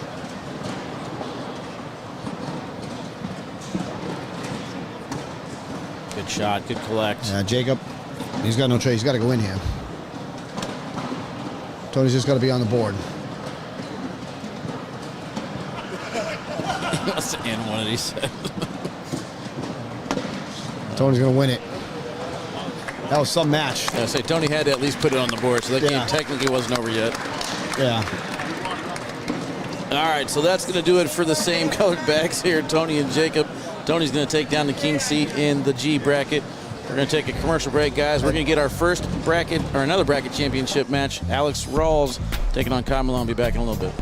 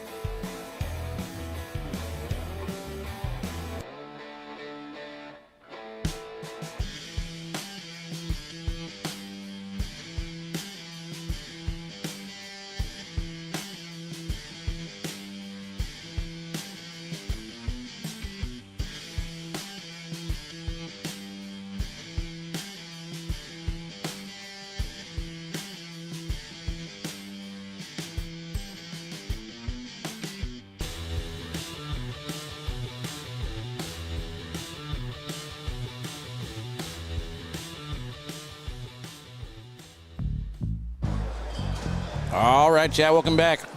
Bracket A finals on the line. Kyle Malone, Alex Rawls. Who you guys taking? Alex in the king seat. He will have to be double dipped. I think These bags are live. I think they got started without checking with us. They're just firing bags right now. Alex sent Kyle into the losers bracket earlier. I didn't see the match. It was 21-1. Kyle looks like he shot a 7. I'm assuming there were a lot of missed air mails. First time they squared off. Alex in the king seat. Kyle's going to have to get him twice. It's going to be a task to get him once. Mine twice.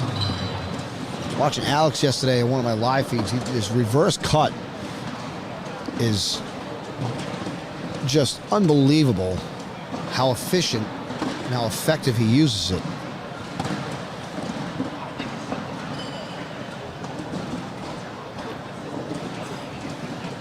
That is some bag. The rotation on that bag and the hits that he gets with it from both sides is really something special. Quick update real quick. In bracket B, Peyton Haynes defeats Justin Stranger 22-19. And then Gavin Cano finishes off Peyton Haynes. So now bracket B championship played on court 7 between Frank Modlin and Gavin Cano. Updating you guys in bracket C, Michael Dingus will take on Gary Maloney. That match is yet to begin. Next up here on the broadcast court, I believe, is going to be Braden Wilson and Austin Cameron. Joe Regan, go ahead. What am I going to say? Oh, the Beast of the East? There you go. The Beast of the Northeast, Joe Regan. We'll take on Eddie Winker on court 15. I missed my cue there, but I got it in. The winner of that one gets Ryan Smith and Brady Foster after that. Jeff Reynolds will now take on Devin Harbaugh on court 2. Winner of that one gets Landon Bass. And then in the G bracket, we got Tony Smith defeating Jacob Terezinski. So now Jacob will take on Eli on court 3. And then H bracket championship underway. Cheyenne Bubenheim in the queen seat, up 4-3 over Jeremiah Hector. Alex with a great recovery shot right there to take 2 out of that round. He had a bag far side from where he was shooting from. He was able to pop it up and get it to fall in the hole. Anthony says use of the reverse cut is the next shot to level up to the elite. Yes. So what you're telling me, Anthony, is my reverse cut, I'm already elite, is what you're telling me? Yeah, I tell you, Alex really has it mastered. I mean, I was watching him yesterday on one of my live feeds, and I was doing one of his games, and I'm telling you, it was absolutely masterful the way he used it, and the hits that he got, and how he got himself ahead and recovered bags and pulled bags from across the hole. Just is fascinating to watch. And I agree. I would totally agree with that. That's the next level up bag. I totally agree with that.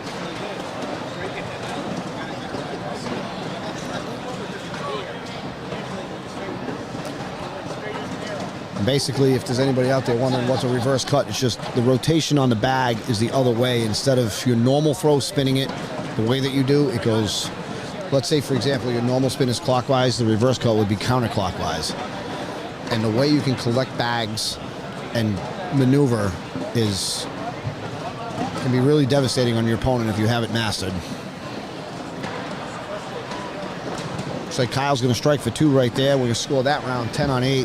5-2, Kyle Malone. Kyle's already done better in this one than he did in the last one he played against Alex.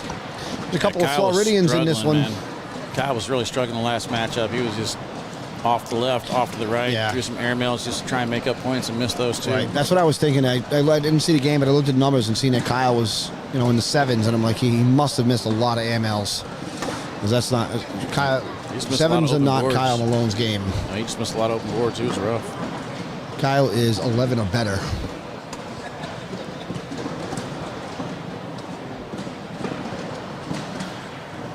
But I mean, that proves that goes to show that, I mean, it can, anybody can have an off game. The numbers can dip.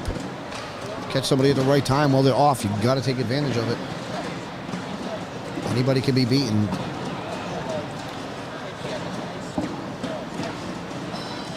We haven't mentioned bags yet. What do we got? Reynolds on lucky bags? Yeah, I'm not sure what Kyle's on the far side. Well, we know they're Reynolds. We're not sure what kind of Reynolds.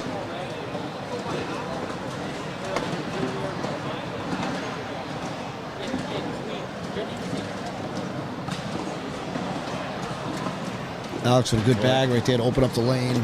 Oh, actually, I'm sorry. I thought Kyle had a bag left. That's going to wash it out. Remains 5-2 in favor of Kyle. This is game 1. This is game 1. Alex does have to be double dipped, so got some other championship matches going on right now. We mentioned Cheyenne and Jeremiah, and they're now tied 7-7. Terezinski up 10-1 over Eli Porter, trying to get back to Big Tone.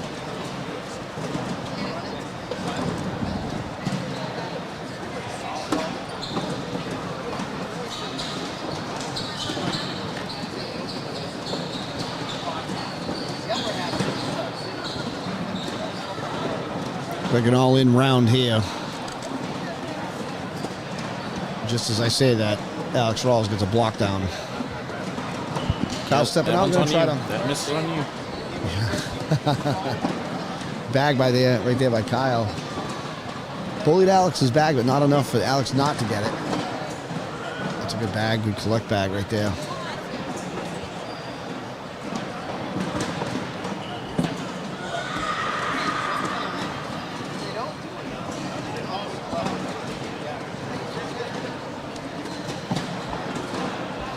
Alex gonna miss one, gonna cough up two. Kyle up 7-2 now.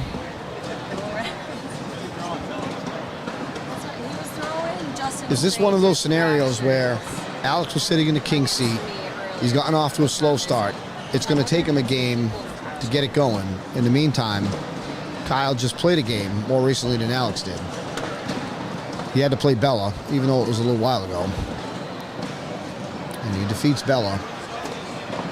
He comes in a little bit hotter than Alex is right now, so I'm just wondering, Kyle maybe gets game one, and you see a close and tight match in game two.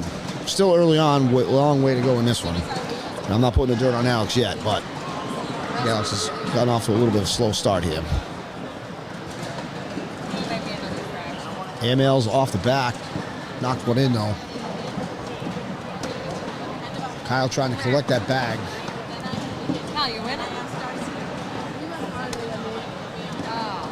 Alex is going to get it for him. Kyle looking for 3 out of this round.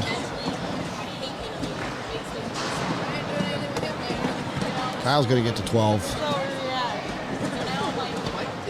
And Alex going to hit the collect to get to 9. There's 3 more for Kyle, 10-2. Kyle Malone. Got Florida on Florida crime in this one. Which Floridian do you like the best, or which Floridian do you like least? Kyle's my pick to win the entire tournament, so kind of rooting for Kyle to pull off the double dip, although you know how I hate double dips on broadcast court, so I'm fine either way, I guess. The only pick that I've lost so far is Mark Richards. He's been eliminated. Oh. I guess Nico gone too now? Yeah, I don't know. Last I knew, Nico defeated Emily, but I came over here, so I don't know what happened since then. Yeah, Greg Malone finishes off Nico, so Nico's gone too, so I got 2 picks out.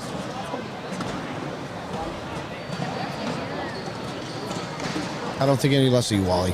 Sorry, hey, 6 out of 8 ain't bad. Still got a chance.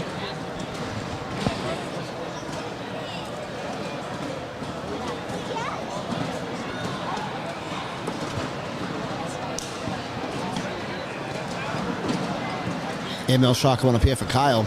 I think he goes up and over. He's going to try to get the drag. Oh, roll bag. He kind of went for clout or something on that. Just didn't have any bite on it. Oh, but it worked. Wow. Yeah, I think Alex he's off his pace a little bit right now. And Kyle's been taking advantage of Alex's misses. If this game 1 does get away from Alex, he's going to have to tighten up in the next one. Still got plenty of time to tighten up in this one.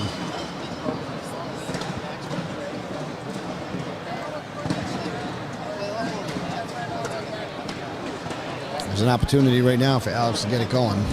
He can bully that bag. That's a good bag.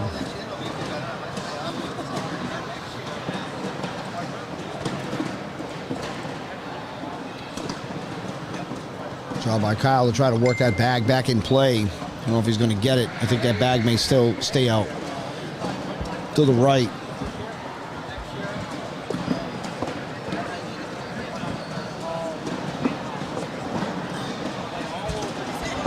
Good airmail, almost drug it. He's a little bit closer. You still got 1 bag left. An airmail shot here. You think Kyle's going to get that? I like an airmail here. Am I putting money on Kyle Malone's airmail? Absolutely. Well, he knocked one in. He wanted it. And the way this game is going, and Alex is going to miss this bag. He's going to knock one in. He's going to kick. Whoa. Not that time though. I see what you're trying to do. No, I'm not trying to do anything. I see what you're trying to do. I'm saying the way this game was trending up to that point, like Alex has missed, had some unexpected misses. Will the future be on a live stream court next? Absolutely. Braden Wilson, the future. Yes. Take on Austin Cameron next. Braden Wilson in the King's. Boy, that young man is something else.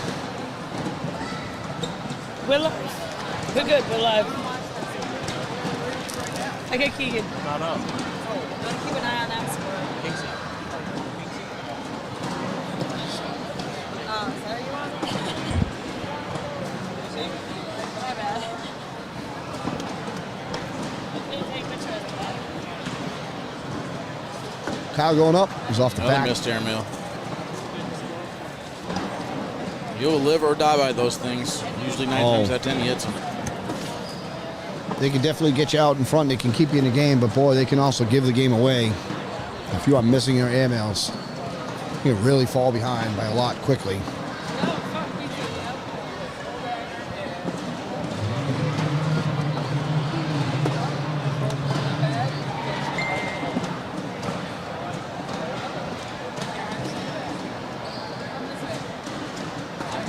I gotta learn to shoot as calm as he does.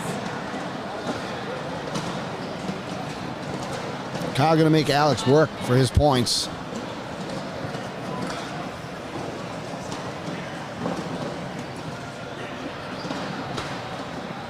Wally, are you doing any international opens this year?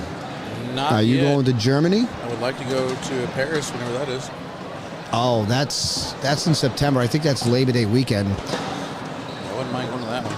Yeah? You need a partner? I mean, it might have to be us going to happen to get me there. 'Cause it doesn't sound like we're going to have a broadcast. Listen, for I'm it. going to tell you, France is $1.50. Okay, it's pretty expensive to go to France. We're thinking about it. We haven't decided yet. But we're definitely going to be going to Germany. We're really looking forward to that one in a couple of weeks. I'm going to be partnering up with Sean Farrell. And we're going to be playing teams with Jimmy Humans and Storm Hogue when we get out there, whatever the team's format is. The international opens are pretty cool. You know, we went to Canada, kind of got a taste of it for the first time. And they run some different formats. What they want to do is they want to have, like, the Canadians interact with the Americans and then mix and match with swaps. And, you know, cornhole brings everybody together in that format. You know, I liked it. I enjoyed it. You know, I ended up playing a swap up in Canada, and I'm assuming they're going to have another swap in Germany when we go in a couple of weeks.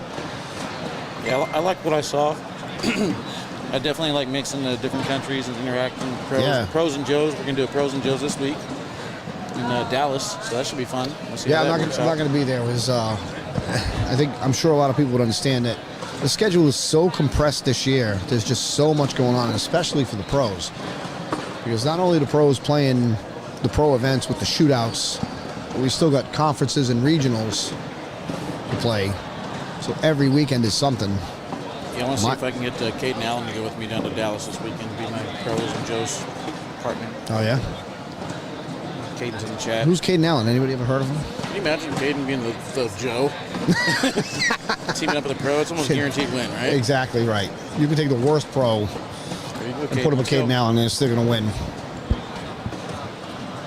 An email right there by Kyle over the bags out in front and see if Alex does the same. Alex hits it.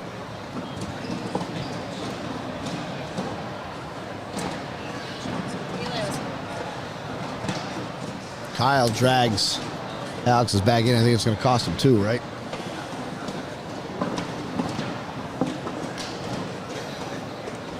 Alex working his way back in this one. 1-2 in his way back in. He was down 13-2, 13-6 now.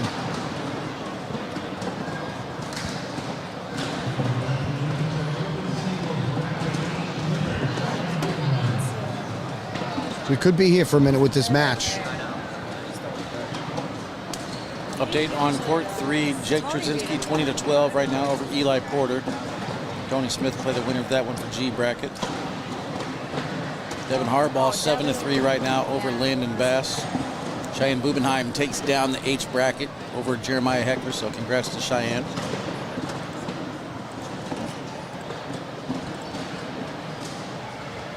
Eddie Winker will now take on Ryan Smith as Eddie finishes off Joe the Beast of the Northeast, Joe Riggin. Here you go. Let's see, Where did Joe finish? Joe finished 4th? Maloney, Or did Joe finish 3rd? 3rd or 4th?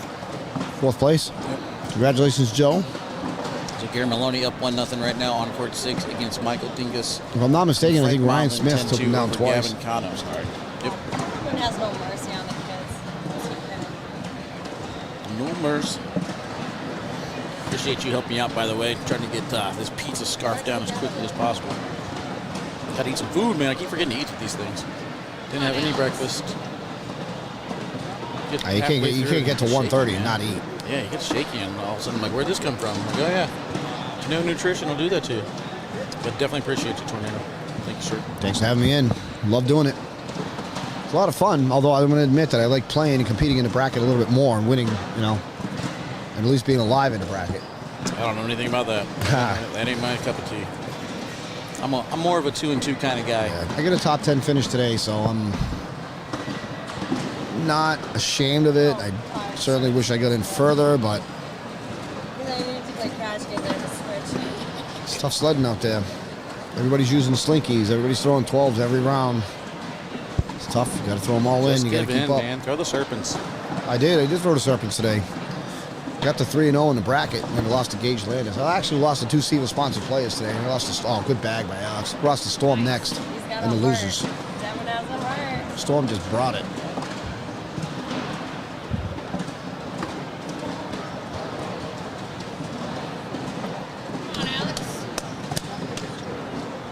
Two more. Oh, we're tied.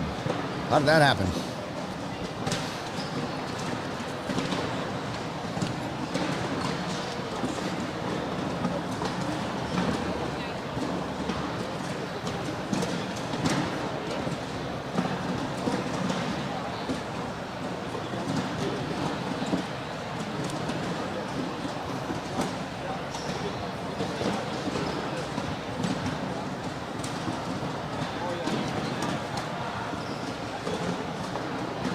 Airmail or push? Airmail. Always if I'm Kyle Malone, I'm airmailing. Always airmail for Kyle. Oh, blocking behind. Boring.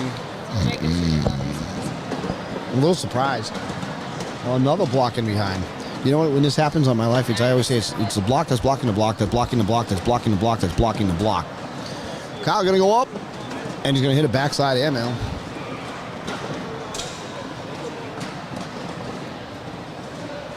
Alex going to hit an airmail and drag one of Kyle's bags, and Kyle could take 4 if he can hit this one. Big bag coming up.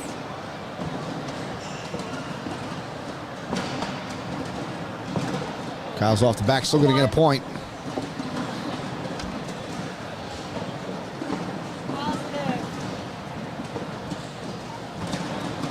Got that yawning out.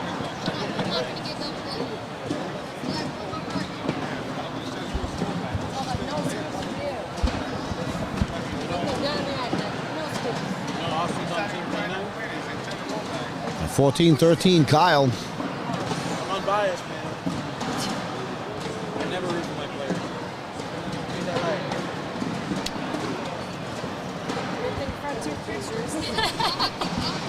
right? T-Net's creating distractions over here. Actually, just messing with it. Go to the website now. Oh, I actually just gave it mine. Right?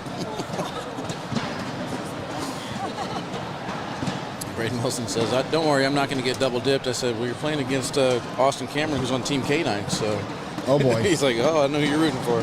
Kyle in position to strike for 2 this round. I said, nah, we'll solve this. I'll just get you a jersey. Put him on the Boy, squad. it could be more. What do you do? You try and stuff the hole, or just plow through and try and take 2? I'm trying to clog it, actually. I think that's a good play. That's a good spot for Kyle's bag, because Alex is going to take it in anyways.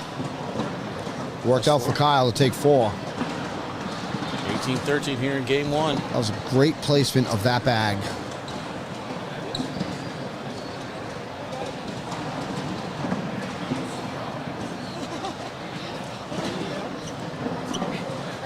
Ryan Smith up 9-0 over Eddie Winker. Devin Harbaugh in game 1, 11-6 right now over Landon Bass. Jake Terezinski 4-0 over Tony Smith. 18-13 here. Game 1. If this goes to a game 2, we might be here a while. How'd you finish? Frank Modlin up 16-5 over Gavin Cano. Frank Malone is in the king seat there in bracket B, so he could take that one down.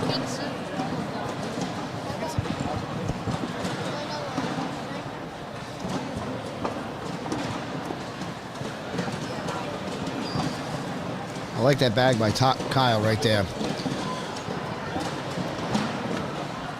Kyle can come through for the cleanup. He can guarantee himself 2 here.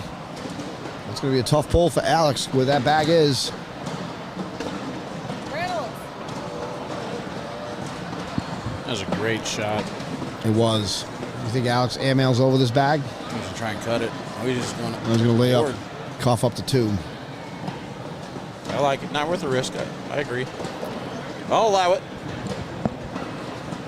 In that case, 3 is going to beat you, but 2's not. So if he's off the board with that airmail, he's going to lose the match. At least allowing Kyle to get to 20. He's still in the game.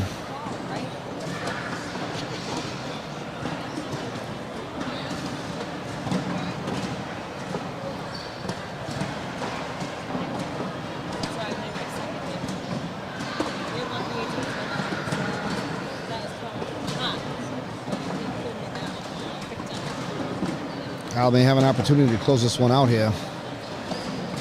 Alex's blocker's a little short, a little right.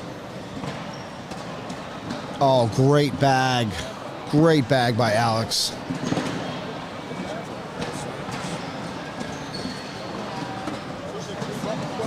I like that bag by Kyle, too, to knock the 2 in and relieve a blocker in the lane. Oh, good bag by Alex. Gutsy bag. You got to hit that. You cannot miss that bag.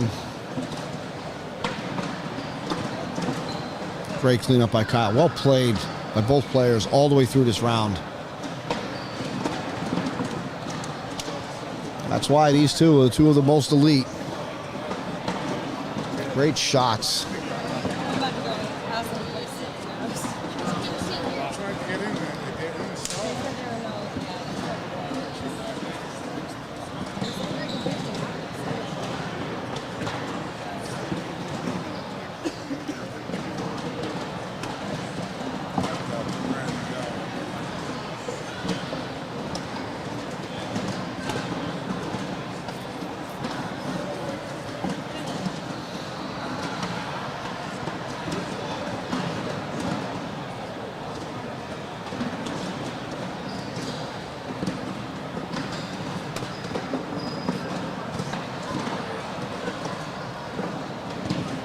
I like a block in behind here from Kyle. He accidentally knocked one of Alex's bags in. Alex stepping out. This would be a good spot for the reverse cut right here if he can execute it properly. Nope. He got a hit and kick instead. I think he tried to reverse cut, but the bag just kicked out of the lane on him. Kyle can close it out right here, and that's going to be game number 1. All right, we're going to game 2. All right, Chad. Game 2 getting ready to happen. Frank Modlin, though, takes down the B bracket, so congratulations to him. All right, so this is bracket A right here, and then Frank is in. Frank won bracket B. Who's in C right now? There are 8 brackets. Well, we have 7. Michael Dingus. Yep. Up 5-4 right now over Gary Maloney. Michael is in the king seat. All right, tell me about bracket D. Bracket D is Braden Wilson. Oh, we got that match coming up next? Okay, who's his opponent? Next. Austin Cameron. Okay, all right, that opponent. Okay, so what about bracket E?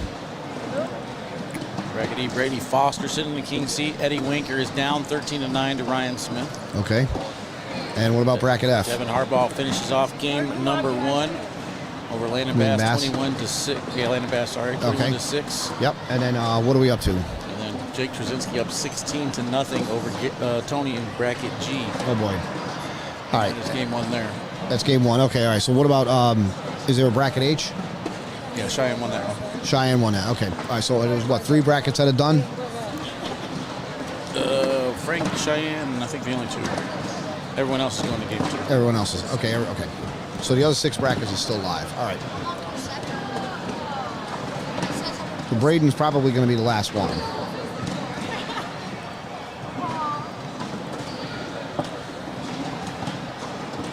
Meanwhile, we're starting off game 2 here between Kyle Malone and Alex Rawls. Early on here, who do you think it's going to be? You think it's going to be Kyle or you think it's going to be Alex?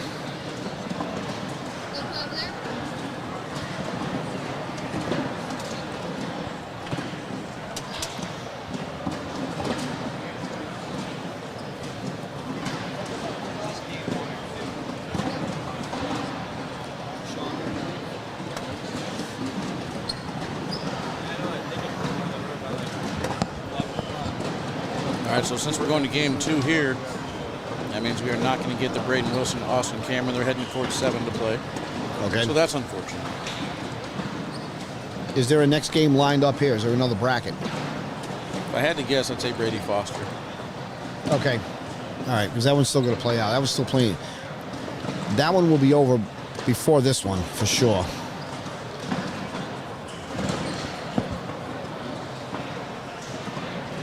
There's the reverse cut. That's the bag that Alex would throw yesterday. Hit and kicked off to the left on him. Kyle looking for 2.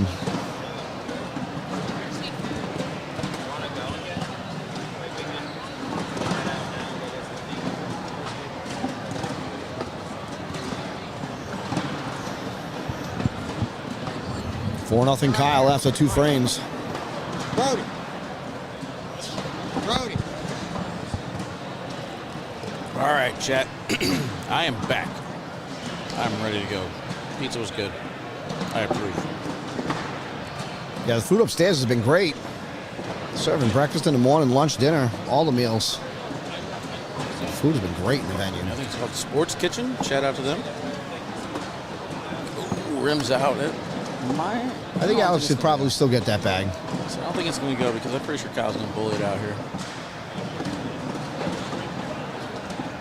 That might have helped Alex out, actually. It's a more difficult push, but there's a lot more friction there to grab that bag on the left if he wants it. I think that bag's going to end up going in. It did move one close off to the left. Yeah. Kyle may get it here. Or not. Alex can recover it. Maybe able to get 2 points this round. Bullies Kyle's bag out of the lane first. Kyle's going to have to go far side.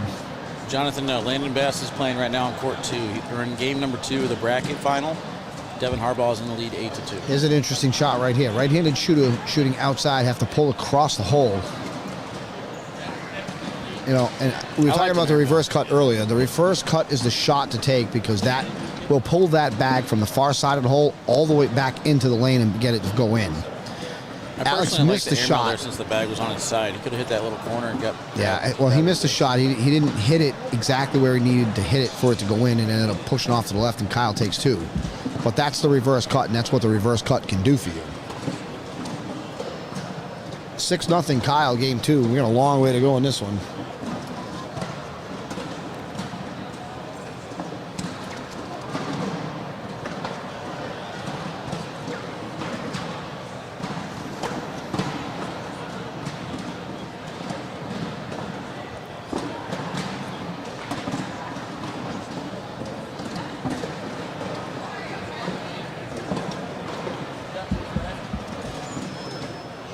Game number 2 is underway in bracket G. Tony Smith now up 6-4 in game number 2 on court 3.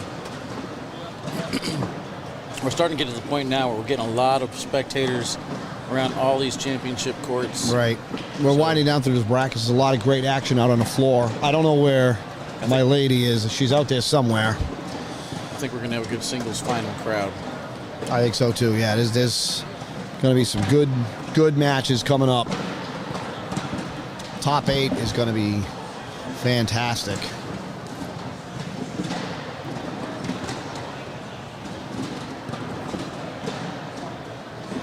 Devin Harbaugh in game number 2 is up 13-2 over Landon Bass. So I want to ask you, because you may know, right? So we have 8 brackets, and there's going to be 8 winners. Whoever the 8 winners are they seeded by open standings? Yes, they are. Yeah, so the only one that I know right now for sure is Alex Rawls will be the number 1 seed. Right. He is the overall number 1 seed in the entire tournament. I'm trying to think if there's any other king seeds. Right, so they'd be all mixed. Right, so Alex would be the 1, and then it depends who it is from there. I don't think there are any other number 1 seeds that are in position to win. Terezinski's the only other number 1 seed. All right, so he would be the 2 if Jacob wins. Mm-hmm. Tony's missing a regional, which is actually why he's behind on points in the open standings. He missed a regional for 1 month, so he's behind like 200 points. up top. Hits Alex the not bag, getting any moves love out. from his bags right now.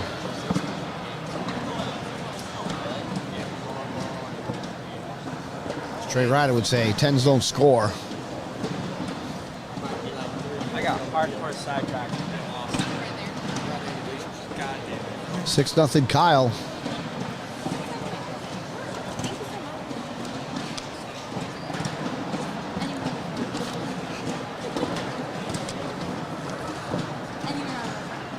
My spectator sign.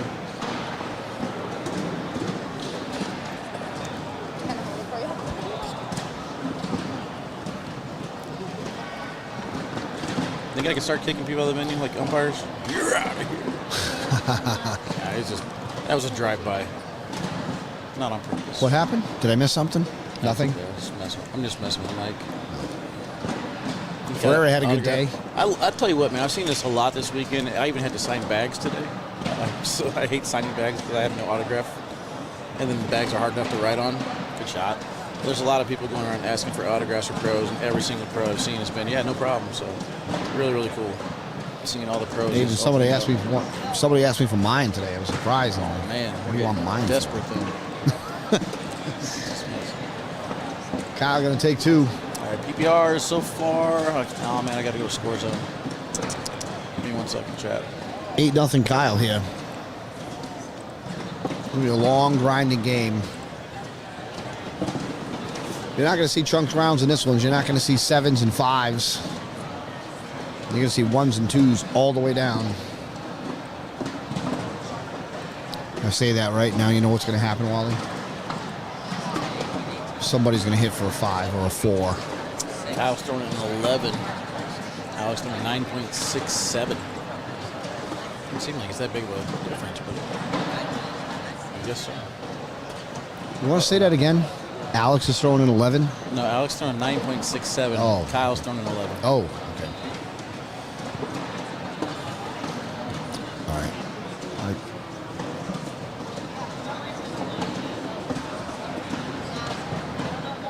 And short on the pile. Pushes everything in. Creates a little bit of chaos here. I like it. Bring on the chaos. Good block from Kyle.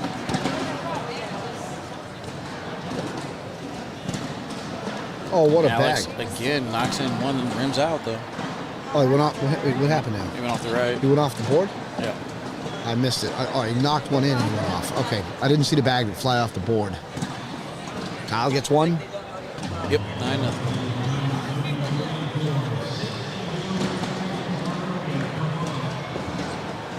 So Braden Wilson in the lead, 3-0 right now over Austin Cameron.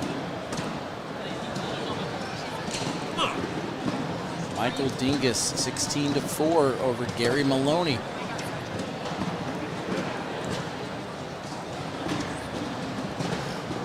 Eddie Winker and Ryan Smith having a battle on court 15, scores 19-18 over there. Winner of that one goes to your E-Bracket Championship, and more than likely will be the next matchup on the broadcast court. We'll take on Brady Foster. Devin Harbaugh 13-5 in game number 2, and then Jake Terezinski 14-6 over Tony Smith.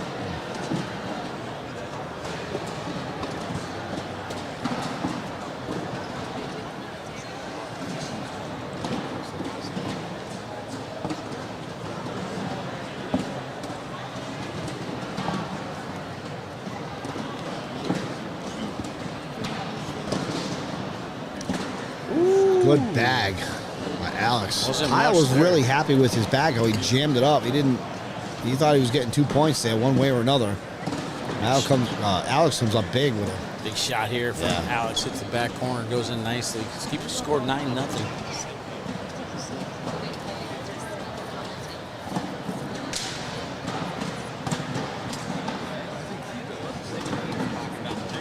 Do you have any idea what time they started playing? Today? No. Like these guys right here on the broadcast board, right? This could be an hour-long match. Oh. Do you have any idea what time they started? I don't know what time they started the first match. Do you have any idea what the run time was? Like, and how long the game 1 was? Any Does idea? it show it on your stat tracker? My woman grabbed my phone, so I don't I mean, have does it, anything. I don't even think it has a spot for time. I'm back in on the here. Stone Age right now.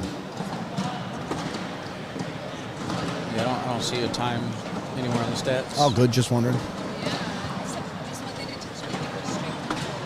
Another airmail. That one's deep, though, off the back of the board. See, Tony's got his hands on his head over there, court 3 or wherever they're at. Bag by Kyle.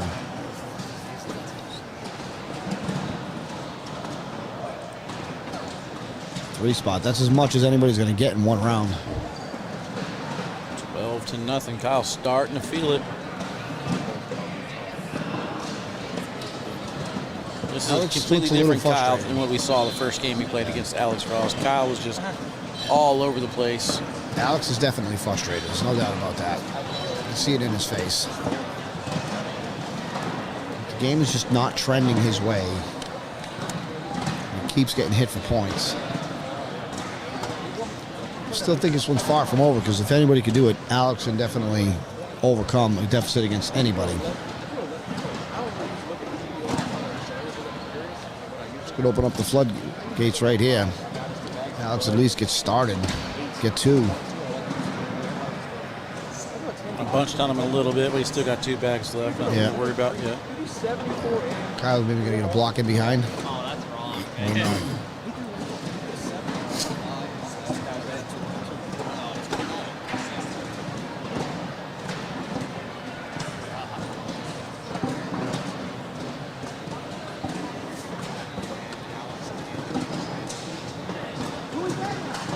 Good bag right there by Kyle.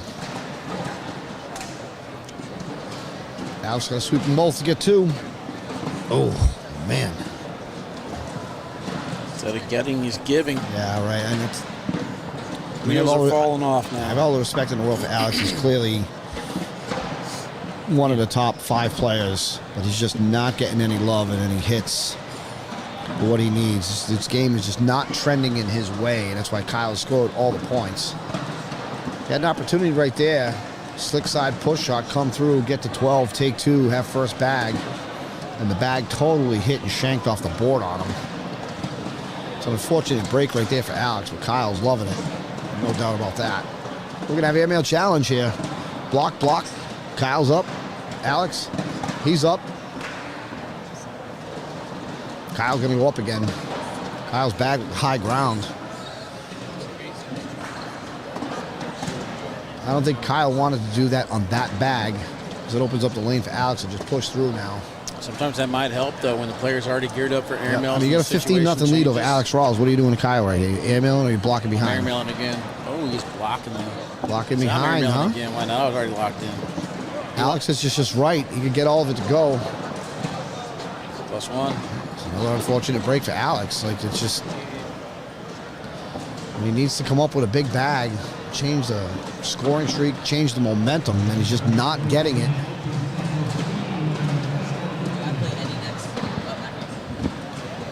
Who won it? Who won it? Eddie? Eddie. So there's another one of my picks gone, right? Eddie Smith, Wanker? Eliminated. Was that his name? Eddie Wanker? Is that Eddie who it is? Wanker will take on Brady Foster next. Congratulations to Michael Dingus. We're going to have a couple taking of down young the men. C bracket. Yeah, a couple of exciting young men coming up next. I know Eddie had posted recently about wanting to become an ACL pro. Getting in a match like this is going to certainly make a strong case for him. Brady Foster, boy, I will talk about Brady Foster in the next one. Devin Harbaugh up 19-9 over Landon Bass right now. Tony Smith battling back 16-15 over there on court 3. The bags suddenly are not going Kyle's way now. Kyle's hitting all his airmails. He got, Alex got room. And he went with a slick side push. That was a good example of a bag that Alex needed. Now, Alex needs to finish the round and get 2 points here.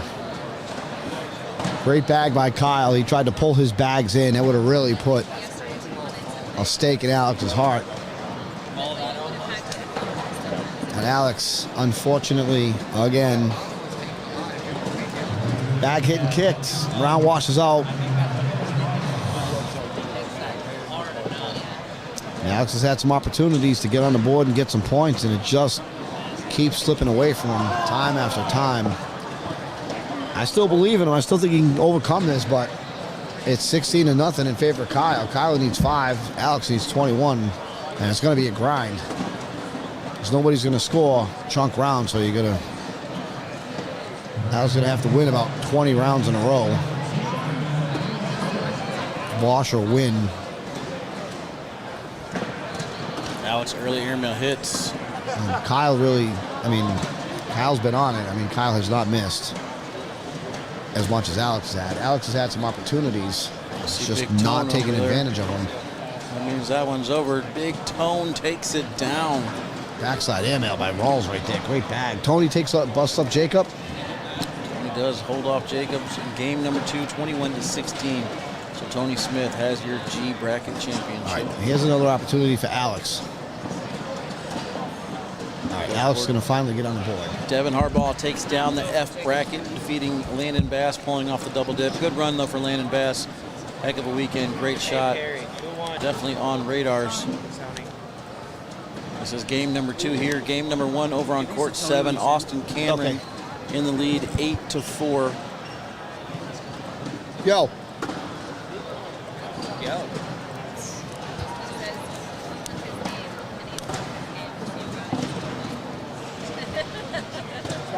Blocker there from Alex to start off the round. Kyle goes right into it. Airmail there from Alex, good hit. Momentum swing. And he's back.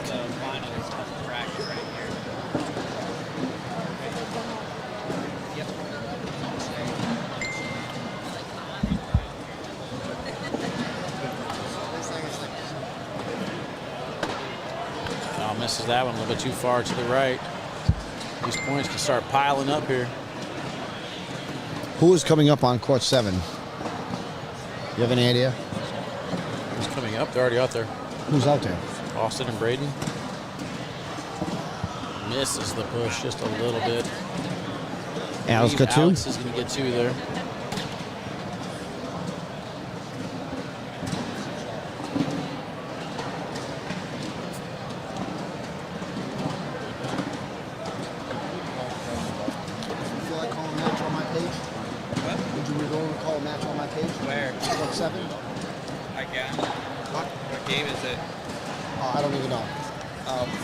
Braden Wilson, Austin Cameron. Oh, okay. I was gonna say I can tell you right now. Type it in, go do it. Knock yourself out. Appreciate it, Ferreira. Alex a little bit too far to the right. Let's see if Kyle can push through this and bring that bag on the back even closer. Somebody just messaged me, wanted us to go live on court 7, and we are going to try to go live. We have the world famous Mike Ferreira calling that one. Stays center lane on that one, but does get the bag to fall. Good Alex bag. up top for the What a airmail. That's bag. the one he wanted. He wanted to make sure the right bag gets closer, and that's a nice job of bringing it back in. What do you do with Kyle here? Try and push through and get all of it? Look here, Lexi. You're not going to come in my chat and bark around orders, Lex, and talk about get Eddie and Brady up here on the court next. But you know what? I'll do it. I'll do it for you. I'll do it for you, Lexi. Is that Lexi huge back? Front, small front. Huh? Lexi, small front. Oh, Good what airmail, a bag nice by collect. Kyle. What a bag that was. Airmail drag for 2. Woof. Look at this. We get him to 18 now, 18-6. Look at that. Oh, my goodness. Get out of here, Kyle Malone. Get out of here. Brady Wilson. Nobody likes that guy. Braden Wilson in the lead, 11-8 over Austin Cameron in D bracket.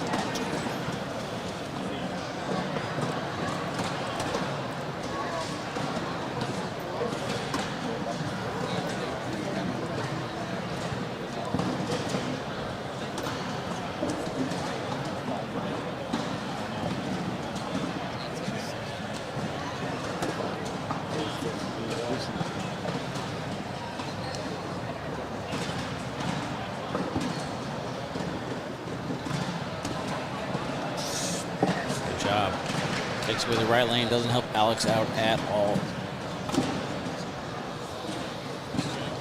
Might have a block here for the win. Yeah, I think block in behind, and it makes Alex hit it. block for the win, but Oh, could have been too far to I the gave right. Alex a bumper. Now Alex is going to get 2. No hitting kicks. Flush it. Oh, good grief. That'll do it. Wow, that was unexpected. Yeah, landed lower on the board than he wanted, but Yeah. congratulations, Kyle Malone going to take down this one. Next up, Brady Foster, Eddie Winker. We'll be back here in just a little bit.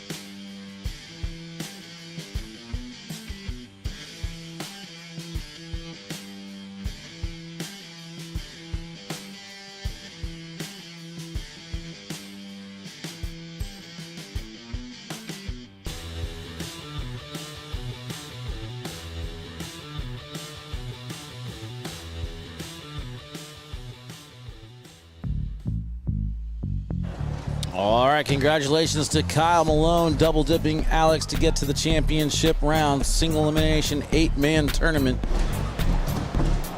Here we are in Tiverton, Rhode Island. It's open number 12. Next matchup on the broadcast court will be Brady Foster and Eddie Winker. Quick update on the other board. I believe it's court 7. Yeah, Braden Wilson up 13-12 over Austin Cameron. That's 20 rounds in right now. So those two are battling it out over there. This is the final bracket, though, so once this match concludes, we will go into the 8-person single elimination portion of the tournament. All right, Wally, give us some updates.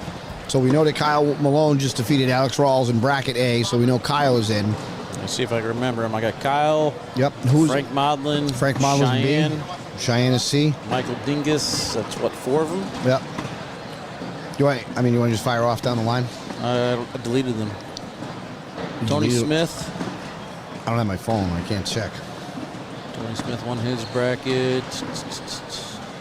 Can't remember. Can't remember off the top of my head. Let's see. I got my list, though. All right, Devin Harbaugh made it. Devin, Cheyenne, Frank Modlin, Kyle. Tony. And Big Tone. That's 5. This one is 6, and then the other one that's out on court 7 right now is 7. And who are we forgetting? See, Kyle, Frank. Who won bracket C? Bracket C is the one I'm missing, I think. Is that Michael Dingus about a bracket C? I think you're right. I don't have my phone. I can't check. Yeah, Michael Dingus had a bracket C because Austin and Braden are still playing. All right, what bracket is this? This is bracket E. Ryan Smith lost this one. Devin Harbaugh won his. Bracket G is the one I'm missing too. Who won bracket G? That's Big Tone. All right, what do we have in front of us here, Wally? Some youngins. Yes, we do. We have a couple of potentially star kids coming through. We got a kid from Minnesota. We got a kid from New York. Northeast Conference player Brady Foster. Eddie's still a junior. I don't think Brady is, all right? Brady is 18 or 19 years old. He's not hit 20 yet. I know that. Can't buy him a beer, as they say up here. I got to tell you, I know Brady Foster pretty well. I mean, I know Eddie fairly well. I actually got partnered up with Eddie in a sit and go and out in the Minnesota, not Minnesota, was it? Illinois. Fine young men. Both of these men are fine young men. I would have moved on tomorrow. Bobby checking in, says, let's go, Eddie. What up, brother? How you doing, Bobby? Tornado, you got a hater in here, Eddie says. We got haters all over the place, bro. We pay attention to them. I'll say, we pay attention to them. We'll never get through.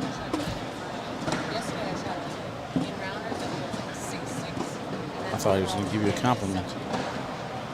Fine. I don't care. Brandon says, tornado commentating? Yes, sir.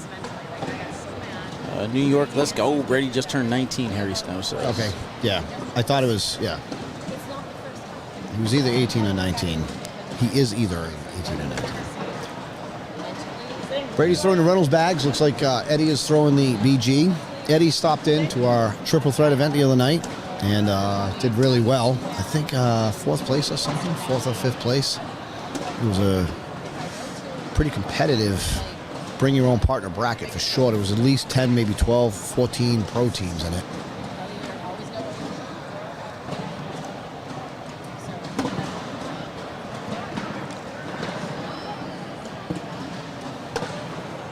That's a great match over there on court 7, man. I kind of wish I would have been able to see it. Braden Wilson, 17. Austin Cameron, 16, 15. I got very, very tight. Somebody's over there. I got a couple of messages like, can you please run over there right now? Like, no, I can't. But somebody can try to get somebody else over. All right, 1-0 Brady.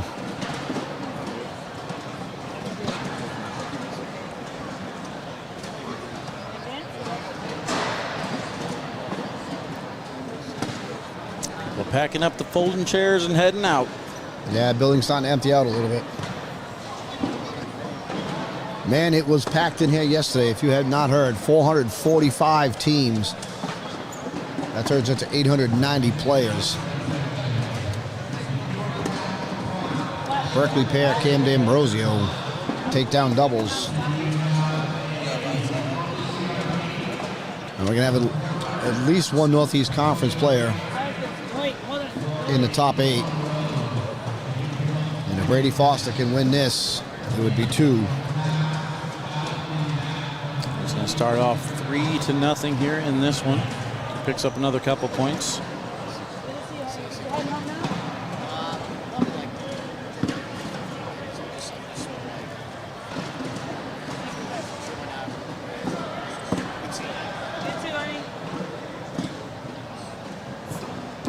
Four rounds in now over there in court 7, 17-16. Austin now takes the lead. Another back kicks a little bit too far to the left from Eddie.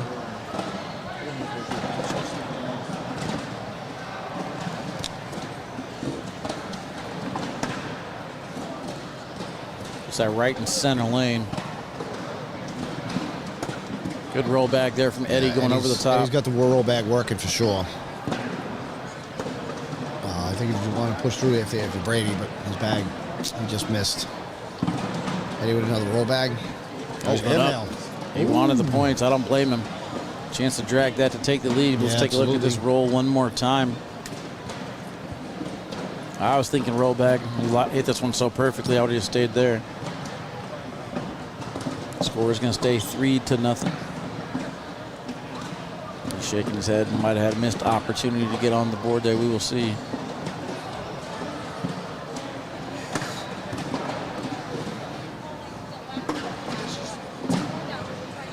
Every time I see Brady Foster, the only thing that I can think about is the turmoil he went through the pro qualifier last year. And let me tell you about this story since we have a minute. And if you've heard it, block your ears because you're gonna hear it again. This young man came out of nowhere. He won his way through the gauntlet. I think he got to 3-1, and then he won through the second gauntlet. And then he got down into the elimination games. He was one game away. He had to win one more game to win his way into pro status this year. He ends up playing Rosie Streaker. He's got an open lane slide shot for the win. And the bag blew off the back. The young man goes on to lose the game. And I don't think he gained PDC status this year either. Not questioning it, I'm just stating facts. But instead of folding up shop and being discouraged, he went back to the grind. He worked harder. He's put in a year's worth of work.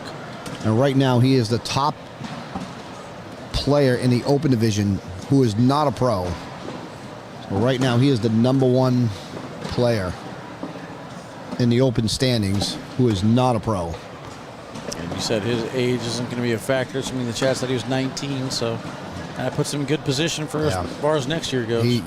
Only a few months left to go in the season. Right, and I mean, there's not too many people that are going to hurdle him either. So I think it's fair to say next year he's going to get the status that he was looking for last year. What a heartbreaking story it was, because he worked so hard to get to that point. He had one bag left, and the one bag just got away from him. Open board slide, he blew it off the back for the win. Our entire conference and the entire state of New York who plays with him was heartbroken, and it was a gut-wrenching moment. But those things in life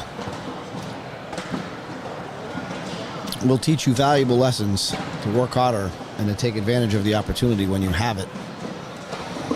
He has not quit. He went back to the grind and he got better. Jamie Cowan wants to know how you and Donkey did in singles and doubles. I have not seen the Donkey all day today. In singles, I finished top 10 in my bracket. I won the first 3 games, and then I ended up losing to 2 SIVA-sponsored players. I lost to Gage Landis, and then Storm beat up on me. Pretty good. And then in doubles yesterday, I think we got 17th in Tier 1. I'm having serious FOMO right now. 20-19 over there on court 7. Is it? Such a good back and forth battle. Yeah, my phone blew up while I was here. Like, somebody's asking me, like, can you go live for that? Can you go live for that? I'm like, I don't know. I know I can't go live for that. I'm here. Yeah, I can do my page anytime. I don't get a chance to stay. Austin's in the lead, so we'll keep you guys updated if that goes to game number 2 or not. I don't get a chance to call. matches with the greatest commentator in the country. Where's that he at? often. Where's he at? Sitting to my right. Oh, man. It's a lot of pressure. Come on, man. Who doesn't love Wally? Who doesn't love listening? You know, when Some there's people opens out going there. on all over the country and I'm not there, who do you think I'm listening to? I'm watching you, brother. Donkey needs an alarm clock. Did he oversleep? Did he? Yeah, I haven't seen him today. I was hoping to catch up with him. I want to talk to him. I have not seen him. I have not seen Jimmy either. Slickside misses that push. Jimmy and Donkey both missing at the same time. Don't be starting rumors about them.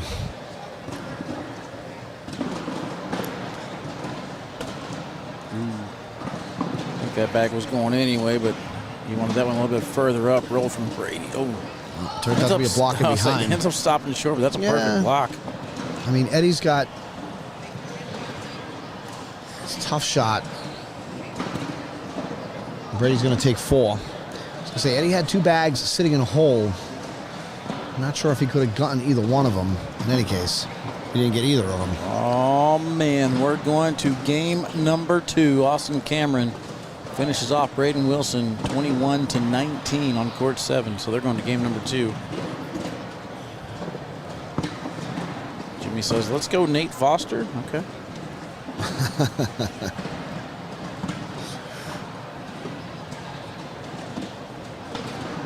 Jim wants to know if you're going to Michigan for the National and USA Forces tournament. I will be in Michigan for Pro Nationals, yes. I'll be in Detroit. It won't be my first visit to the great state of Michigan ever. Once upon a time, a very, very long time ago. Travel up to Michigan to go see the Detroit Lions play a home game. I've always been a big, huge fan of Barry Sanders. I have 2 favorite football players of all time, and Barry Sanders is one of them. And chased Barry Sanders around the country when I was a young lad. I actually went to his very last game down in Baltimore, Maryland. He played against the Ravens. Troy ended up losing. It was quite the day in the crowd. Airmail up top, lands short. I will be in. We will be in Michigan for Pro Nationals. I expect him just to go board here to get first throw. Oh, he Or went not. for the roll. There wasn't much there. I think even if he would have gone in, he would have taken his bag with him. 9-5. He'll get 2 or 3 out of it. That could have been 4.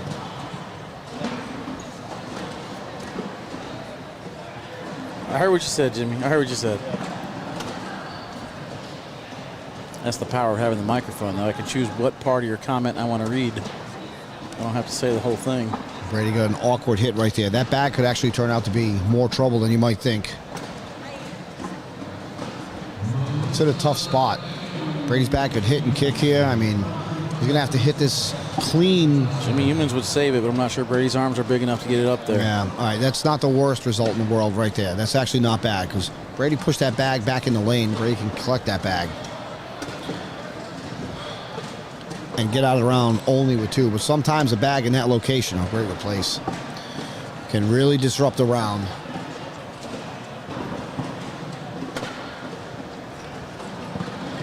Eddie going to guarantee himself at least 2 here.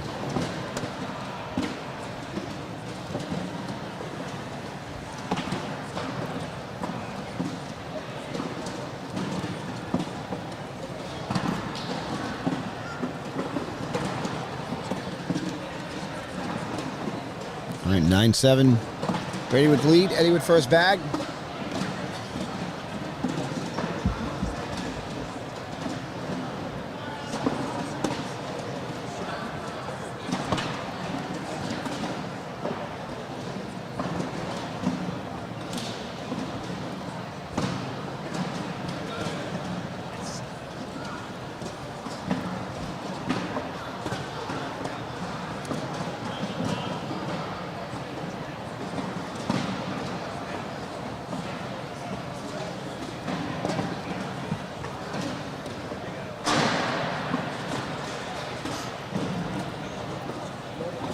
Ooh. Brady's just going to cough up his last bag. I think Brady's going to get 1 that time. That's a 7-on-6 right there. Maybe not. It was 7-on-6. It was 9-7. It's 10-7 now. Brady Foster.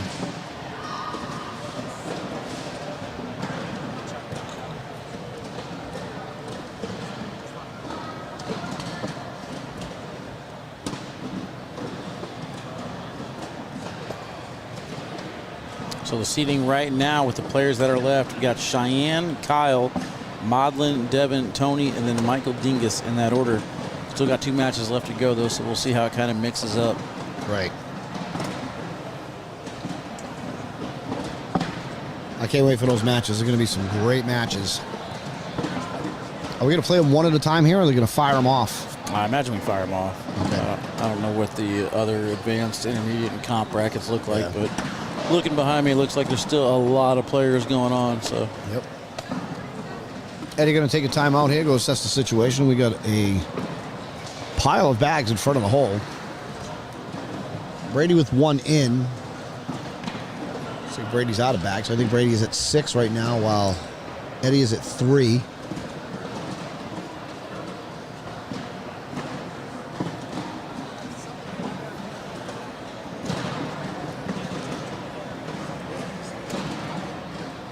Be 2 for Brady.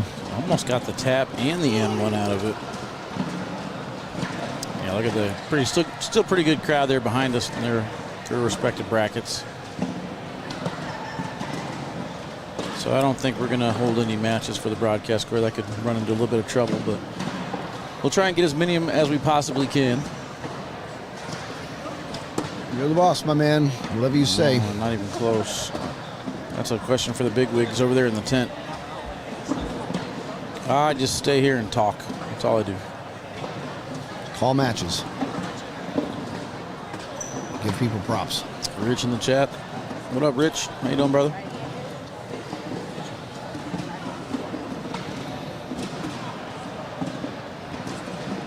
Pushes a little bit closer and then sneaks around by mistake, and it's going to work. Brady's going to cough up 5 here. Eddie can go in for 5. Sometimes the accidental shots in cornhole are the ones that get you the most points. Is that a lead change? What do we got? Oh, it's tied at 12. Well, 12, round 14 over on court 7. Austin Cameron 4-1 right now for Braden Wilson.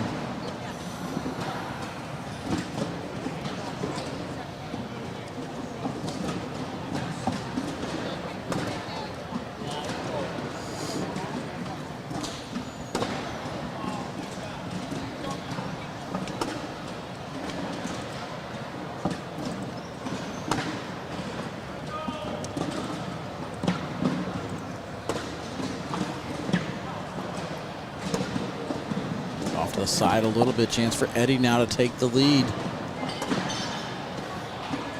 Brady with a couple choices. Tried to go far side, bad kick right on him. Or went right. 14-12, Eddie. Do you have a favorite team in teams, Wally? Florida Freeze. Why is that? I like a lot of the fast bag throwers that are on that squad.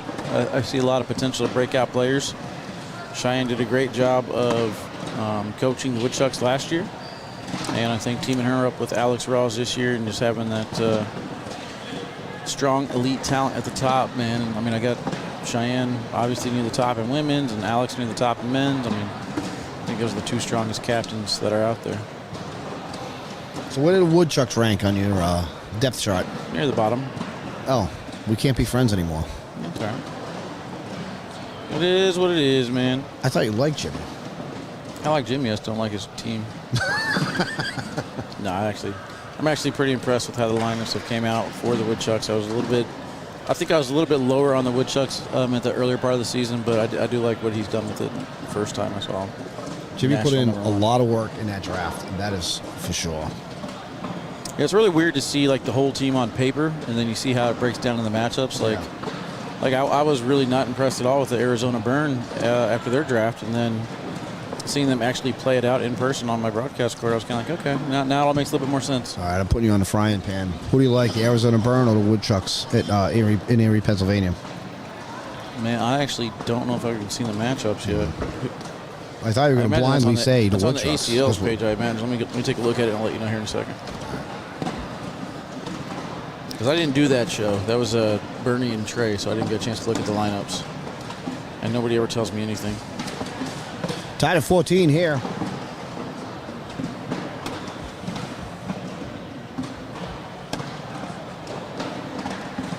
Eddie was looking for 2.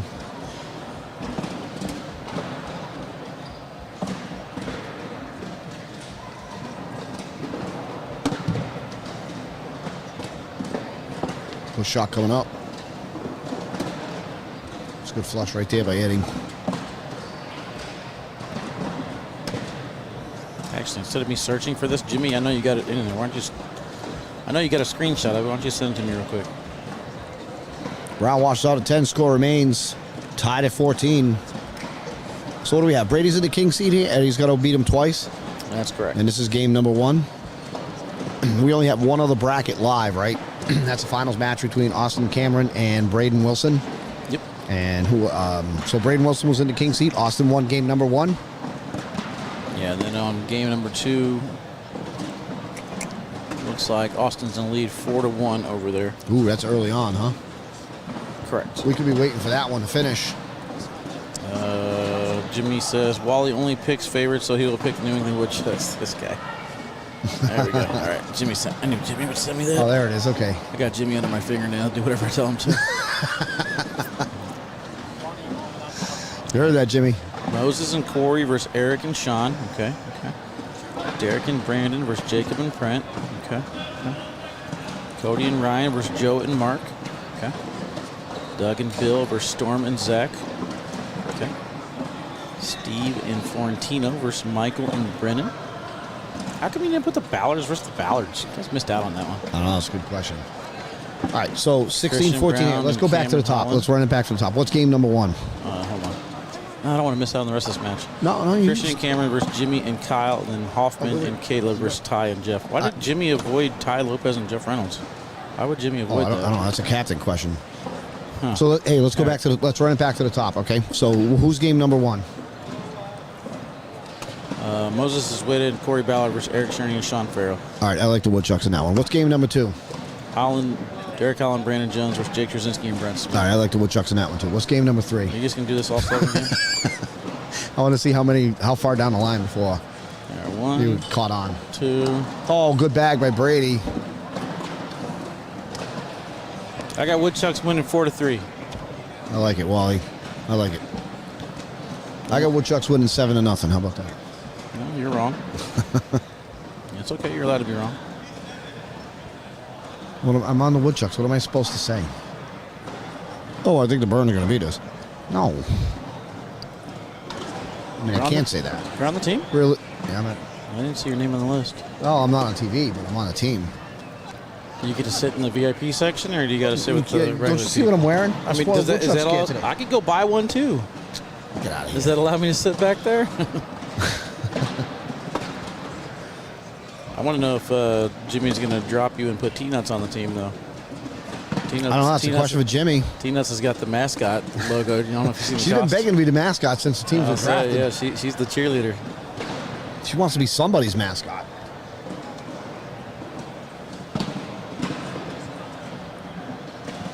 I seen her posting comments that she wanted to be a mascot of another team. I'm like, no.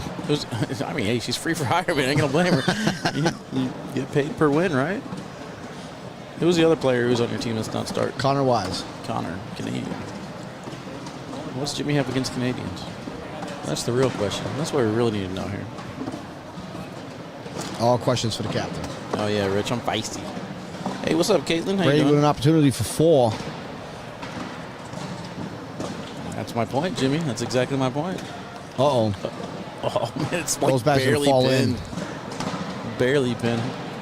He tried to go into it, but I don't think there's anything stopping that bag from falling back. Eddie's bag off to the side, though, is in a lot of trouble. Oh, my goodness. I was going to say, 4th spot right here coming up for Brady. He's got to finish.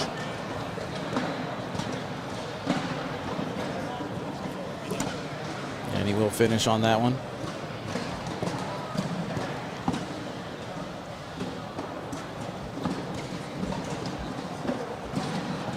That's one thing about these young players, man. They just fire bags. Like, this is only a 20-second delay, but I'm watching this like back on my phone, you know, and they haven't thrown any bags on the start of this replay. They're walking down the course. That means they're firing all 8 bags in less than 20 seconds. Trying to say we don't need a timer or we don't need a time clock here? No, we are good. All right, we're good. We don't have to worry about. Let's go, Ninja posting Nate. comments about Okay. time clock violations. Eddie's taking a couple of extra seconds here. Tied at 18.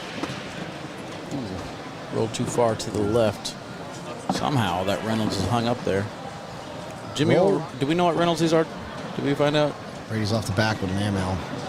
That's the last thing you want is to be off the board. Imagine Jimmy would know. And the opponent has 18. For that reason right there, Brady's going to have to collect this bag. But we're going to see game 2. Good shot. What a bag by Brady. Eddie can go in for 1. He does. Good shot right there from Brady. Had to drive through and collect both bags. There's no way he was going clean, but what a shot going up the board. Keeps this match alive.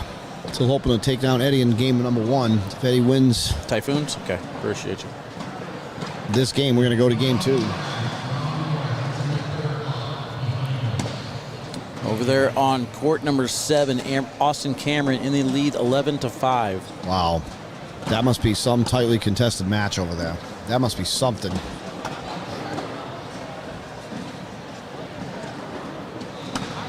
All kinds of people with cameras over there. There's a crowd around the board.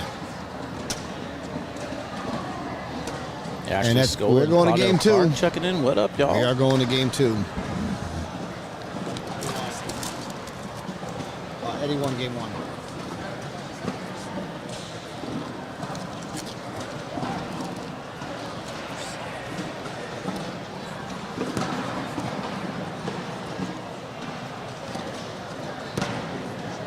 Sydney, yeah, that was my, what are you talking about? That was my top 10. That was in my top 5 highlight reel countdown whenever we did the on Bagging and Bragging. Lexi says, let's go. Jay says, attaboy Eddie. Shane, let's go, Eddie. Here we go, game number 2. It's all on the line right here. All right. Hopefully that other finals match will be over by the time this one ends. And hopefully we can just fire off the top 8. We have to wait for that other one to end, right, before we know the seeding. Yeah, you got to. Right, 'cause then unless there's a situation where there'll be the same seed or we won't change the order, you know what I mean? Yeah. I'd have to think Braden Wilson's pretty high up there, though, so it should change because Braden Wilson, I believe, won his bracket in New Mexico. Or came close to winning his bracket, I think. I can't remember when he played Carson, if it was in the single elimination portion or if that was a double dip scenario. 2-0 start here for Brady Foster. Had a chance to play against Braden Wilson yesterday, and I got to admit, the kid was very consistent. He threw a flat, straight bag right down the pipe.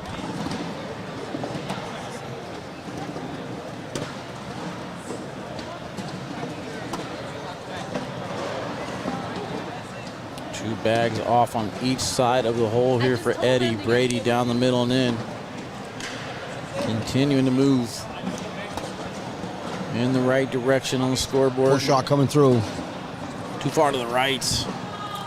Can He Eddie still look sneak like in? he's going to get 2 here. He's going to get 4.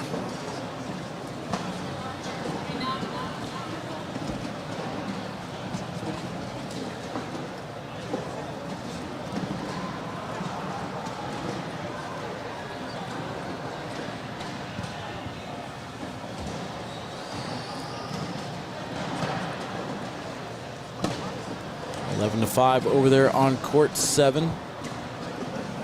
Brady Foster went through Ryan Smith to take the king seat. Lost game number 1 here to Eddie. Close matchup. Now it's a 6-0 start. A little bit of a lane here. He's going slick side down. Good shot. Hits it perfectly. With the bully.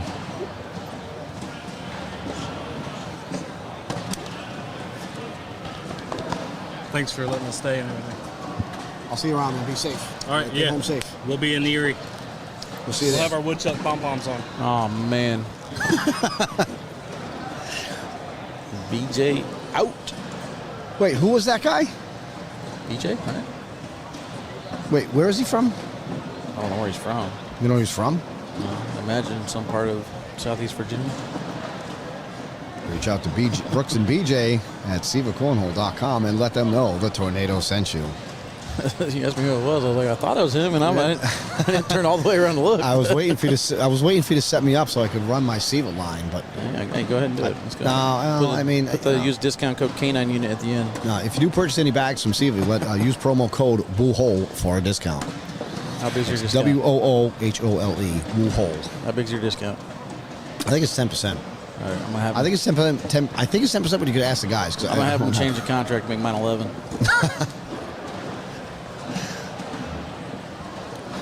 11-7 though over there on court 7. Austin Cameron in the lead. Braden fighting back a little bit. Can I talk about Brooks and BJ just for a minute? Let's do it. I'm not pushing my sponsors or anything. I'm just talking about the guys, like the cornhole guys. They really are the most wonderful, fantastic people. Like in the business, like we have such a great business relationship that has turned into a friendship. We now have a personal friendship. We're hanging out, like, you know, going out, mingling. Like, it's not just about the business aspect. They are the two most legitimate guys. They are so reliable. They're on it with the bags. Like, anytime I got issues with bags, they take care of us, like, immediately. Like, day, 2 days, 3 days later, we have new bags in our hands. If we need them, we ever call them and ask for it. Like, they are fantastic, fantastic people. Why is BJ afraid to play a match against Josh Keck, though? That's what I want. BJ would kill him. I mean, Josh BJ's Keck, he's pretty good. He's decent. Like, he's not Josh like... Keck has been waiting to play this matchup, and BJ's been dodging him, man. I saw it. I'm betting the house on BJ in that one. I saw it. Now, if we're talking about points, like is Keck's going to get like 15 points, and I don't know, maybe. Straight up. Keck's probably going to need 15. Keck might need more than that. But I definitely got BJ in that one.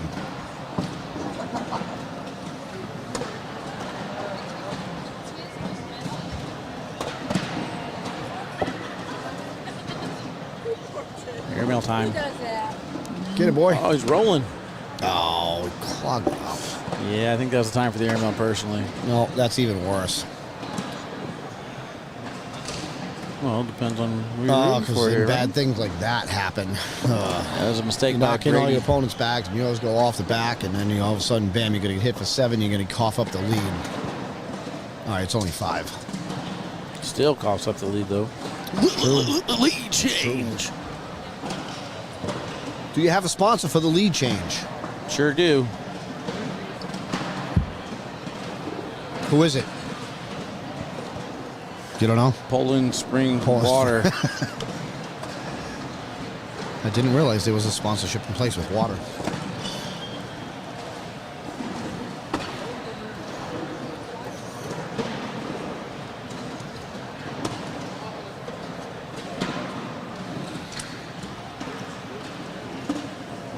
Ooh, okay, Eddie. Feeling that roll bag early. Brady's bags are jamming up on him a little bit right now.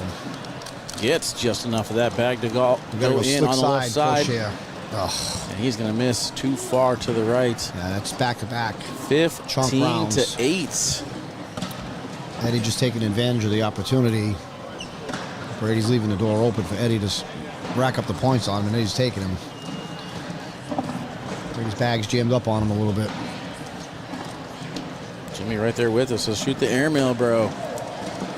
15-8 over on court 7. Austin Cameron almost finishing up that double dip, just like it's like Porky the Pig there, just like the same score here in this matchup.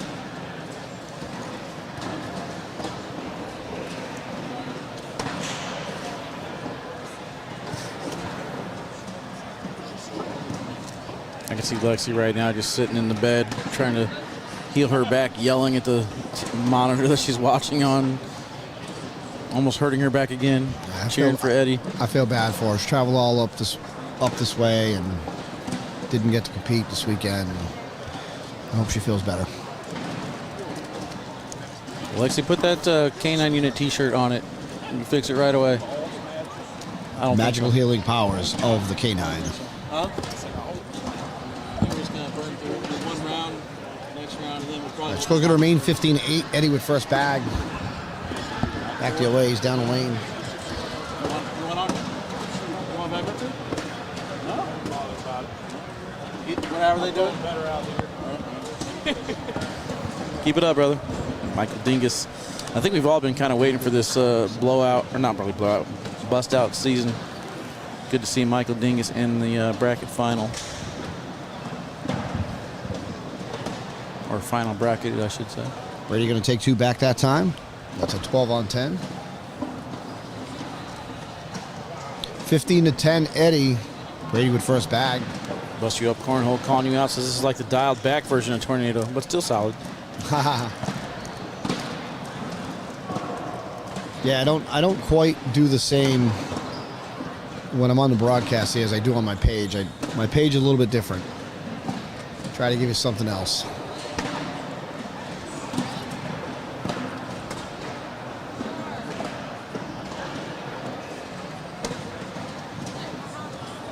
Right down to Lady T is busy working. We got a score update on that other match. 15-10. They're moving right along with this one. So 15-10. They're in keep an eye on game this 2. scoreboard. It's probably the same thing over there. It seems like the points are taking longer to escalate over there. Is this a 5 spot? Are we tied?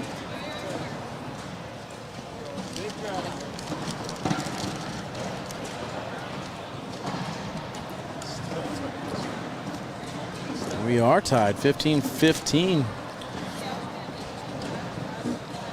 Uh-oh. We're about to get a chat fight. Athena Delgado in the chat now. Oh, what happened?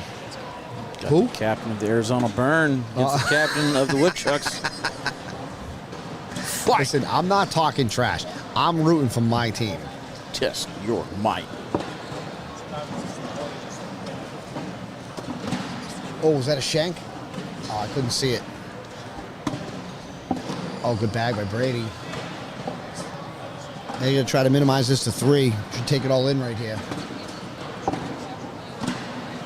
Brady can hit for 5.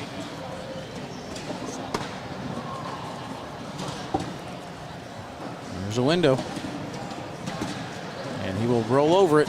I think he's still going to hit for 5, right? That's still 10 on 5 right there? Yes, sir. Had to make sure that one stayed on the board to keep the game going. One more point here for Brady Foster to take it down. Over on court number 7, Austin Cameron 15, Braden Wilson 12. Bust you off cornhole still on this? Is he still around? I imagine there. Can I say this, that Brady Foster's 1 point away from busting up Eddie in this one? Can I say that? I don't know. I don't know things. It's above my pay grade. On the flip side of that, Eddie is 6 points away from busting up Brady. I think if I'm Brady, I'm playing all in right here. And they said, yes, sir.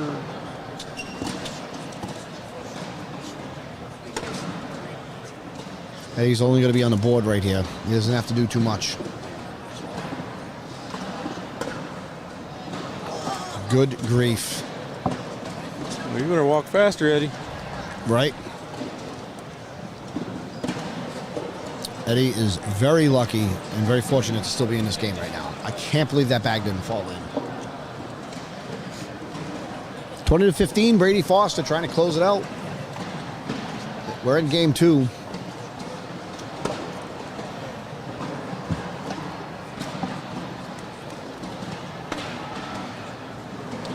I think Eddie can still get that bag. Looks like Austin Cameron That's a just good block snuck though by around Brady. One of Braden's bags, so I think it's like 17-14 over there. Oh, court good 7. bag by Eddie to work that back in.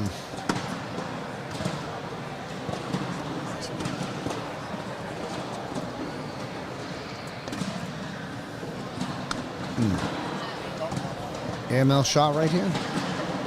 I would play it safe and just go in. Just go in.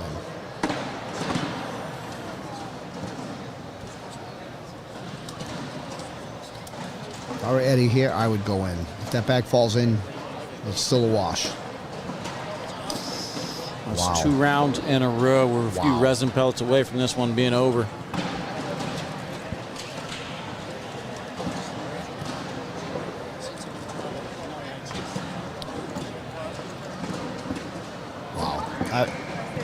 Eddie is very fortunate right now to still be alive in this match. And one of the worst things you can do philosophically is leave your opponent in the match longer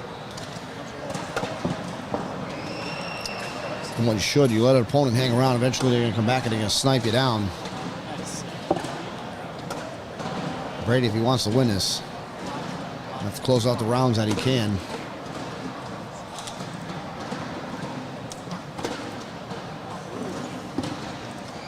Another example right here. I think an airmail shot.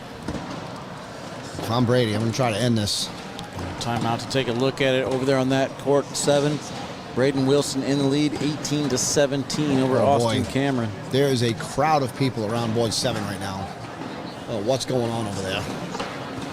Probably try to go back and watch it later. All right, Brady's got some options. He doesn't have to force the action here.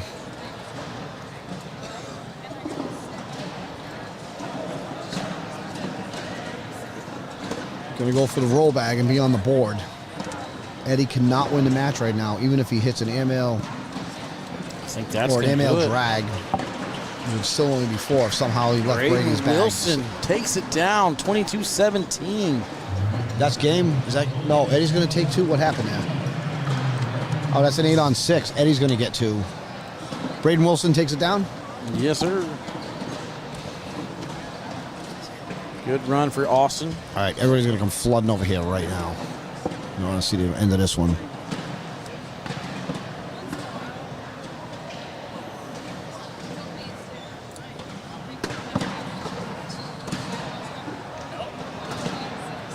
Got a hit and kick. 4-bagger's going to win it right now for Brady. I would not fool around. Put him in.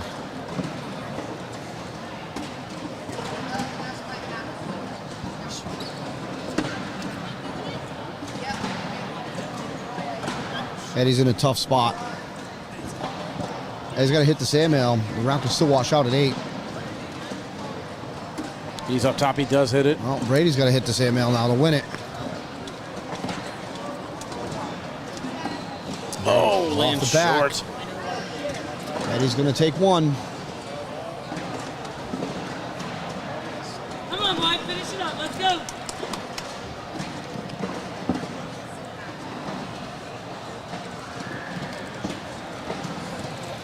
It is close and tight late. 20-18. Players are pretty much within 1 bag right here. Brady can afford to miss 1. And by a miss, I mean I'll leave a bag on the board. He can cough up 2. We cannot cough up 3. There you go, boy. Come on. Well, rolled on him, but it is on slick side on the right side of the hole. Roll bag coming up here. Cut shot. Pull it. All right, they're even at 5. Decision time here for Eddie. He cannot afford to miss. Yeah, you can't be off the board. You can't be off the board here if you're Eddie. Do you roll or do you airmail? Yeah, He's going roll. He misses to the left. This is the bag that Brady could afford to throw off. No, he can't be off. Oh, actually, yeah, he can be off the board. He can be off the board. It would only cost him 1 if he's off the board, but the worst case scenario would be to knock Eddie's bag in and go off. If I'm Brady, he's got a roll bag. I roll it here. I'm shooting this. The roll bag is safer because if you miss, you're still on the board. I ain't worried about the miss right now. If that pile's too high, you got a chance to win it, you shoot it. He does shoot it, and he misses deep. It's fine. There's enough room there to shoot that airmail. That bag on the front was kind of tilted on the side. That would have been a very difficult roll. He's no Devin Harbaugh. I'm just kidding. No, I'm just kidding. But yeah, that's the bag you can afford to miss right there. That's the situation you want. Airmail for the win. 20-19 now. Eddie stays alive.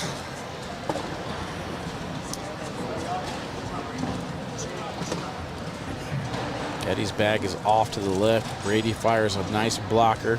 I think Eddie's bag is going to jam up Brady's bag. That's a great cut shot right there by Eddie. Oh my goodness, that's what you cannot afford to do right well, there. Well, it's not the worst thing in the world. I mean, it's not good to have a bag off, but you know, Brady can give up 1, but not 2. He's got to collect his bag. Great job. Great bag right there, pulling that bag back in play.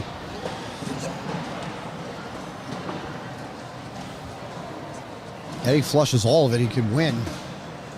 He misses to the right, and now we're looking at it in for the win. Brady on the is other on the side. board. It's 1. He's in the hole. He's going to win. Oh, my and he goodness will get gracious. it, but the other bag falls. We're tied at 20. Oh, my goodness gracious.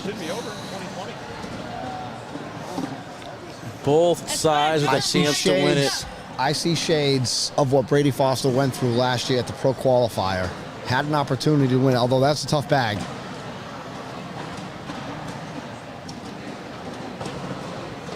We are down to 20-20, game 2. Next point wins. You think we're going to see 3-4 baggers in a row like we've seen with Tony and Jacob? Say that one more time. You think we're going to see the next 12 bags hit the hole? Oh, go no, in? not with these two. Not with these two? Well, I didn't think so either, but at this point, I think it'll play all in. Cuts it around. Nice job. It's a good bag, but that bag's not in yet. Expect Eddie to go slick side. Yeah, slick side push. Flush it all right here. Don't fool around. It's not what you want. Got to go in. Yep, good Great bag shot. right there by Brady. Good bag by Brady. Good job. You got to cross your fingers now. Somebody back here is getting excited. Somebody calm this woman down. Got to go backside of some sort and then hope that for some reason he doesn't hit this push. Oh, Almost hit it. Brady's just got to be on the board for the win. Brady's going to take it down. And he will do it. What a battle. All right, chat, that's it. We got our 8. We're going to go ahead and set up the bracket. We'll be back here in just a little bit. We'll let you know who's playing who and where they're at. See you guys in a little bit.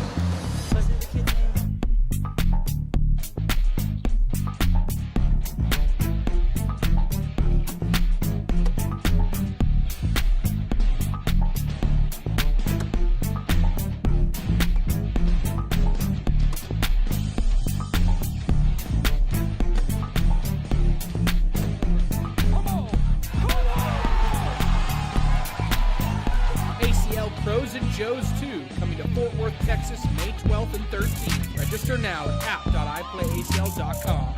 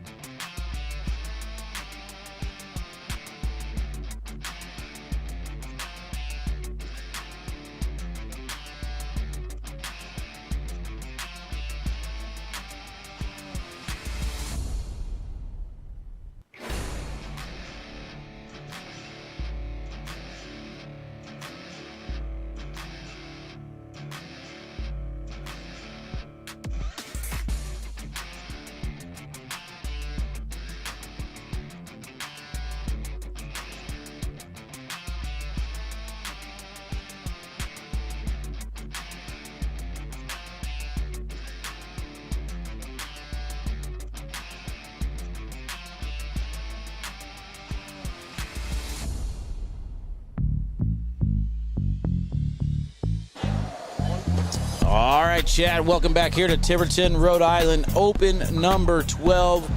We got all the other brackets still underway, advanced, competitive, and intermediate battling down in their respective brackets, but we're getting down to our single elimination portion. We got 8 players who have won their brackets, and now we'll do battle. Going all the way down to 1 player who will be your Open number 12 singles champion. I believe we're going to start things off here on the broadcast court with Frank Modlin taking on Cheyenne Bubenheim. We're going to see the other matchups in a little bit if we can get this thing to load here. It just keeps on spinning and spinning and spinning and spinning.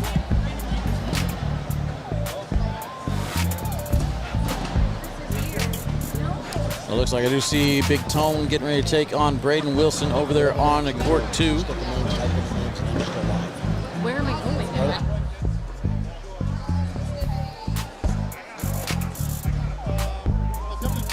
That leaves Brady Foster, Michael Dingus, Kyle Malone, and who's the other one? What a match over there on court 2. We got Tony Smith versus Braden Wilson.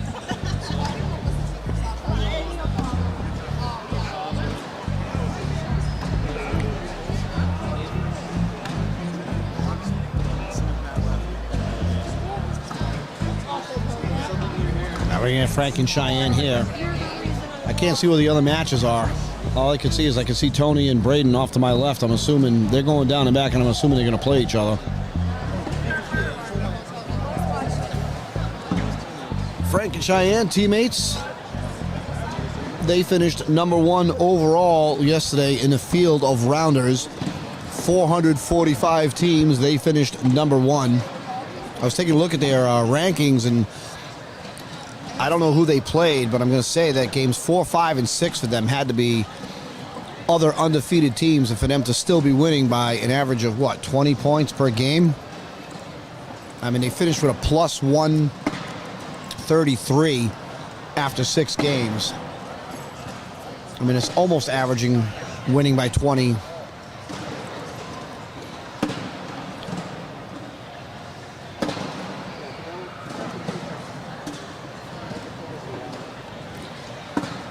Oh, Devin. So Kyle Malone's playing Devin? Is that what we're talking about? Or no, we don't know the matchups. I can't see on court 3. Can you? I cannot see court 3. If you give me a second, I'll go take a look. I have Tony. She's doing Devin. We'll get the matchups figured out here in a second. I'm trying to load the bracket, chat. It's just spinning and spinning and spinning and spinning.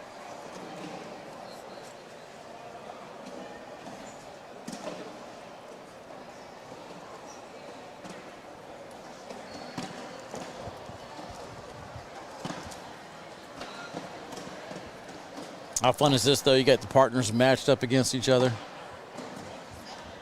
Should be a pretty fun game. We got Frank with his game changers in his hand. Trying to see if Cheyenne is throwing it looks like she is throwing her game changers over on the other side. So how many times did we think we were going to see a game changer versus game changer final at an ACL Open this year?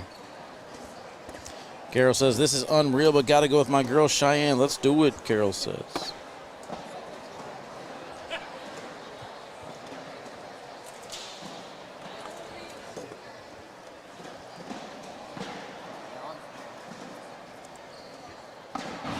All right, thanks for having me back. So I took a walk over to Devin Harbaugh. He can't get his bracket load. He has no idea who he's playing. Just know that Tony and Braden look like they're battling out on court 2, and we're going to have Frank and Cheyenne right here. I don't know if they're live yet.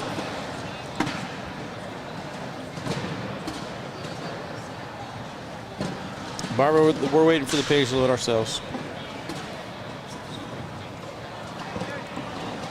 I can't tell if, they must not be live. I think it must be going down and back again. It's like it paused halfway through and assigned the first 2 matches and stopped. Devin's having the same problem. He can't get his bracket low, so he doesn't know who he's playing.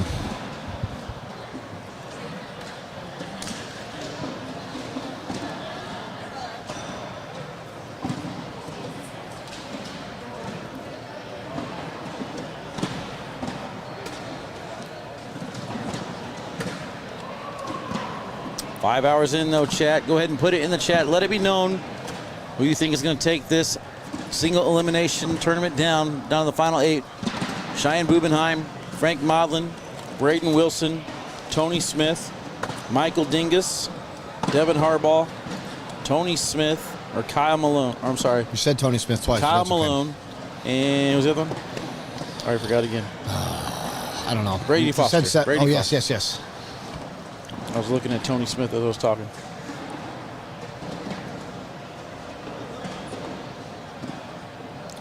All right, are we on the way here? Are we good? Yo.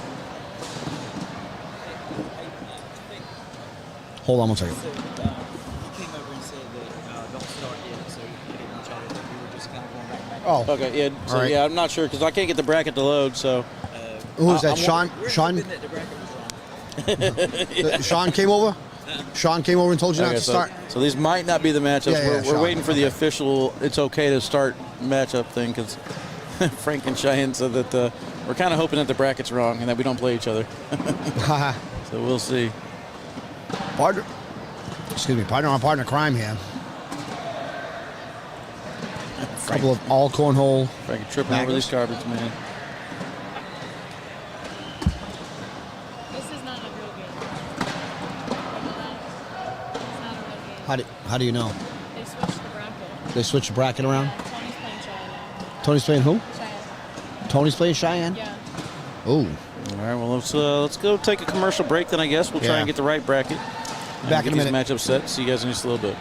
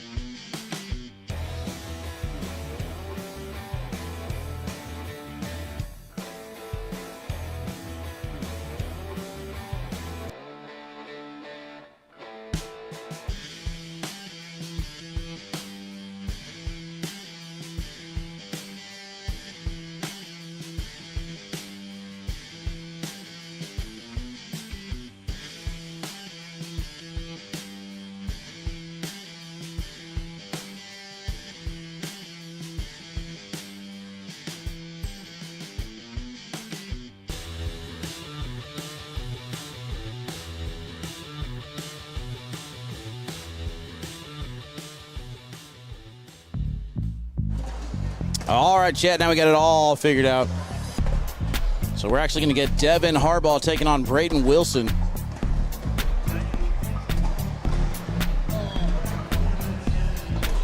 So this should be a pretty good one. I don't think there's a bad matchup to be had, though. I'll give you the update here in just a second. Let me load it in. So I don't know. I think it's an unconfirmed report that Tony Smith is going to be playing Cheyenne. And I'm not sure what the other matchups are. Braden Wilson, Devin Harbaugh here.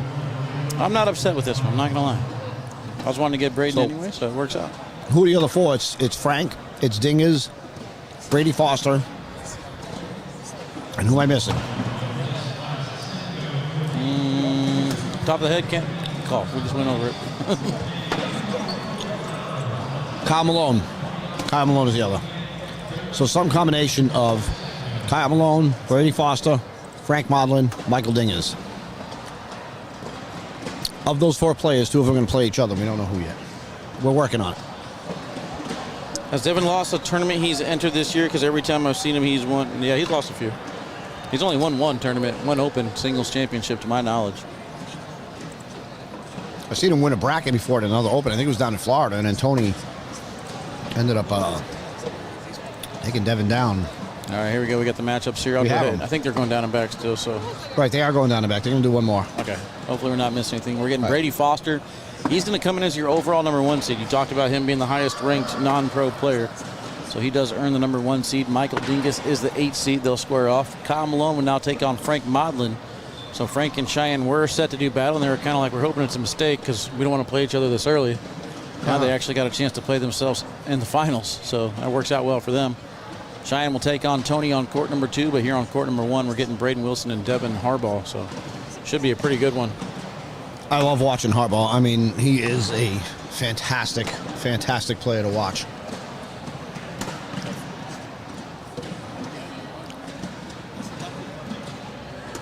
Switched his pro partner around recently. I think he's not going to be running with Derek King anymore. I think he's going to be running with Nico Morales. Going to re-racket for pro national number 2.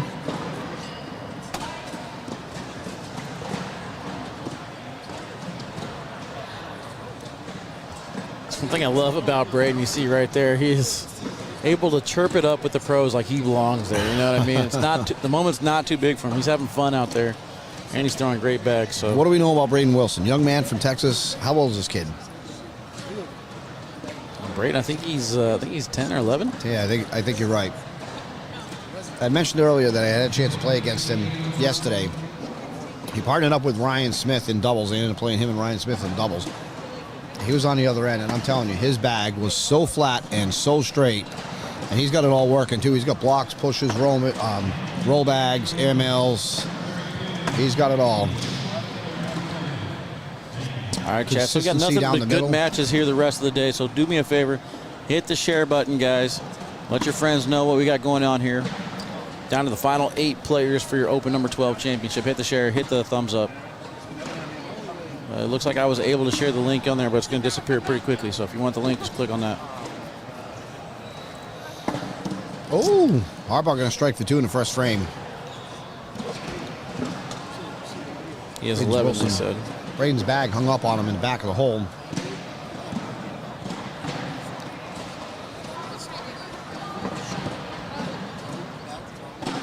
Tino's was trying to go with the storyline, saying that Devin's a father now, so he's going to take it easy on the young kids. I don't think so. Came back and double tipped Landon Bass. Now he's got Braden Wilson. So I don't know about that, but sending all the kids in Harbaugh for to try to expose his weakness now, huh? Yeah, I don't know if that's legit or not.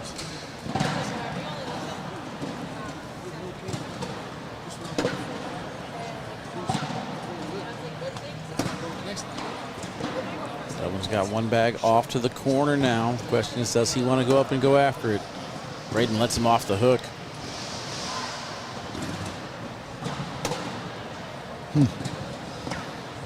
Could have a roll bag coming up here.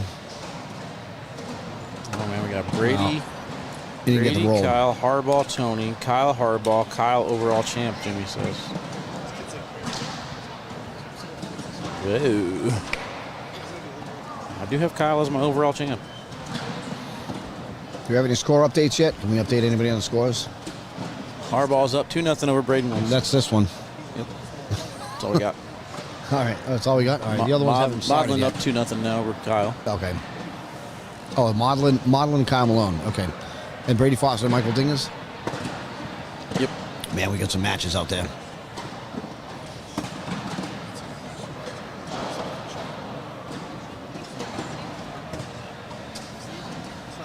Well, I just thought of a very important question I wanted to ask you before the end of the day.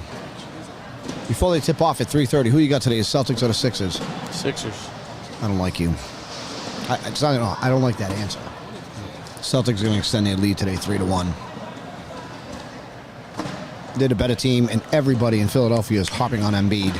I don't know, man. The Wallace brothers are great at rebounding. And Kevin Durant looks to be in his prime. Who's Kevin? What? That has nothing to do with the Celtics and the Sixers. Oh, what's his name? The other guy? Black basketball player, what's his name? Kevin. Kevin Durant, what's his name? Who are we talking Tall about? guy. Oh, Kevin Garnett? Kevin Garnett, that's it. Yeah. Kevin Garnett. Yeah, he's good. He's a good player. He's good. Yeah. Go sports. Go basketball. Go Celts. No idea, man. Basketball not my strong suit, dude. It's all good.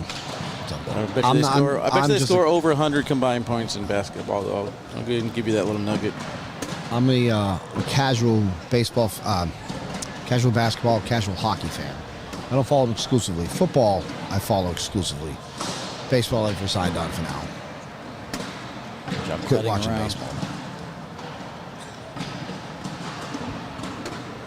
Six side push too far to the left, unable to collect that bag. It's the second time Braden has missed the opportunity with Devin missing to the left.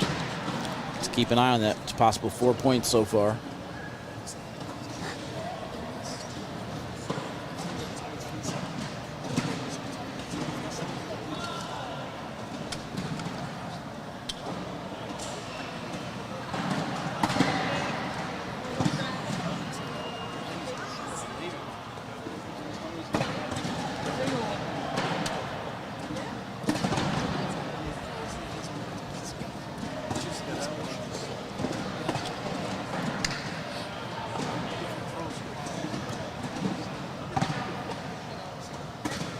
Oh, good bag by Harbaugh.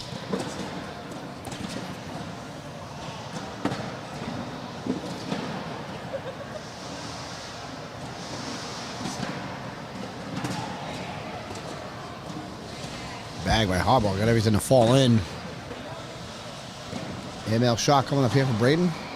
He is going for it, and he's going to hit one. Knocked one in. Gets the corner, but doesn't get the drip on the bag in hand. So 4-0 start. Just slightly off. Let's talk about winners here, right? So we have a 8-player bracket. Winner of this match going to face off against the winner of Cheyenne and Tony. That's on court number 2.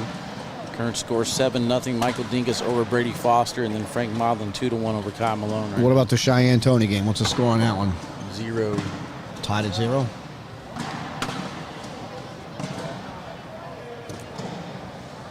Looks like that round just washed out over there. All right. Devin looking to strike for 2 more.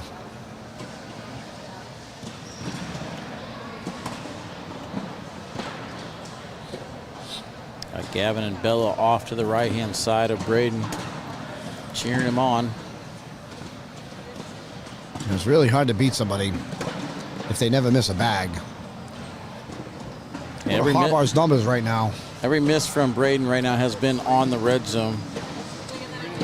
Brady Foster's not out yet. He's on court 3, but he's down 10-0. Brady Foster is the overall number 1 seed.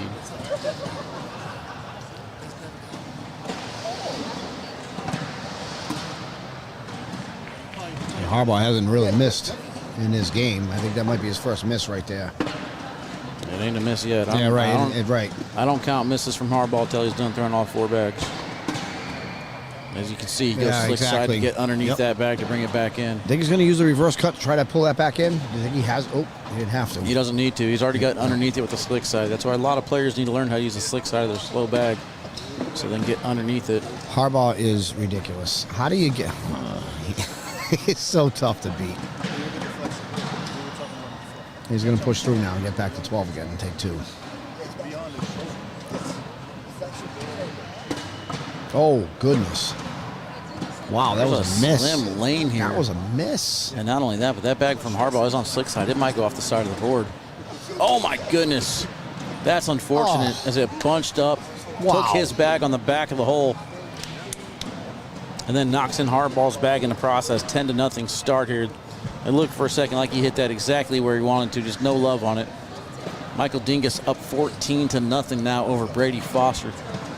They're on a 10.4 in 4 rounds so far. I don't know what the deal is with that, Frank, or with the Cheyenne and Tony match. It's still showing 0s, but knowing Tony, he's probably entered the score for the entire game before it's happened, so I'm just going to stay away from that. All right, so the winner between Brady Foster and Michael Dingus is going to face off against the winner of Kyle Malone, Frank Modlin. Yep.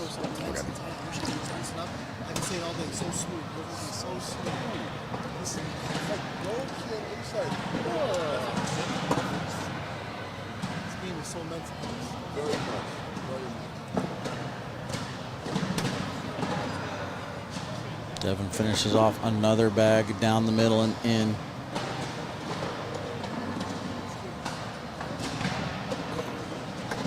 And Braden goes up for the airmail. Braden's just barely missing, man. He's not catching any breaks right now. Harbaugh's just continuing to pour 12s in the hole.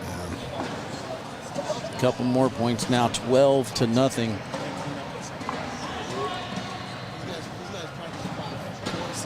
It's going to bring Devin's PPR up to an 11. What's Braden shooting right now? 9.5.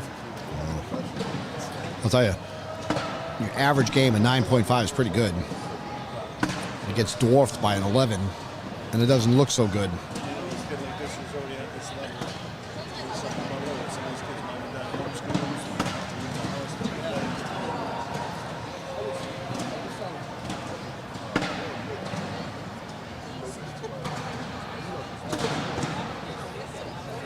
Harbaugh out here dealing. Oh, poor kid. I swear there's a sniper somewhere up on the banister. Sniping this kid's bags. He's doing anything and everything right now to That's at stop him. least second time from going in the hole. That it's happened where he's 14-0 start, and these are all just unfortunate. I mean, they're not missing by that much. Every miss so far he has been pretty much right in the red zone, with the exception of that one round. But he had 2 rounds where he had bags skip over an open hole on an open board. And then another one where he knocked Devin's bag in and pulled his own bag out of the hole and sat on top of his own bag and back of the hole. Talk about unlucky. This kid is a definition of it right now. It's good to see that he's staying with it. He's not done. That was some roll bag. That was a lot of rotation on that bag.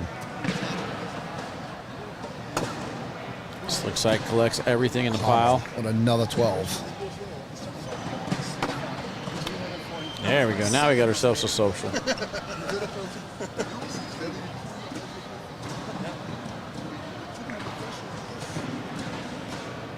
Score remains 14-0 in favor of Harbaugh. Malone takes the lead 6-2 over Frank Modlin. Michael Dingus 14-10 now against Brady Foster. Again, I can't see the score on court number 2, so I'm not sure what's going on there. I'm trying to flag somebody down to get a score update. I got a couple of friends right there. Tony's mom.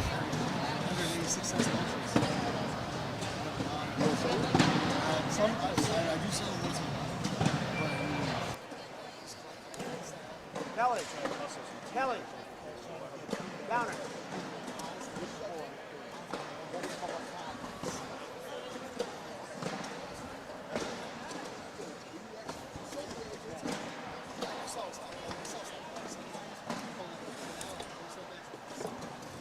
All right, so Braden's on the board now, 14-2.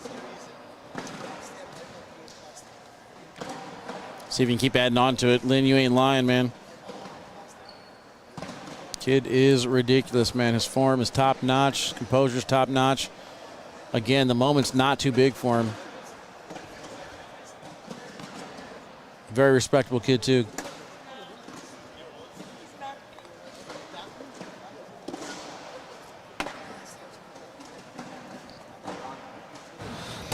I can't get an official score over there, but I can tell you that Tony is ahead. That's as much as I know.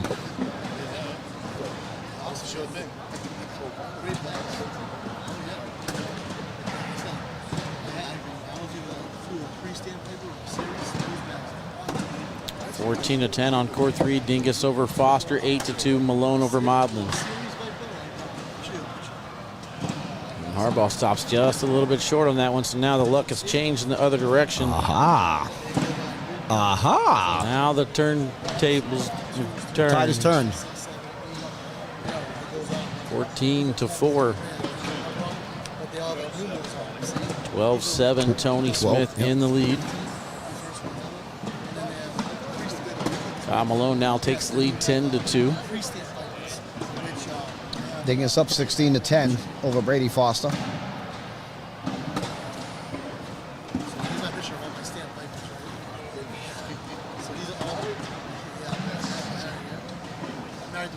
just put it that way. But I mean, like, I have my widows and these are all pre-stand fighters and all that when they got released. You know what I mean? So the difference is like the newer than series, you know, stamp it. They play so much better than the regular bags. Double four-bagger. Here we go. Like you have like some bags you have in your hand. Gotta hit enter, dude. Gotta hit enter, man. Just him running back down the court there made me tired. The energy of the youth. Malone now up 13-2 over Frank Modlin. Dingus 16-12 over Foster. You staying in town after this is over, Wall, or you heading home? I got one more night here. Fly out early tomorrow. Try and get to the airport. I think 5:30. I don't think there's very many blind draws around here tonight. If you're looking for that. No. I got work to do. I got to upload all these videos to the digital network and follow up on jersey orders, and then get ready for tomorrow. What are you into? Oh, you're going to the pro shootout next weekend? Yep, fly out Wednesday. So I'm only home for about a day and a half.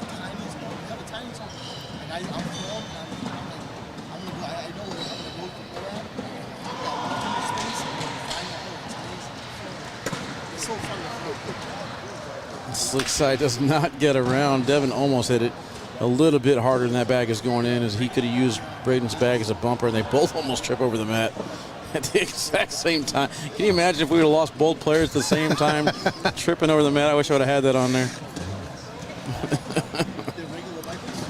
Oh, man. I wish I would have switched camera angles sooner. That would have been on the highlight reel. You said they knew? 16-2 Harbaugh. It's closing in. Not letting the young man get very many points or very many opportunities, although Brady may have an opportunity right now to get two. Who is Landon Bass? The kid is nasty. I think he's number one in juniors right now. I believe so, yes, sir. Great run this weekend. Lost to Devin Double Dips Variety, but took him down at least once.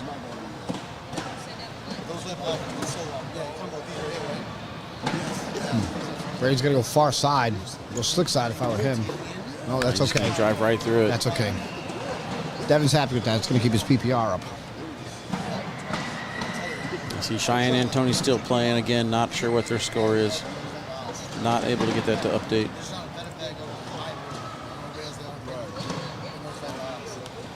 Over on court 3, 17-12. Dingus over Foster. Malone 18-2 over Modlin. 12-9 Tone.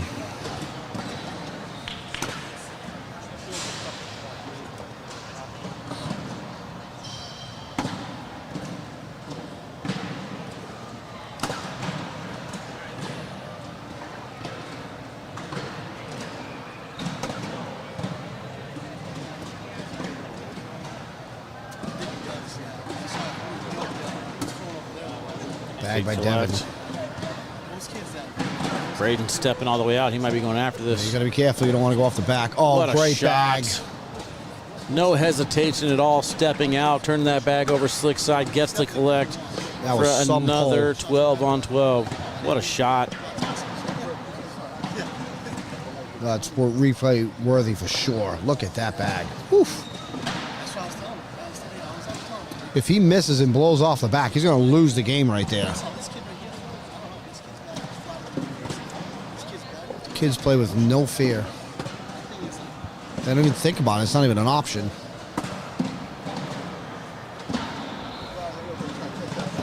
Kyle Malone putting a hurting on Frank, huh? Yeah, 19-2. Oof. And Dingus out in front of Brady Foster, 17-12. Last score update we got was 12-9. Tony over Cheyenne.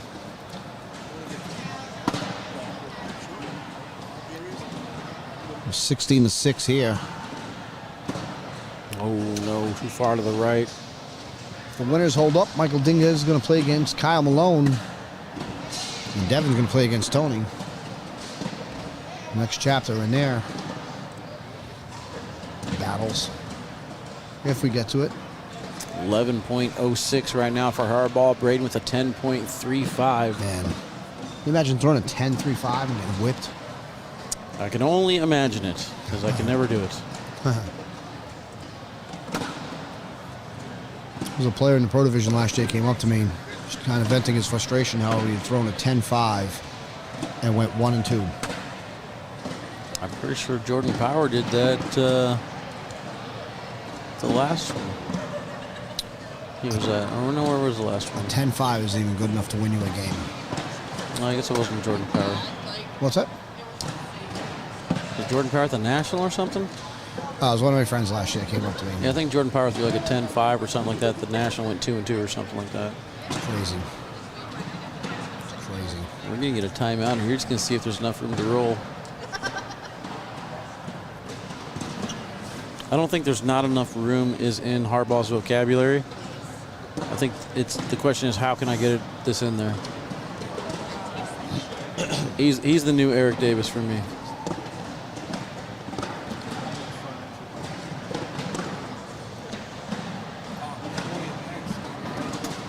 He is going for that cut, moved it a little bit.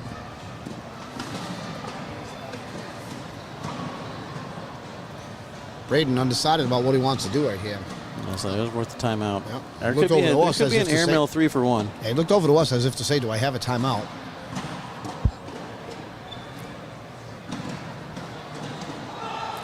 Four timeouts in doubles, 3 timeouts in singles.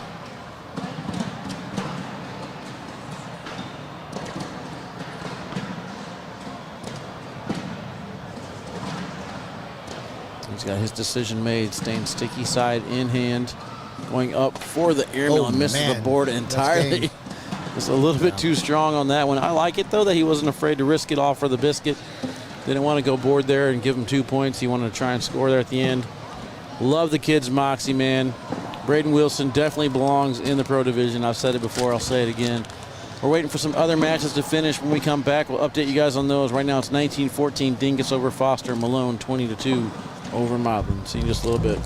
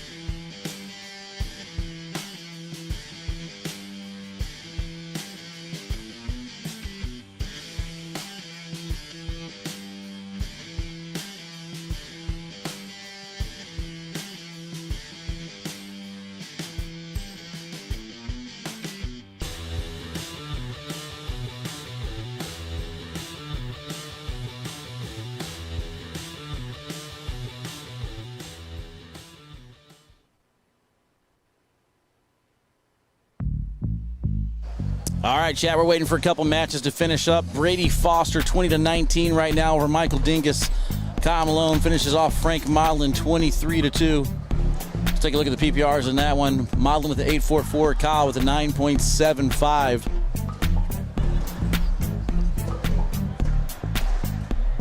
Looks like that match is done over there on the bottom. I don't have the score updating here, but let's check out the PPRs. Devin Harbaugh threw a 10.89. Braden Wilson with a 10.06 in 18 rounds. Unable to get anything to go. I mean, it's just very unfortunate.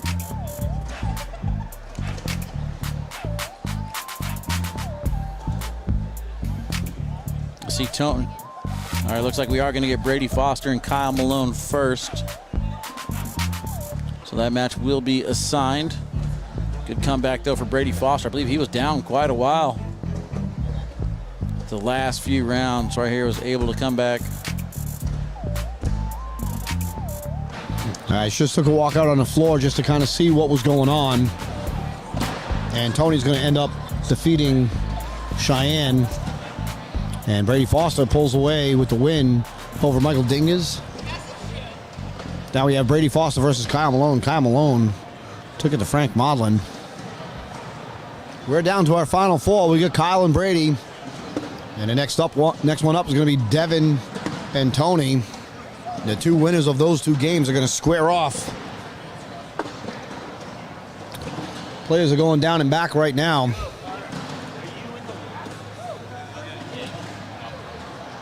I believe we should get all three matches here on the broadcast court. Finish things up. Oh man, I just forgot. Dang it. What happened? What'd you forget? I was going to ask Braden's dad if we can interview him Tuesday for the show, and I was literally just talking to them. I'll message him. We got 3 matches left here. Who's it going to be, Wally? I guarantee we're going to have at least one Reynolds player in the finals. That's true. That's a very good prediction. Is it going to be Tony or is it going to be Devin and the other one? I got Kyle Malone winning over Devin Harbaugh in the finals was my prediction when the day started. I'm going to stay there because it could happen. It could happen. Even Devin's like, okay, that's not a bad one. That's not a bad one. Yeah, I think Kyle's going to take this one. I'm going to say it's going to come down to Kyle and Tone.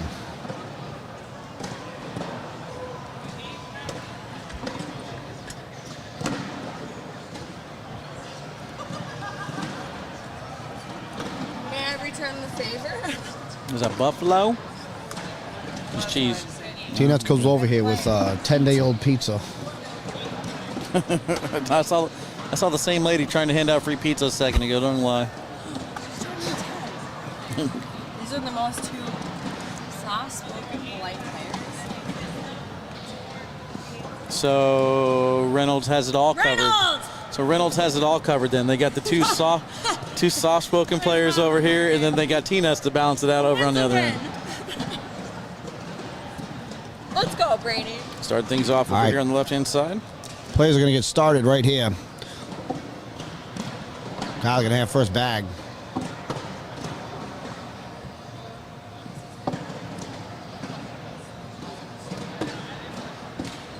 This is the last set, Joe. I'll give you 5 guesses. The last sit and go? They're finally done with sit and goes? Damn, I didn't get a sit and go in. 353. Kyle with a backside airmail right there.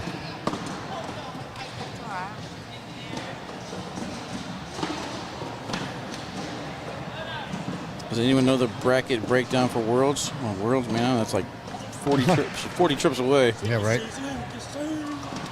Slinky season. IPPR guy over here, Tony Smith. Oh boy, Kyle going to hit for 5 in the first frame.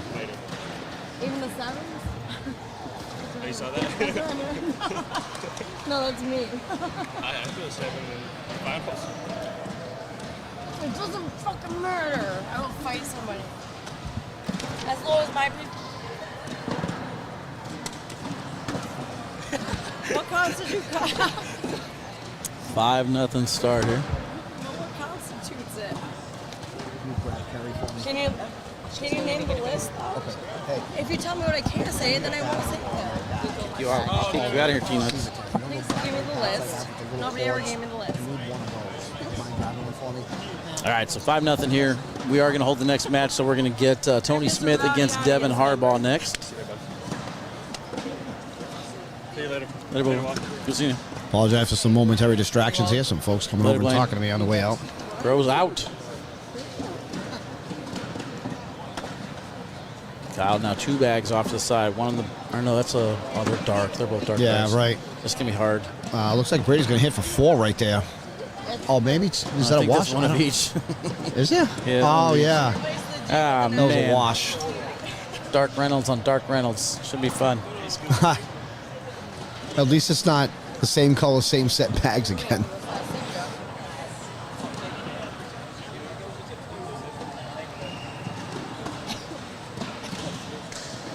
We had a chance where it looked like it was going to be Frank versus Cheyenne to start the broadcast. And they're like, I hope this is a mistake. But now I guess they kind of wish they would have played each other. So they're both eliminated in the first round. Yeah, one of them would have got through. Yeah. Well, one of them would have been guaranteed to get through for sure. But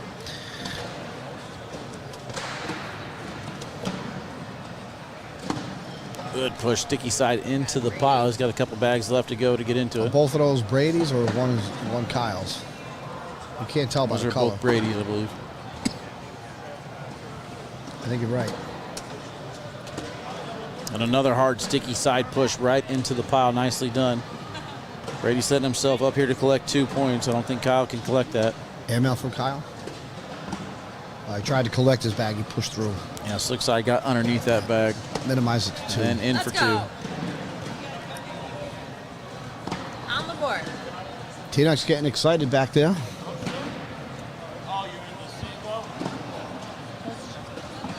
Just single in here. You never made it to a final 8?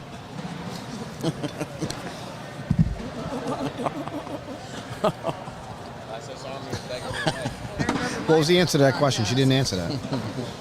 I knew that. I don't think she's made it to the first 8. She won her first match. She came over. She's like, well, I earned my sponsorship. I won the first one. That's all right. Good job, T-Nuts.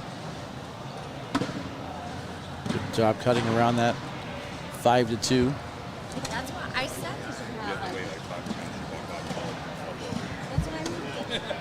Well, they do manual scoring over there on court, too. I can't check the PPRs of that match. Contraband athletics, what up? Tongue's tied. Tongue's tied. Airmail, a good hit there from Kyle. His bag is in the block position. Brady not phased at all. He rolls over it. Nicely done.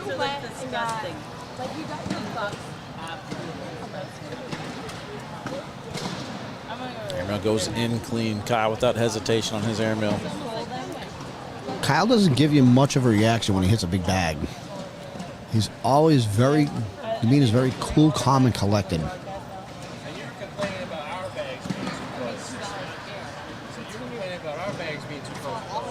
Oh, I know. We already mentioned that. Is Tony over here saying like he's justifying his position? Like seriously, bro, it's the same exact bag.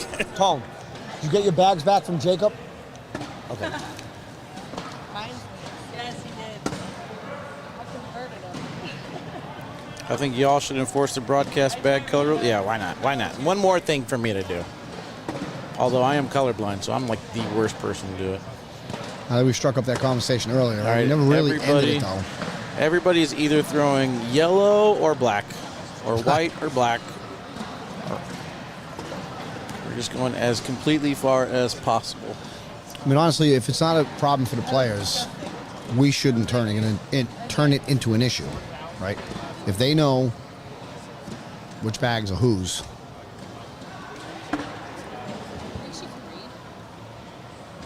That's all that matters. That's all that should matter. Kyle going to strike for 2. 7-2, Kyle Malone.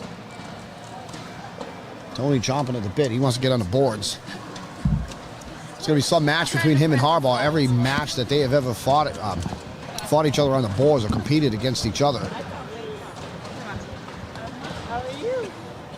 has been a classic battle. And we're going to have another chapter in the Harbaugh-Tony Smith series. Respectfully. Got some information. Wally would not care about 15-14 Sixers early on versus the Celtics halfway through the first quarter, Matt. Yeah, nope, don't care. Yeah, I don't care. You know I'm a big Boston guy, right? Love the Red Sox, the Bruins, Patriots, Celtics. Want all my Boston teams to win. That was nice. It was a nice day out. Bag number 4 in from Kyle, and Brady misses too far to the left. 2 more for Kyle. He's going to take a little walk and think about what he done.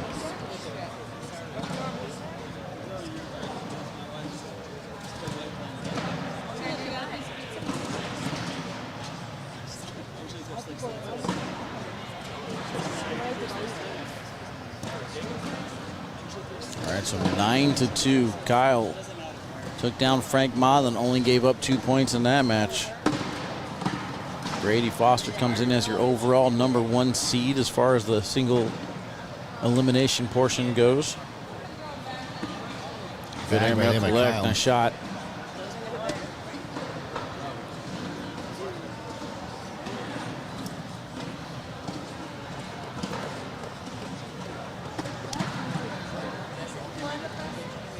There's an opening here. He's got to take these one at a time. It's a good bag by Brady. I like it. Slick side collected far side bag. He's going to be able to collect his other one.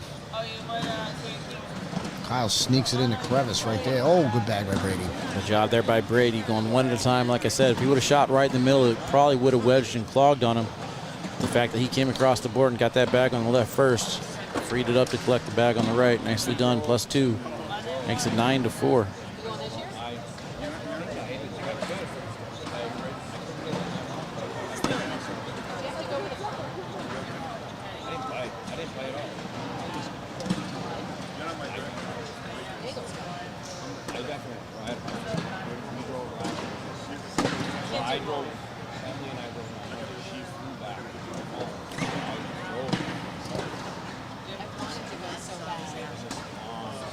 Blocker from Brady, back block there from Kyle. And now we're rolling. Good shot over the top.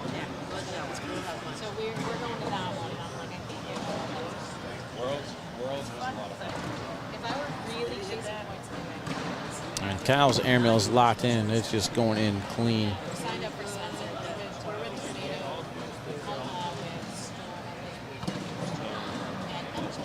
That one lands short. Luckily, only one of Brady's bags goes in because for a second it looked like they both were going to go. Jaden Porter calling us, says Big Tone winning it all. Mason, you ain't in line. Kyle's airmail is indeed sick.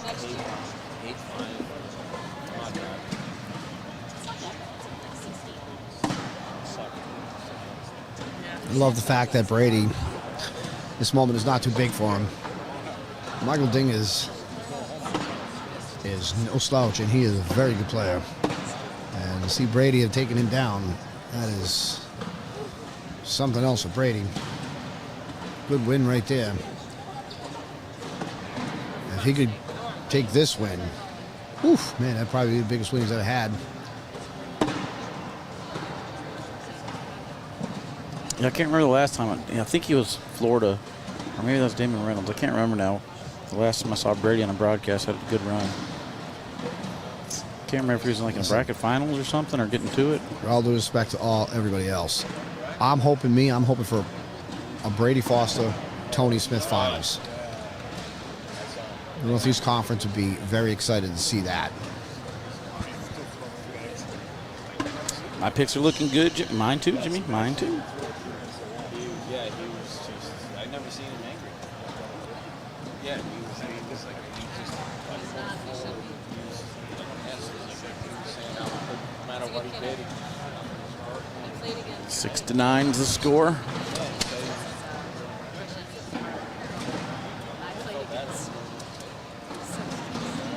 Brady has first shot. It is a nice blocker.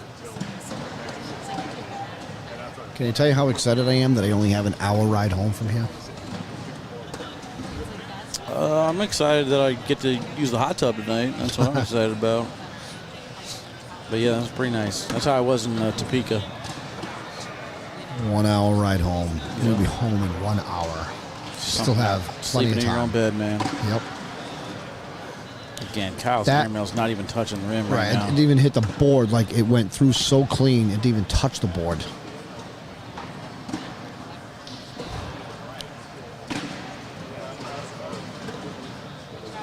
And he just keeps hitting them. People asked earlier they want to see it, Kyle Malone versus Matt Guy, whose airmail wins. I really want to do that 16-person, only one person allowed from each state airmail competition. I'm going to figure out how I can do it at Worlds. We'll make it happen somehow. Jacob Terezinski would be the representative from Massachusetts, that's for sure. Either him or Mark Burgess. Both of their airmails are on point.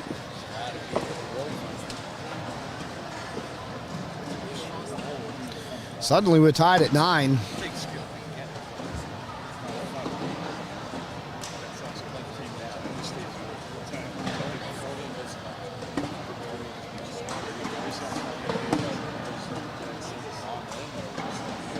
That's a rare miss for Kyle. You don't see that too often, sliding off the back of the They board just like blew that. one off the back in the last round and get it to tied. Oh,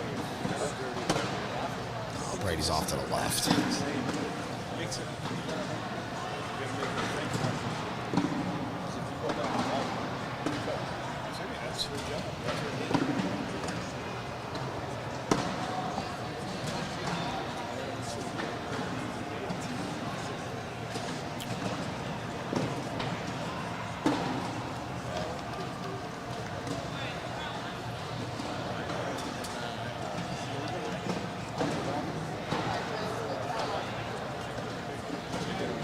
Kevin Palick says, I volunteer for Jersey for the airmail. So I'm telling you, man, people would love to see an airmail only competition.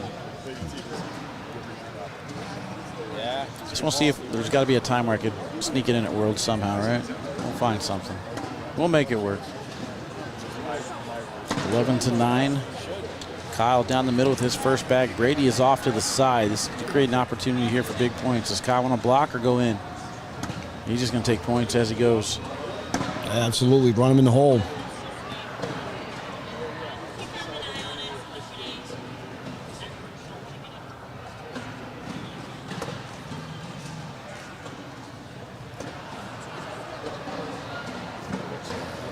I don't know, if I were Brady, I think I'd stop chasing here and minimize it to 4.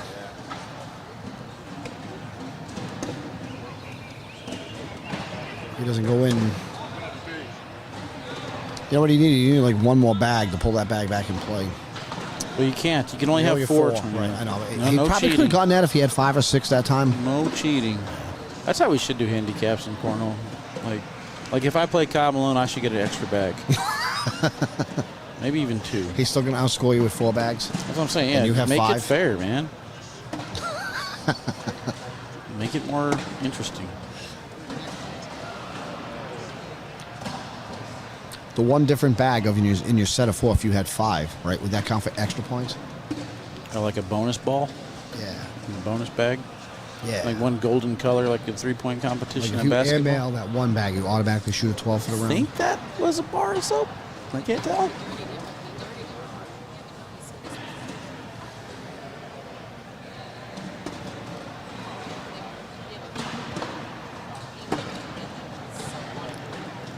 Something tells me Kyle's going to drag that.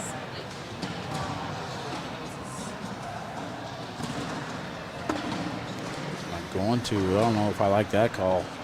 Tried sneaking in that little lane. And that's why I felt like the bag was going to go off a vibration. He threw a line drive at it.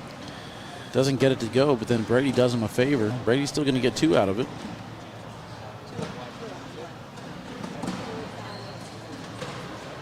I like the armor, though, from Kyle in that situation. Decides not to go with it. Cost him. See what happens. Again, Brady, first bag off to the right. Misses a block. That's exactly how I was in the blind draw the other day. That's the exact position my block was in pretty much every round. Right over there to the right. That's how to play. Could not get the blocker down. Noah Wooten wants to know who's next. You're next, buddy. If you can make it in time, we'll put you in. You got Devin Harbaugh versus Big Tone coming up next. Yeah, I guess that'll be fun, too. Hey, Wally. Yo. What if you and I ran out there and ran a singles match right after this? Dude, I don't know if I got the energy. I'm barely down to call 2 more matches, to be honest with you. That's the one thing I love about these finales. Like, there's something about the single elimination portion at the end that just keeps my energy levels where they need to be. If we do the game 2 sit and go style or whatever it's called, dude, I'm just done, man. I'm cooked, too. I don't want to play anymore. No, it says I don't want to play either one of them. I don't blame you, bro.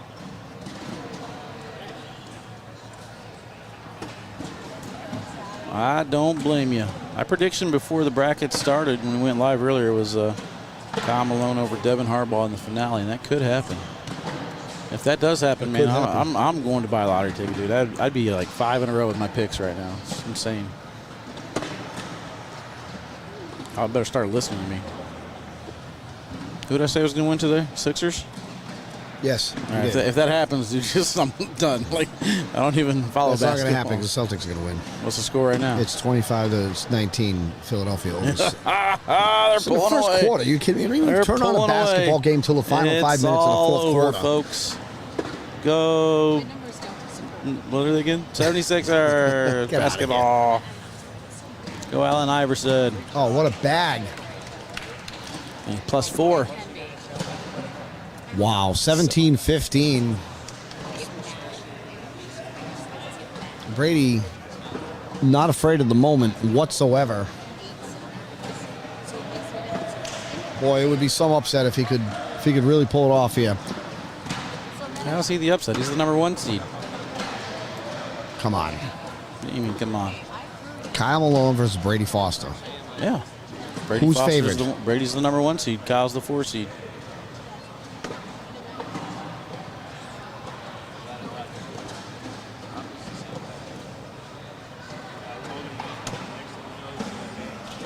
Good job pushing right into that pile on sticky side.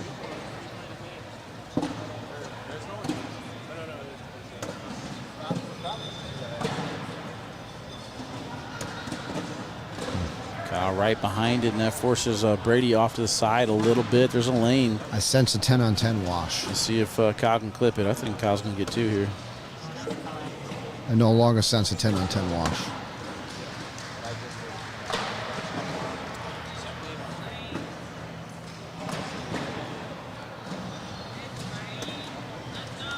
Kyle takes 2. I don't think Kyle could have gotten that bag. And didn't really see it on the monitor, so I couldn't see it straight up, but it didn't look like he was going to be able to get it from where I'm sitting. So much for that. All you got to do is listen to me, man. I'll never steer you wrong. 10.06 PPR in these 16 rounds for Kyle Malone, 9.81 for Brady Foster. We're looking at a total of 8 4-baggers only in these 17 rounds. Should have bet on the Derby. Russ, I usually do have good luck at the Derbies. I think I profited the last 3 years betting on the Derbies. Couldn't tell you who I picked, though, but I enjoy the Derby. I always shoot for like a 5-to-1 horse.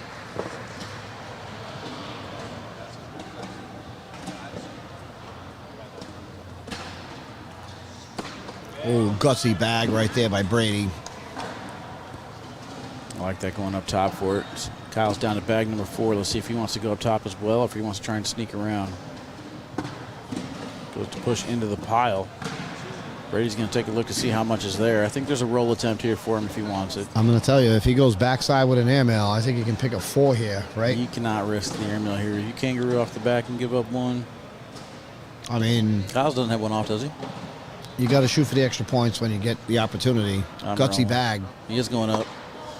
He misses to the left. I don't have a problem with that. Yeah. I like that shot. You're going to miss. You're going to miss deep, but I think there was enough there to roll. Boy, if you could have hit that, that would have been some bag. I'm torn in this match, to be honest. Nate and Malone. Devin Harbaugh and Tony Smith on deck. We're at 693 viewers on Facebook, which means we're falling a little bit short of that 1,000. So we will take another commercial. If we had 1,000 viewers, we'd stay right here. But you guys are dropping the ball with the share button. How dare you? That's correct, Jay. Good job by Kyle sneaking around. And that push skips over the hole. It is on Slick's side. There's a few bags left to be thrown. Will it work its way back towards the hole? I think that right there helps Brady out a little bit. He's going up top early, and he's going to miss. No, off the back, that's going to do it. Doesn't even need to throw this final bag.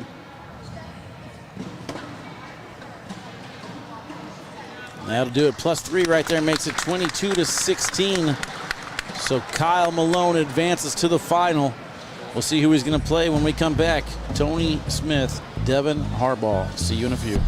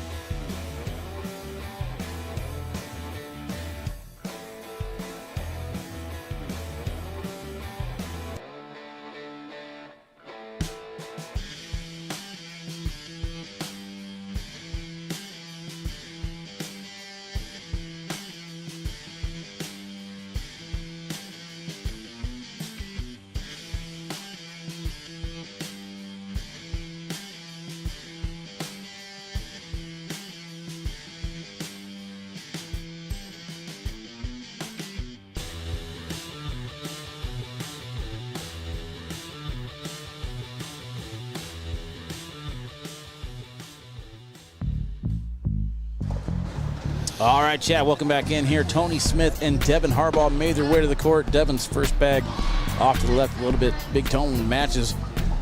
Yeah, they were running rapid fire here and wanted to get started before we were ready to back from commercial. Devin did fire his first bag off camera, but... It's all good. It's all good. That's okay. Oh, what a roll bag. I feel like these final three players are probably the top three players this weekend, I would say.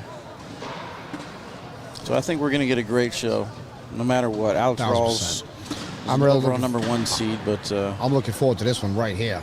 Harbaugh gets to 10. Tony's at 3 right now. Slinky season not paying off just yet. Oh, you get anything to go? Yeah, I don't know why he tried to go in clean there. I would have tried to drag my other two bags, but just bad strategy on Tony's part. It's going to net 4 points there for Devin. Just interesting. Interesting decision. So if you guys missed it, Devin Harbaugh defeated Braden Wilson to start things off 21-6. Tony Smith defeated Cheyenne Bubenheim 25-10. Winner of this match will play Kyle Malone for your overall champion here at Open number 12 in Tiverton, Rhode Island. I think Tony's taking a different approach here. He normally likes to block. Looks like he's going to play an all-in game with the Slinkies.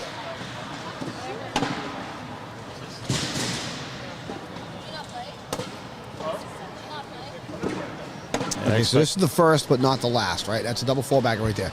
Let's set the over and under on double four-baggers. If Tony's going to play 10, Tony's going to play all in with the Slinkies. Like, we might see 15 double four-baggers because Harbaugh can run bags in the hole with as good as anybody, right? So I'm putting it 10. And Tony can run bags in the hole as good as anybody. He just never does it because he always blocks. It could turn into, this would be a boring game for Tony to sit here and shoot, hole. Would you say 10? 10. I'm going to take the over. Unless they stop blocking, then I'm going to change that quick. Nah, you can't change. I'm going to take the over. It seems to me like it's going to be not much of a dirty board game. Like Devin's going to push through right here.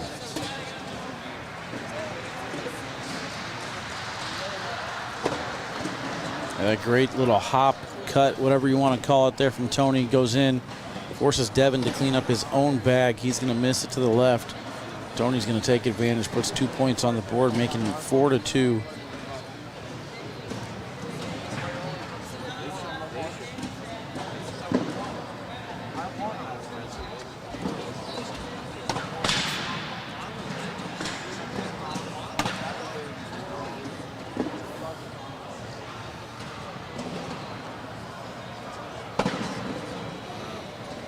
Well, if they're not going to play all in, then I don't think they're going to make it a 10.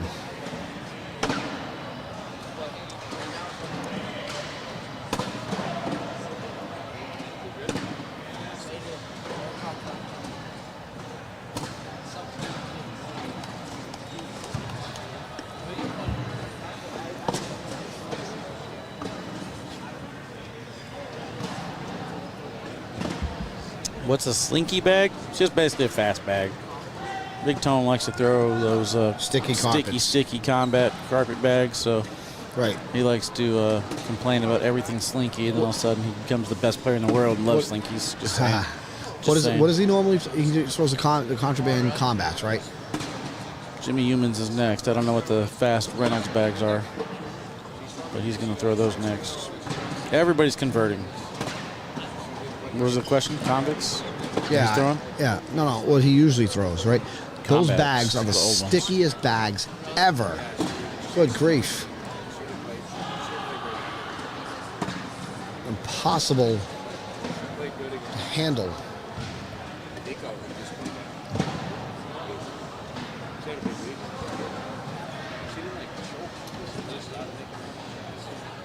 I don't think we have to worry about the shock lock with these two either. These guys like to fire bags a lot.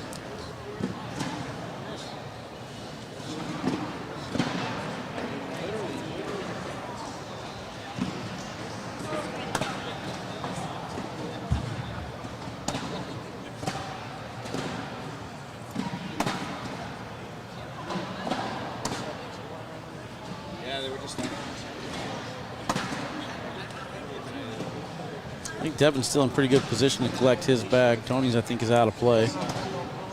And that takes away the push there from Devin. See if we get roll or airmail. It is airmail. He somehow takes his out of the middle, which is weird in its own right, but opens up the lane for Tony to push. Possibly even get them both if he can get that corner. Oh, skips the hole. Devin's going to get one. That was a weird reaction of those last two bags from each player. Didn't see that coming.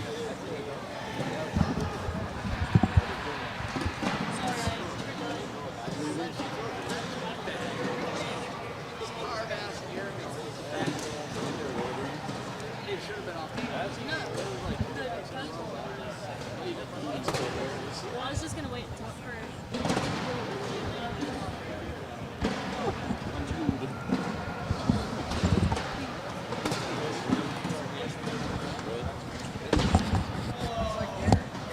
Garrett's the same way.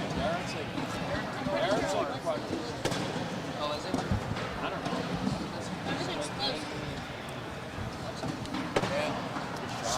I was going to say normally I would see a roll bag or expect to see a roll bag right there, but Tony decided to push it all through instead. Devin's going to blow it off the back. Tony can strike for 5, get this thing even if he go in with his bag right here. Tied at 7. A big miss right there by Harbaugh. All right, I'm back. Got to plan this out better. Just trying to get a good rate. But I think they're close. You get everything shut down. 7-7, round 8. Yeah, they go down to 2 games.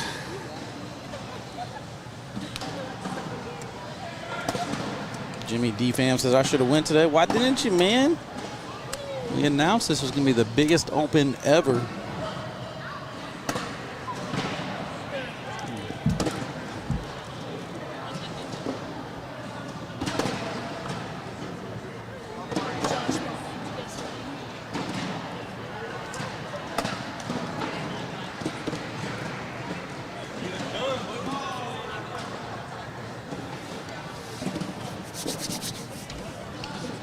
All right, let's get into this. We're getting Main down locked to up at 7. How many 12s we had? Oh. Just the one? I think, no, I think we just had one in the last round, too. All right, so 2. So 2 double 4-baggers. We got 8 more to go to hit my prediction. Score being 7-7. We're going to get another one right here, and then we're just going to move right along. Good. Never mind. That might be on me. That might be on me. My bad. Chris Day checking in. What up, brother? Big Tone, airman with authority.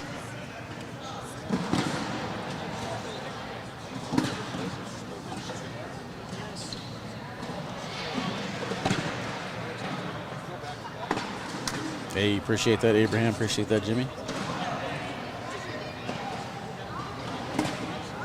And Devin able to finish off bag number 4 and avoid Tony's bag from falling. Yeah, we've had a bunch of washes. I don't know how many washes we've had, but double 4-baggers, I think we've only had 2 to this point. What do we got in the comments? I like how Tony, nothing. Alec Ryan in the chat, though. What up, brother? I like how Tony came over complaining about, or not really complaining, kind of confronting me about making sure they enter the score. He's like, yeah, I entered it beforehand because I knew what he was going to do. And then he's like, well, that one round, he was off. I was like, yeah, exactly. Like, that was my whole point. It's like you enter the score before the round is over. You never know what's going to happen. Even the best players miss, Tony. But they got it all figured out.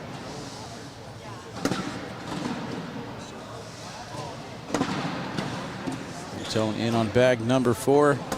And Devin Match is on the other side. That's another social bag number, I'm sorry, number 3 for both players. Up by 11 now, huh? Philadelphia 76ers, big lead, pretty much over. Stick a fork in them. They're not even halfway through the second quarter. They got a whole other half to go. Settle down over there.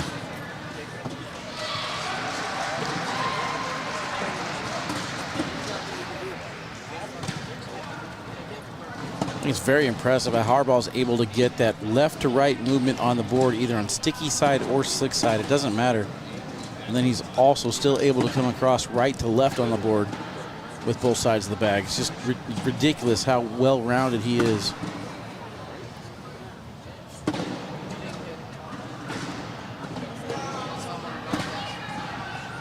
Mechanical at this point.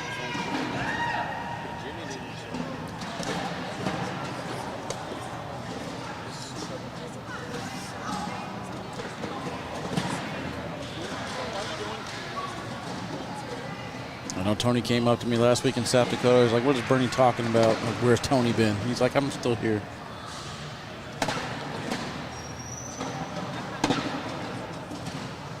Tony coming out in a big way, showing that he can take it down in the shootout now.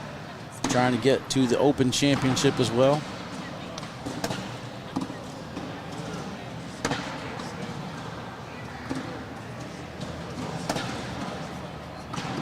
Is that our third social right there? In a row. Third in a row. I think 5th overall. I think it's 3rd overall. 1, See what do we got? 2, 3, 4, 5. 5 of them? Yeah. You're too busy watching the Celtics get destroyed. Blocker. What? Now it still ends up at 12 on 12 because they replaced, then he replaces, then he replaces, then he replaces. Rollback cuts to the left.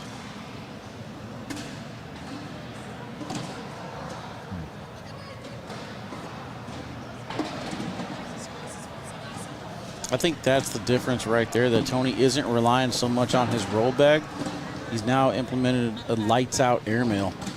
Oh, he's always had a great airmail. I mean, he didn't use it as much as he should have, and then as soon as I say that, he goes right back to the roll. It's like stuff. It's like they listen to me and they do the exact opposite. And Big Tony is going to get 2 out of it, so 9-7 lead now for Tony.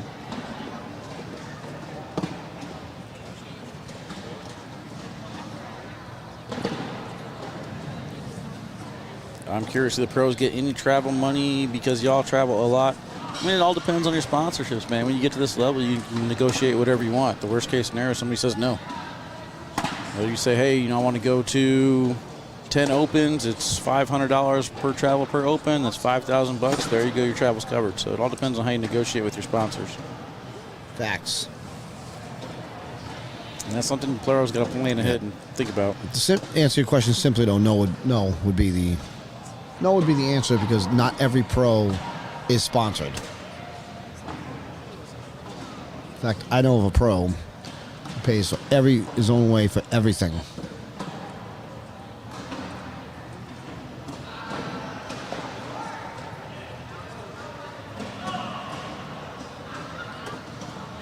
Air is too far to the right.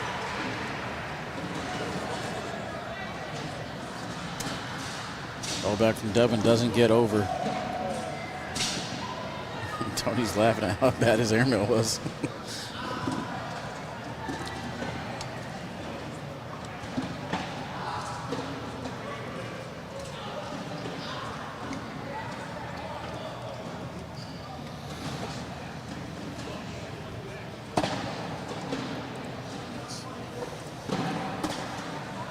.36 right now for Big Tone, 10.14 for Devin. Devin wants to clean it up. Wants to kind of free it up for a possible collect. See, he's just got one toe on the mat there. Oh, what a bag by Devin. It's insane how far out on that mat he went and how accurate he could still be able to collect that. Watch this backside clean. He went for the cut to try and cut around it. Even Tony was kind of watching. He said if that went in, I was forfeiting. Let's take a look at this collect one more time. That's the farthest out we've seen a bag so far today. Devin's able to get it. And then this ridiculous cut.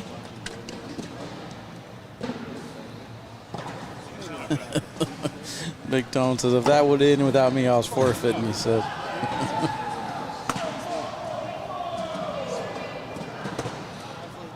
Chris wants to know if the competitive finals will be on the broadcast. Negative. Once we are done here, we will clean up, pack up the truck, head on to our next destination. It'll be Dallas, Texas. Dallas-Fort Worth, Texas. I'm assuming I'm going to see you in Erie. I'll be in Erie, yep. Oh. Missed the airmail. Went backside at Push it. through, take two. I'll say that's the situation there. Pros getting in the way of pros. Sometimes you hit these shots. You know you can do it, but should you do it? That's the question. Better to get two than risk giving one or three. Sarah Cassidy says these two are definitely top 5 players. You ain't lying. Right next to Sarah Cassidy, right below her. Sarah's number 3. These guys are 4 and 5. Tell me I'm wrong, Tornado. I'm not arguing. Exactly.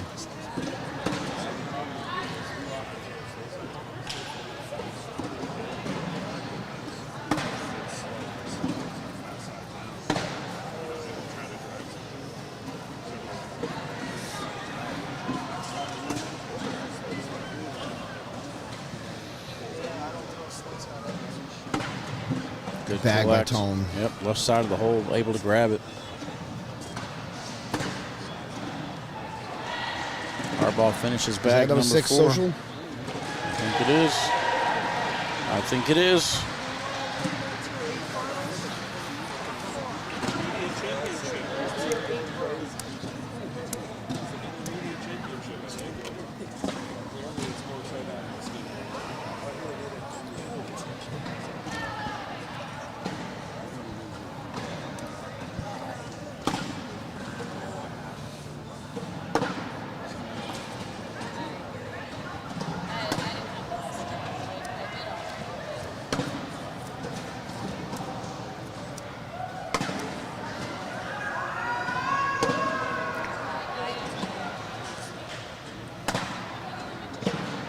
I feel like we're about to get in the rhythm rounds now where these guys are going to start firing off 12 packs and see who blinks first. Somebody was asking earlier why Devin just doesn't block in this situation. Like, Devin wants this challenge. He wants to see who can outlast you in a 12 versus 12 battle. He's not afraid. So it was what? Number 7 right there? I don't think Tony's afraid either. It's number 8. Number 8. What are we looking at for PPRs here? 19 total 4-baggers, 10.56 for Tone, 10.44 for Devin.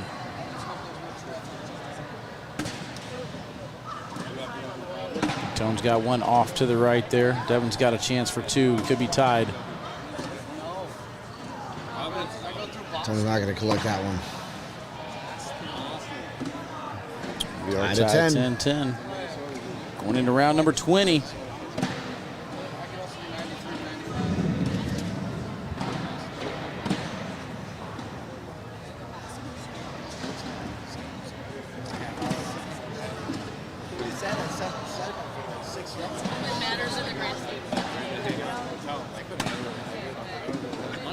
Ooh, we got some Arizona Burn versus Woodchuck's Trash Talk going on. I love it. Oh, boy.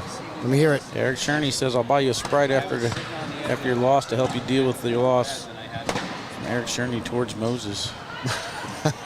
Oh, it's all the West Coast guys getting after each other. Is Eric's on the Woodchucks, right? Yes, sir. Okay, yeah. I had that right there. Yes, sir. Somebody went off the back. Was it Tony that went off the back? Oh, Devin's going to hit for 5 there?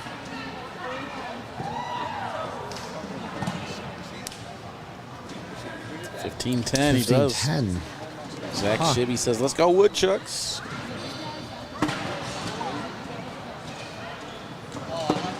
Oh, I got a question for you. Answer. How much wood could a woodchuck chuck if a woodchuck could chuck wood? 76. 76 what? Ers. Oh, get out of here. Got him. Get out of here.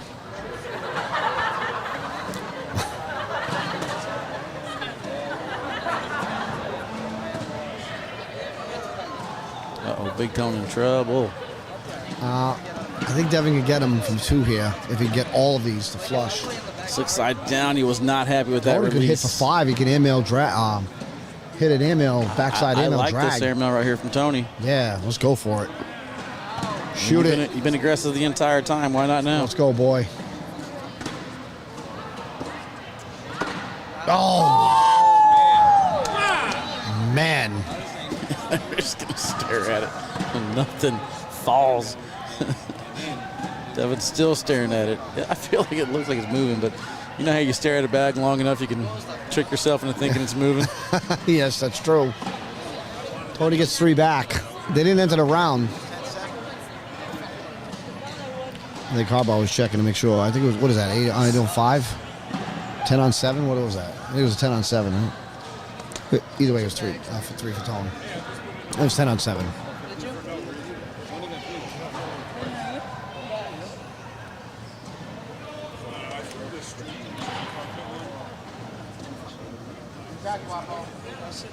$15-13 round 22. First shot from Tone in the middle. What's a better matchup? Kyle Malone versus Harbaugh or Kyle Malone versus Tony? As far as my predictions go, I'm going with Malone versus Harbaugh. I don't think you can go wrong either way. I mean, I feel like Harbaugh and Tony are throwing the exact same game right now, really. There might be a few more slick side collects out of Devin than you're going to get out of Tony, but these guys are both throwing rolls to perfection, airmails to perfection, and high PPR. So. All right, we need an update on 4-bag of washes. Was that number 9? You said 10. I predicted over 10. I think you said the over-under, right? I set the over-under. All right, I took the over. We're close. That's number 9. That's number 9. 23 rounds in, 15-13 is the score. Neither player looking to blink. I don't know what you call it, gamer, like the guy who establishes the gambling line. Like, what's the name for that guy? Odds maker, I believe. You're a pretty good odds maker. Thank you. You've been right on point with everything. That's 10. That'll That's be 10 10 right there.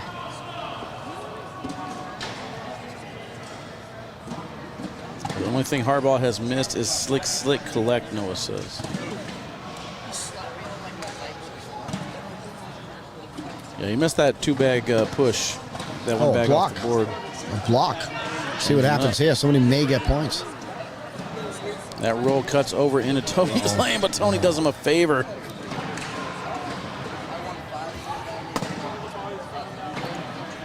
Harbaugh tried cutting around that. Harbaugh's going to get that back. Tony's going to get it for him here.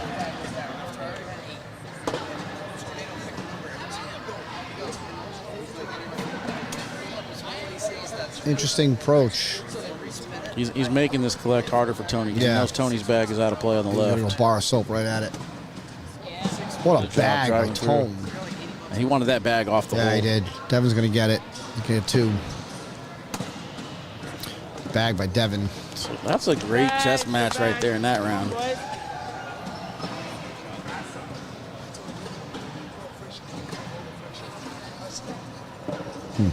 Plus 2, 17-13 now. Yep.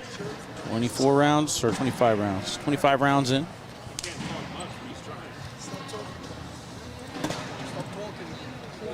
.63 versus 10.46. We're looking at 26 total 4-baggers. Wow. How many rounds in are we? 25. Uh-oh. What was Devin thinking there? He was going for that ridiculous cut again that he did whenever Tony was going to forfeit. Low blocker again. Airmail situation is there, but he's not going to take a time out to look at it. Well, he's he's stepping off out. the back. It's only 1. There's an airmail here. Yeah, He he's doesn't got room. see. That bag on the hole is like leaning in towards, hard to see from this angle. It's leaning deep in the hole. Oh. And he's going to miss that push off the side of the board. Devin gets 1. Yeah, that bag that's sitting right on top of the hole there is leaning pretty much all the way in. If he hits an airmail there, that bag is going easily.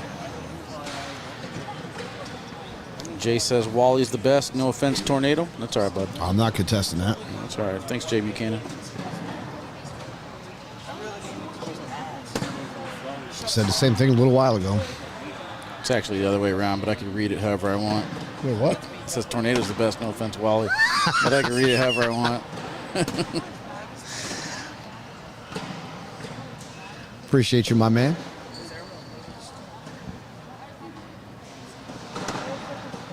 Good airmail. No.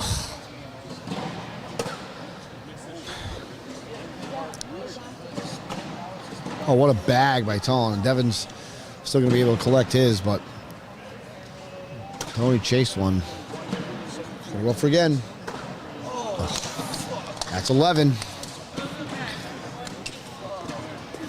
Almost How many had rounds? that. How many rounds we play, Wally? Just a little.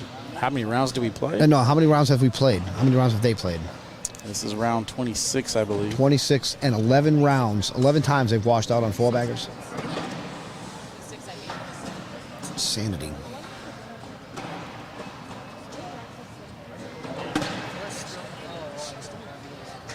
That is number 11, yep.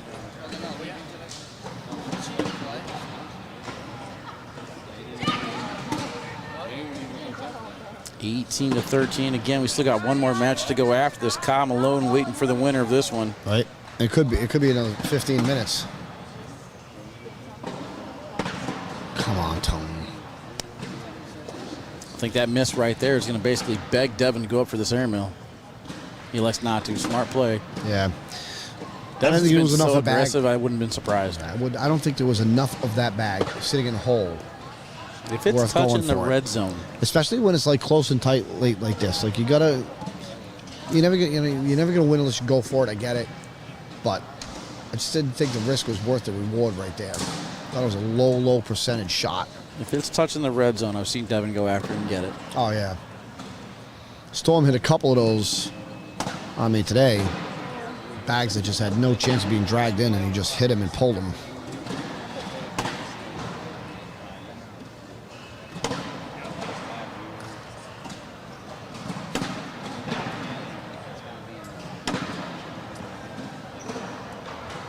Both players have one bag off to the side. Tone looks like he's kind of frustrated. He wasn't going to step out and go after it. All right, slinky bag. You got to get this bag to cut.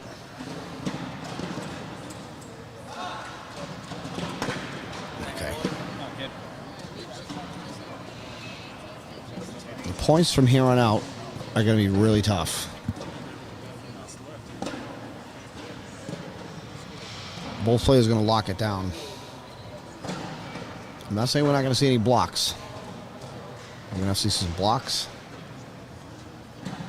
Some push shots. Some airmails, maybe. Just open board airmail now. Tony, bag just went in and he slapped his thigh. Like, why'd you do that? I think that's what he was trying to do on his first bag right there. I don't think he's even trying to really stop Devin at this point. I think he wants to make it look more difficult. This is what he wants. Shaking his head in agreement with the way the board's shaping up right now. 18-15. Harbaugh, though, rolls over the pile. Nicely done. And Big Tone with the air rail. I think Harbaugh goes with another roll bag here. He tried to sneak take around. 18-17.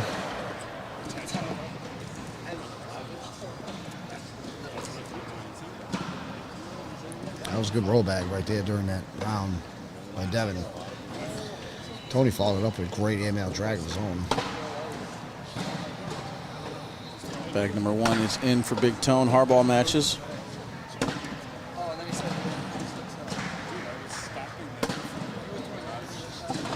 Rounds in so far. Malone has been sitting and waiting for somebody for a while. Tony could get him for 2 more. I'll win if I were Devin. And he will go, and we got ourselves a lead change. Yeah, late lead change in this one. 19-18. Tone creeping.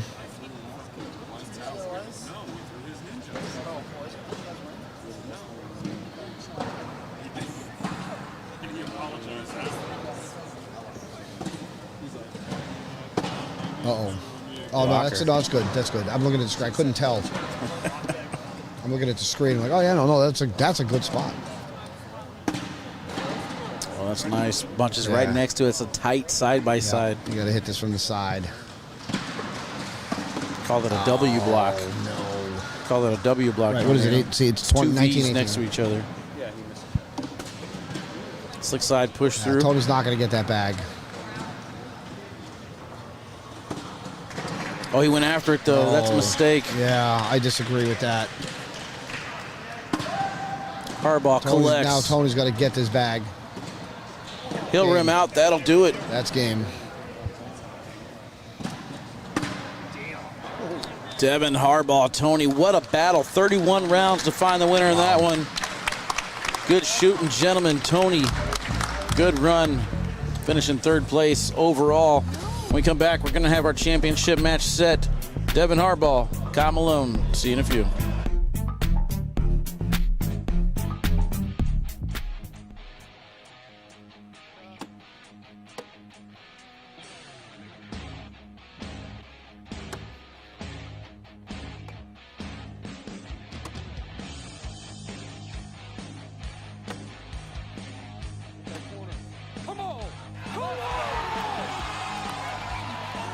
ACL Pros and Joes 2, coming to Fort Worth, Texas, May 12th and 13th. Register now at app.iplayacl.com.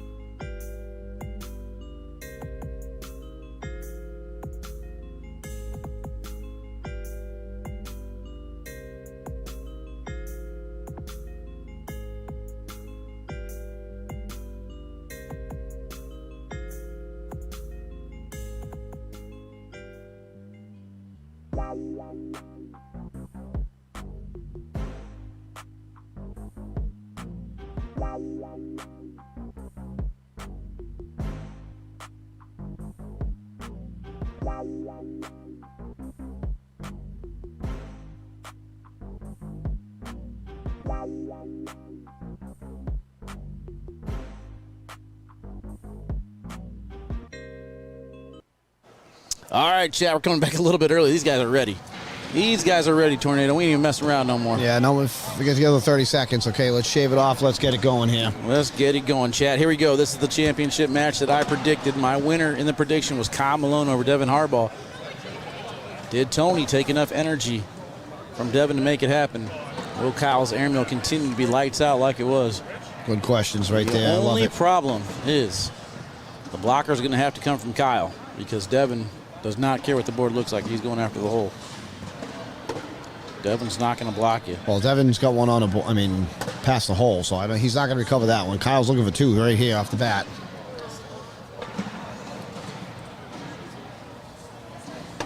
This is your Tiverton, Rhode Island Open number 12 singles champion, the final match of the evening. We're 19 points away from packing it up, chat. Devin just played. Kyle's been sitting for a minute. And that was 30 rounds, 31 rounds, something like that. Yeah.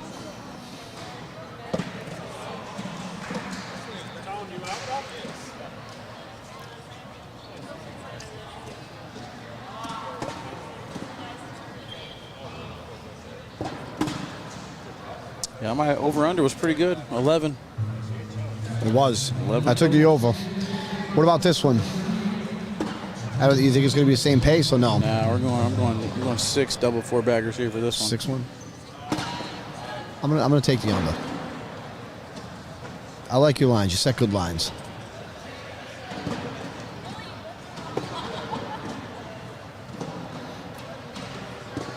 Clean board, I think, favors Devin. I believe Devin's bag in percentage is a little bit higher than Kyle's, but airmails, I'm leaning towards Kyle.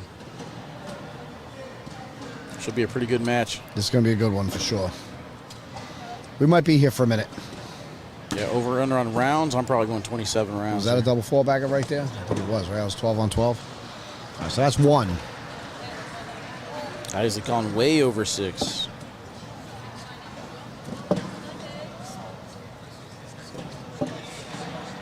Wally, I always say this to you in the comments, right, whenever I'm watching you. You running for president next year or what? Nah. No? Must travel schedule won't allow it. You don't have enough campaign funding? You know something funny about me? Sure. Fun Tell fact. me. Fun fact. 41 Yeah. years old. Yep. Never voted. Really? Nope. I don't believe that whoever I vote for is going to run the country. I do not want to turn this into a political discussion, but I'm just going to say that there's one party I will never vote for ever again after the stuff that happened recently. I was going to say, hold on, but if I run for president, I expect all your votes. Everybody in the cornhole world. We will have cornhole tournaments at the White House. It'll be amazing.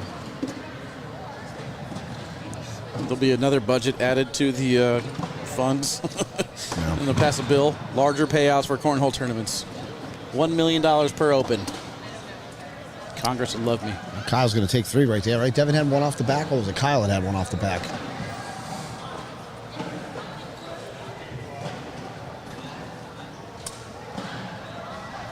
Yeah, all right, Devin. I thought Devin had one off the back there. 5-0 Kyle. I like how a lot of players, they hold their bags in hand. Some other players organize it. These two do things different. Like Kyle just kind of puts it in a bunch on the back of the board, and then Devin lines them up, seams in the same direction, and then spaces them apart in the back corner. It's like, like they have their own little thing that they do. Right. I kind of do the same kind of thing with my bags. Like I just want one of my bags arranged in a certain order when my hand. I don't put them on the board, but we each, I guess we're all unique in our own way, right?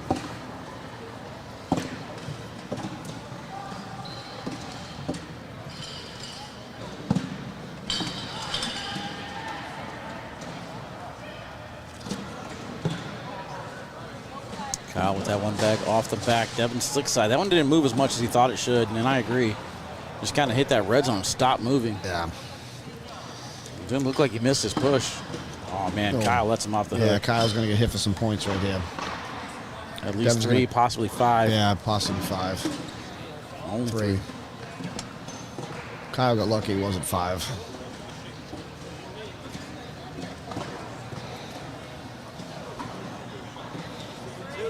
You know, I made fun of it before, but at the same time, and I respect the hell out of his pace as he walks down to the other end of the court. Like, he's not intimidated how fast Devin walks down there at all. Kyle's just going to walk down his own pace, use that time for a little bit of meditation and mental relaxation. Gets right back into it. Very nice, very nice.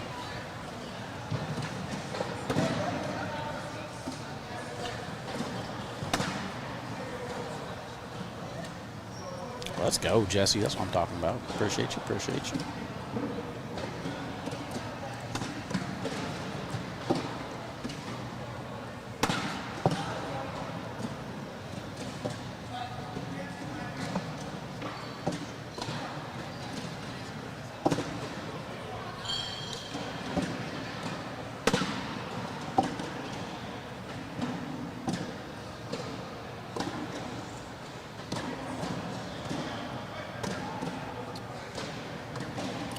I think that's number 2 on the double 4-baggers, right? 2 on the socials.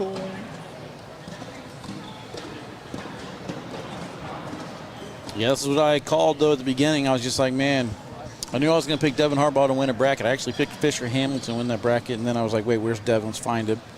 And he was in that bracket, so I changed my pick. Kyle Malone, I had my eye on. Both these guys had to come all the way back through their brackets to double dip to get themselves into this position. And here they are in the finals. Tiverton, Rhode Island. Comes down to this.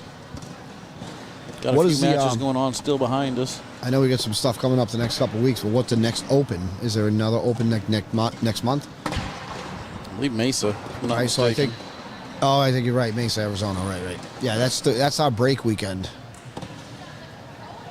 We're gonna be going. You're not going to the German Open? No. I don't know when that is, but I'll be doing Memorial Day weekend. I'll be doing Dallas, Fort Worth, Texas. Yep. Then Erie. Yep. No, actually, no. Wait, hold on. Oh, what a bag! Yeah, Erie's first, and then I believe I have the Wyoming State Championships. Not sure if that's before or after Mesa. I think the Arizona is the first weekend in June, and I think Portland, Oregon is the second weekend in June. I think. Yeah, and I think the week after that is my first week off in 9 weeks. Yeah, April and May were really, really jammed up. Somebody's like, hey, you want to play in a tournament? I was like, man. No, I was like, I'm good, dude. So I might legit just go to the zoo. Like, just walk around the zoo and enjoy it.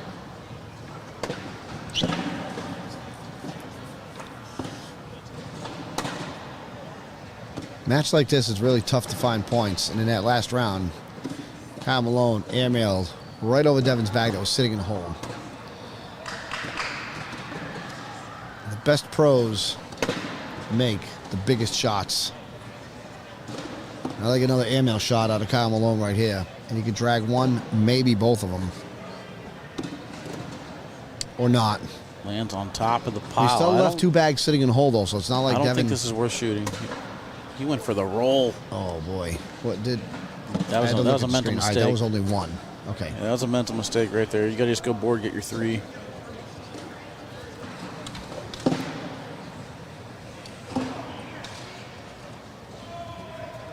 All right, 7-4.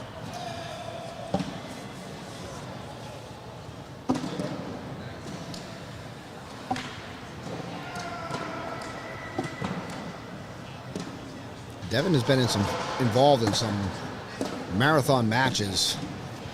Most notably recently, the one against Ryan Smith, where it was, what did they throw, almost 200 bags or something? 52 rounds, I think it was.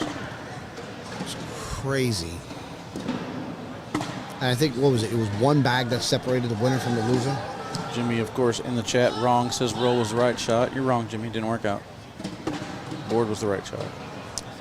Say again? Sorry.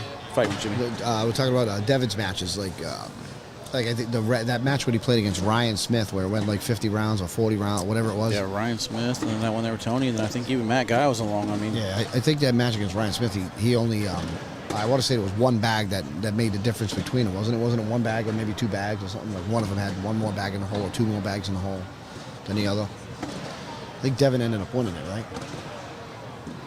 Wyatt says took Devin and Ryan an hour to complete that match. Yeah, that would qualify as a marathon match. Holy cow. They went 30 rounds before that in game 1, they said. So 82 rounds? That's crazy. Holy cow. Devin's been involved in some other ones, too. It's like he's almost becoming like the Matt Guy matchup guy. You know what I mean? Like Matt Guy is get everybody's best game. You know, you got to play against Devin on the other side. You're gonna give him everything you got.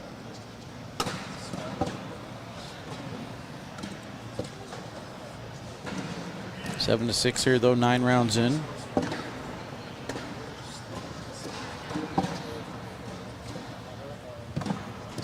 At that pace, we're on pace for about 30 rounds in this one.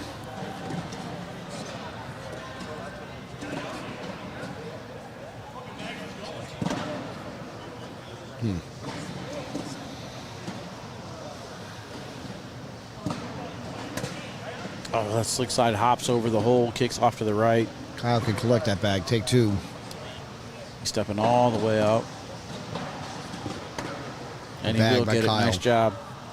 That's exactly what you want to do there. Hit that corner of the bag, get it to drip back in. Wyatt says, yeah, one bag was the difference. Our second game was over an hour and a half from Tevin. Unbelievable. I think at that point, man, I'd probably just give up. Like, I don't know if my body could hold out long enough for me to enjoy that moment. It would be a painful victory if I was able to pull it off. There's a lot of aspects to this game in terms of winning, right? You have to have patience. You have to have consistency, right? Part of what I'm finding recently is that you have to be outwilling to outwill your opponent. Like, if you're just going all in and you hit 4 in a row, 5 in a row, do you change your game plan and try to get a block down, or do you just stay on course and I'm just going to keep throwing them in until they miss? Like, the physical stamina, okay, being able to play, like when you go to pro nationals and when you go to these events like this, like we started at 9 o'clock this morning. And what is it, like 4:30, somewhere around there right now? What time is We're it? past that. What time is it? Yeah, 5 o'clock. It's 5 o'clock right now. Like, you're talking about 8 hours of games. You know, Let's talk coming about down- these directors real quick, though. You're right. 8 hours, 9 hours of tournaments. Right, you're looking at 30, 40 40 round matches. You know what I mean? And in the pro division, it's even worse because the matches are very, very long, all in, a lot of strategy, trying to get blocks down, and just all of it. You know, like 1-2 points per round, all the way down to 21. You know, and you're looking at 8 hours of that. So you really got to grind. Airmail's on top of the pile, gets both of his bags to fall, then goes off the back of the board. And it's a great bag, and he wins the round, but he wins the round by 1. Then that's a victory in the round. That's why these games take so long. A lot of strategy, a lot of thinking, proper execution. Just a lot goes into it. But making it to this point, I mean, you know, that's what you're looking at. You're looking at an 8 hour plus day of grinding out 10 games of 30 rounds. I mean, maybe you catch a break and you don't have to play 1 or 2 of those early on. But the deeper you get in, the harder it gets, the longer they go. There's the Kyle Malone airmail. Yep. This is the cut. There's another airmail coming up right here. I think he's going to fire both these bags, to be honest with you. I think you might be right, especially if he hits the first one.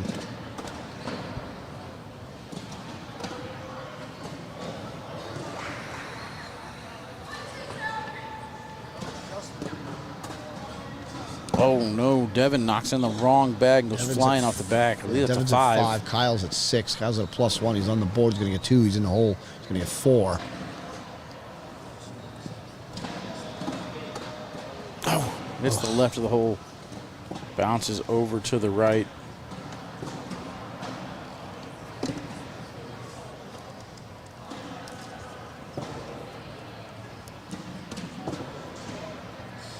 Doesn't seem like it's going to be the Celtics' day today. Philadelphia has been out in front of the Celtics the entire game. Celtics were chasing 9 out of the half.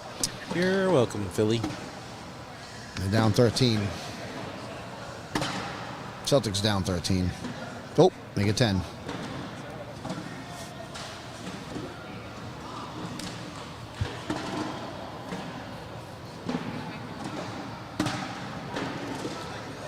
I don't care how you look at it. It's probably going to be a 7-game series no matter what. It's a game 7 is going to be in Boston, so. No, this is one and done. Single elimination here. The winner of this match between Devin and Kyle takes it all That's down. true. That's true. Could you imagine a 7-game series between these guys right here? I seriously think it would be 3 games each. I It can would be tied guarantee you I would not be doing this if it was supposed to 7. I guarantee you it would go 7 games. All right, the last game is going to come down to 20-20. And unless one of them is completely exhausted, I think it man, would be 5 washes all right, minimum. let's go down the road 10 years from now. We have teams established. We have $1 million payouts and players. Oh, and boy. Like, we're there. You know what I mean? We're taking Michigan versus Dallas or Michigan versus Texas. You know what I mean? And then you have the championship match, and you do have 7 games. You got to come back the next day. It's ran like they did the Cup, where you have crew cup for a point, doubles and singles. You have to rebound and come back the next day. Each day counts as 1 point. That'd be amazing. That's how I want this sport to go. I like it. If I can be there, I will. Oh, man, I love the trash talking in the chat, Moses. It says doubles is different when someone has to carry you. I bet Ty had to see the chiropractor just like you did last year. Oh, man.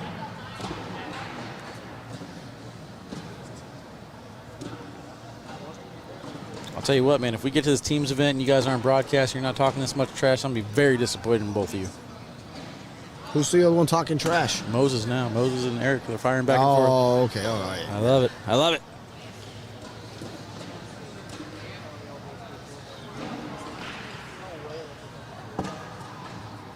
Ian says, I remember when Wally threw Game Changers. It was only like 2 weeks. Did you see Game Changers redid their patch? Yeah, I'm interested. On the back. I'll probably get a set. I'm interested. I mean, if somebody had them around, I wouldn't mind trying them. Ooh, Brooks, you hear that? Brooks right over there. I'm settle down over there. I didn't say I wanted a contract from him. Settle down over there. He's touching other bags.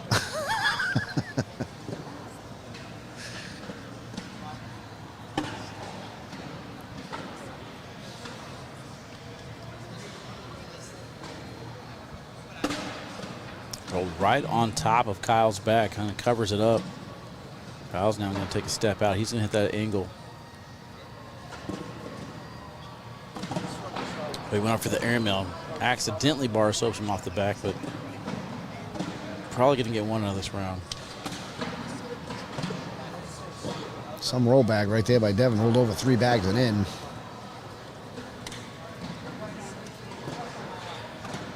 Kyle with the airmail drag. Devin's going to go in, minimize it to 1. Woof. I'm telling you.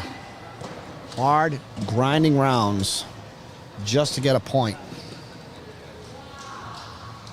Airmail drags, blocks, rollover bags. 15 rounds in. My prediction was, what, 27 rounds, I think I said? I don't know. How many, where were we at for double 4-baggers? You said it's 6, right? Yeah, that's 4. 4 so far. There's 4 so far? Man, I'm sleeping behind the wheel over here.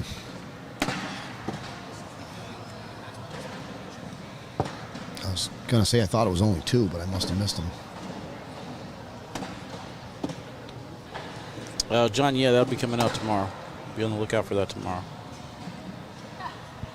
Actually, not that many. We're probably around maybe 30 people around Court 1 right now. There's still some other matches going on in other divisions. I think just sit and goes and stuff still running while they're cleaning up boards. Yeah, some people are thinning out, though. Yeah, I think the directors are trying to get out of here.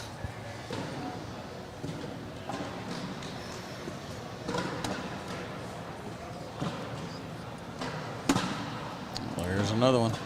Oh, yeah, right on cue. Once again, he said a good line. You remember the 1-of-1 K9 Game Changers? There was more than one. We had a pretty successful release with all cornhole. Did you do a collab bag with Siva too? Yep. Serpents and penetrators. The fast bags. Yeah. You know, coming out with a faster bag? Faster bags are easier to do a collab because you could put K9 on one side and like the brand on the other side. Yeah. So it's a lot easier to have brand recognition. So I'm normally a carpet bag player, right? I know I've talked about this. This weekend I used slinkings, right? I used faster bags.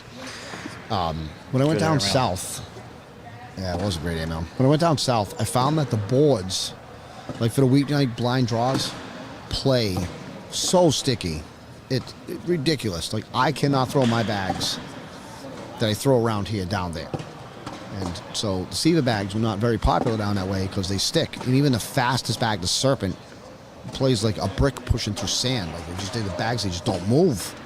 So part of the reason Siva came up with a faster bag is because the boards down south are just really sticky. Typically, the boards up here are fast, but the boards here this weekend were very sticky. Kyle elected to push through that pile, forcing Devin's hard cut. Devin is able to hit it on bag number 4. The score is 13-7. Look at a short airmail collect here from Kyle. Just very, very fluid and smooth on his shots whenever he's going up top for that airmail.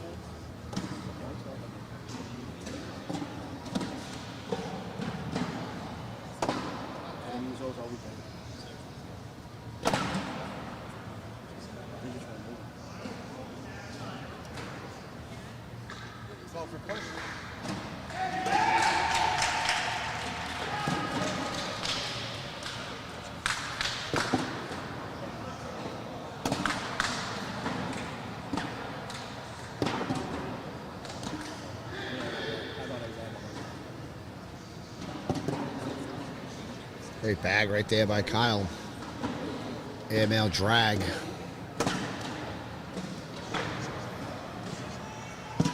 I'm Kyle. I'm pushing through right here. If it was the last bag, I would shoot it. There's another 12-on-12 wash. That's another social. I think it's 6 socials now, right? Let me double check. We might be there. I feel like we're there. 10 more rounds is my prediction. I don't know if we'll make that. Well, they're only going, I mean, when Harbaugh gets down, Harbaugh locks in. He doesn't miss a bag. He just goes all in. I got 5. Was that a 12-on-12 there? Yeah. I might not have updated. What do we got for PPR in this one? Yeah, it's a 6 total. We got 10.29 for Kyle, 9.94 for Devin. Wow. Nathan, no, we're not allowed to gamble. Not allowed to gamble, man. Do it for fun. No sports betting allowed when you become a pro. Or commentator, apparently. Yeah, this is all for fun. I'd be retired. That's why they really don't want me to gamble. They see how accurate my picks are, and they're like, nah, we can't lose this guy. We got to keep him behind the mic.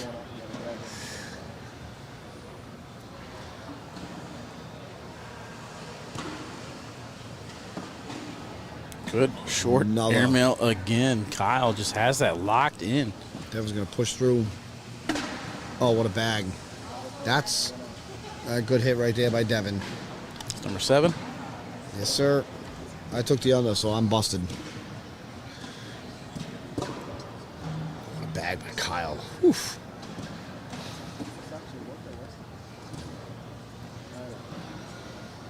You can see why these guys are here. I mean, what's the DPR in this one, Jimmy? Oh, man. All right, chat, if you guys even care and want me to tell you what the DPR is of this game, go ahead and put 2 in the chat.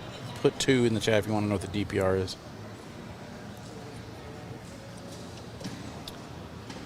it can't be very much. It's got to be in Kyle's favor, but it can't be in his favor by much. It was 11-7 the last round.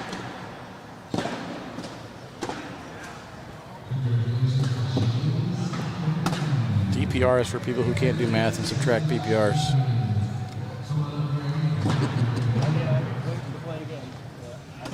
Ricky G can't even put the right number. Neither can Tony.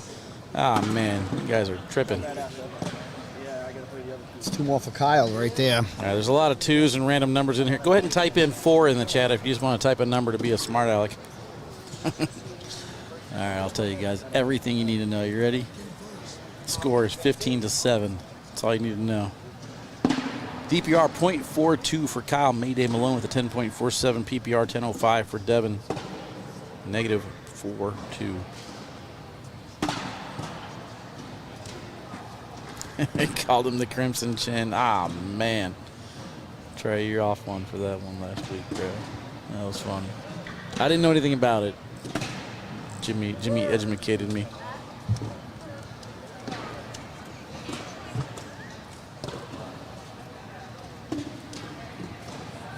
Sticky side push right into the pile.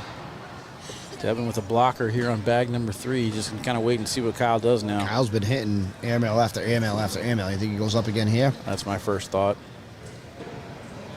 He elects not to.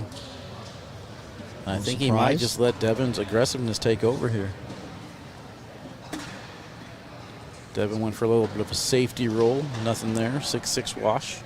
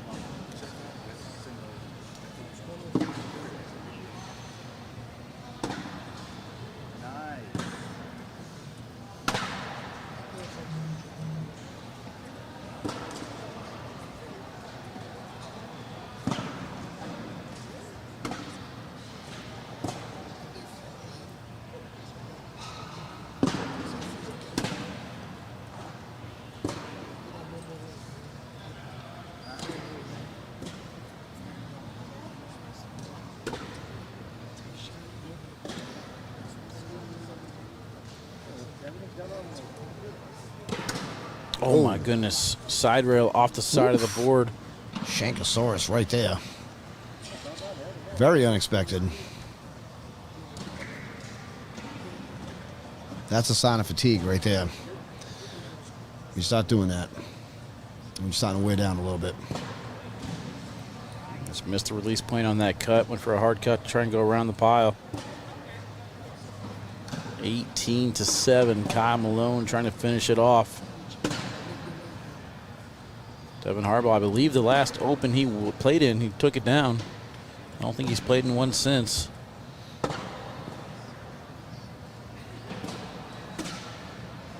Can't remember. I think he played, was it Alex Hicks in the finals? I don't recall. West Wego, Louisiana? I don't recall. I remember being there. I don't remember who the finals were. Short airmail gets a little piece of Devin's bag. That's a big bag. And it's going to work. Yep, and that is going to probably do it. If Kyle could come down and collect these bags, that's going to be it. You don't need to collect. Well, he will accidentally knock in the wrong one. We're going to have to see a miracle and one off the side. He's going to have to dirty bag and go in.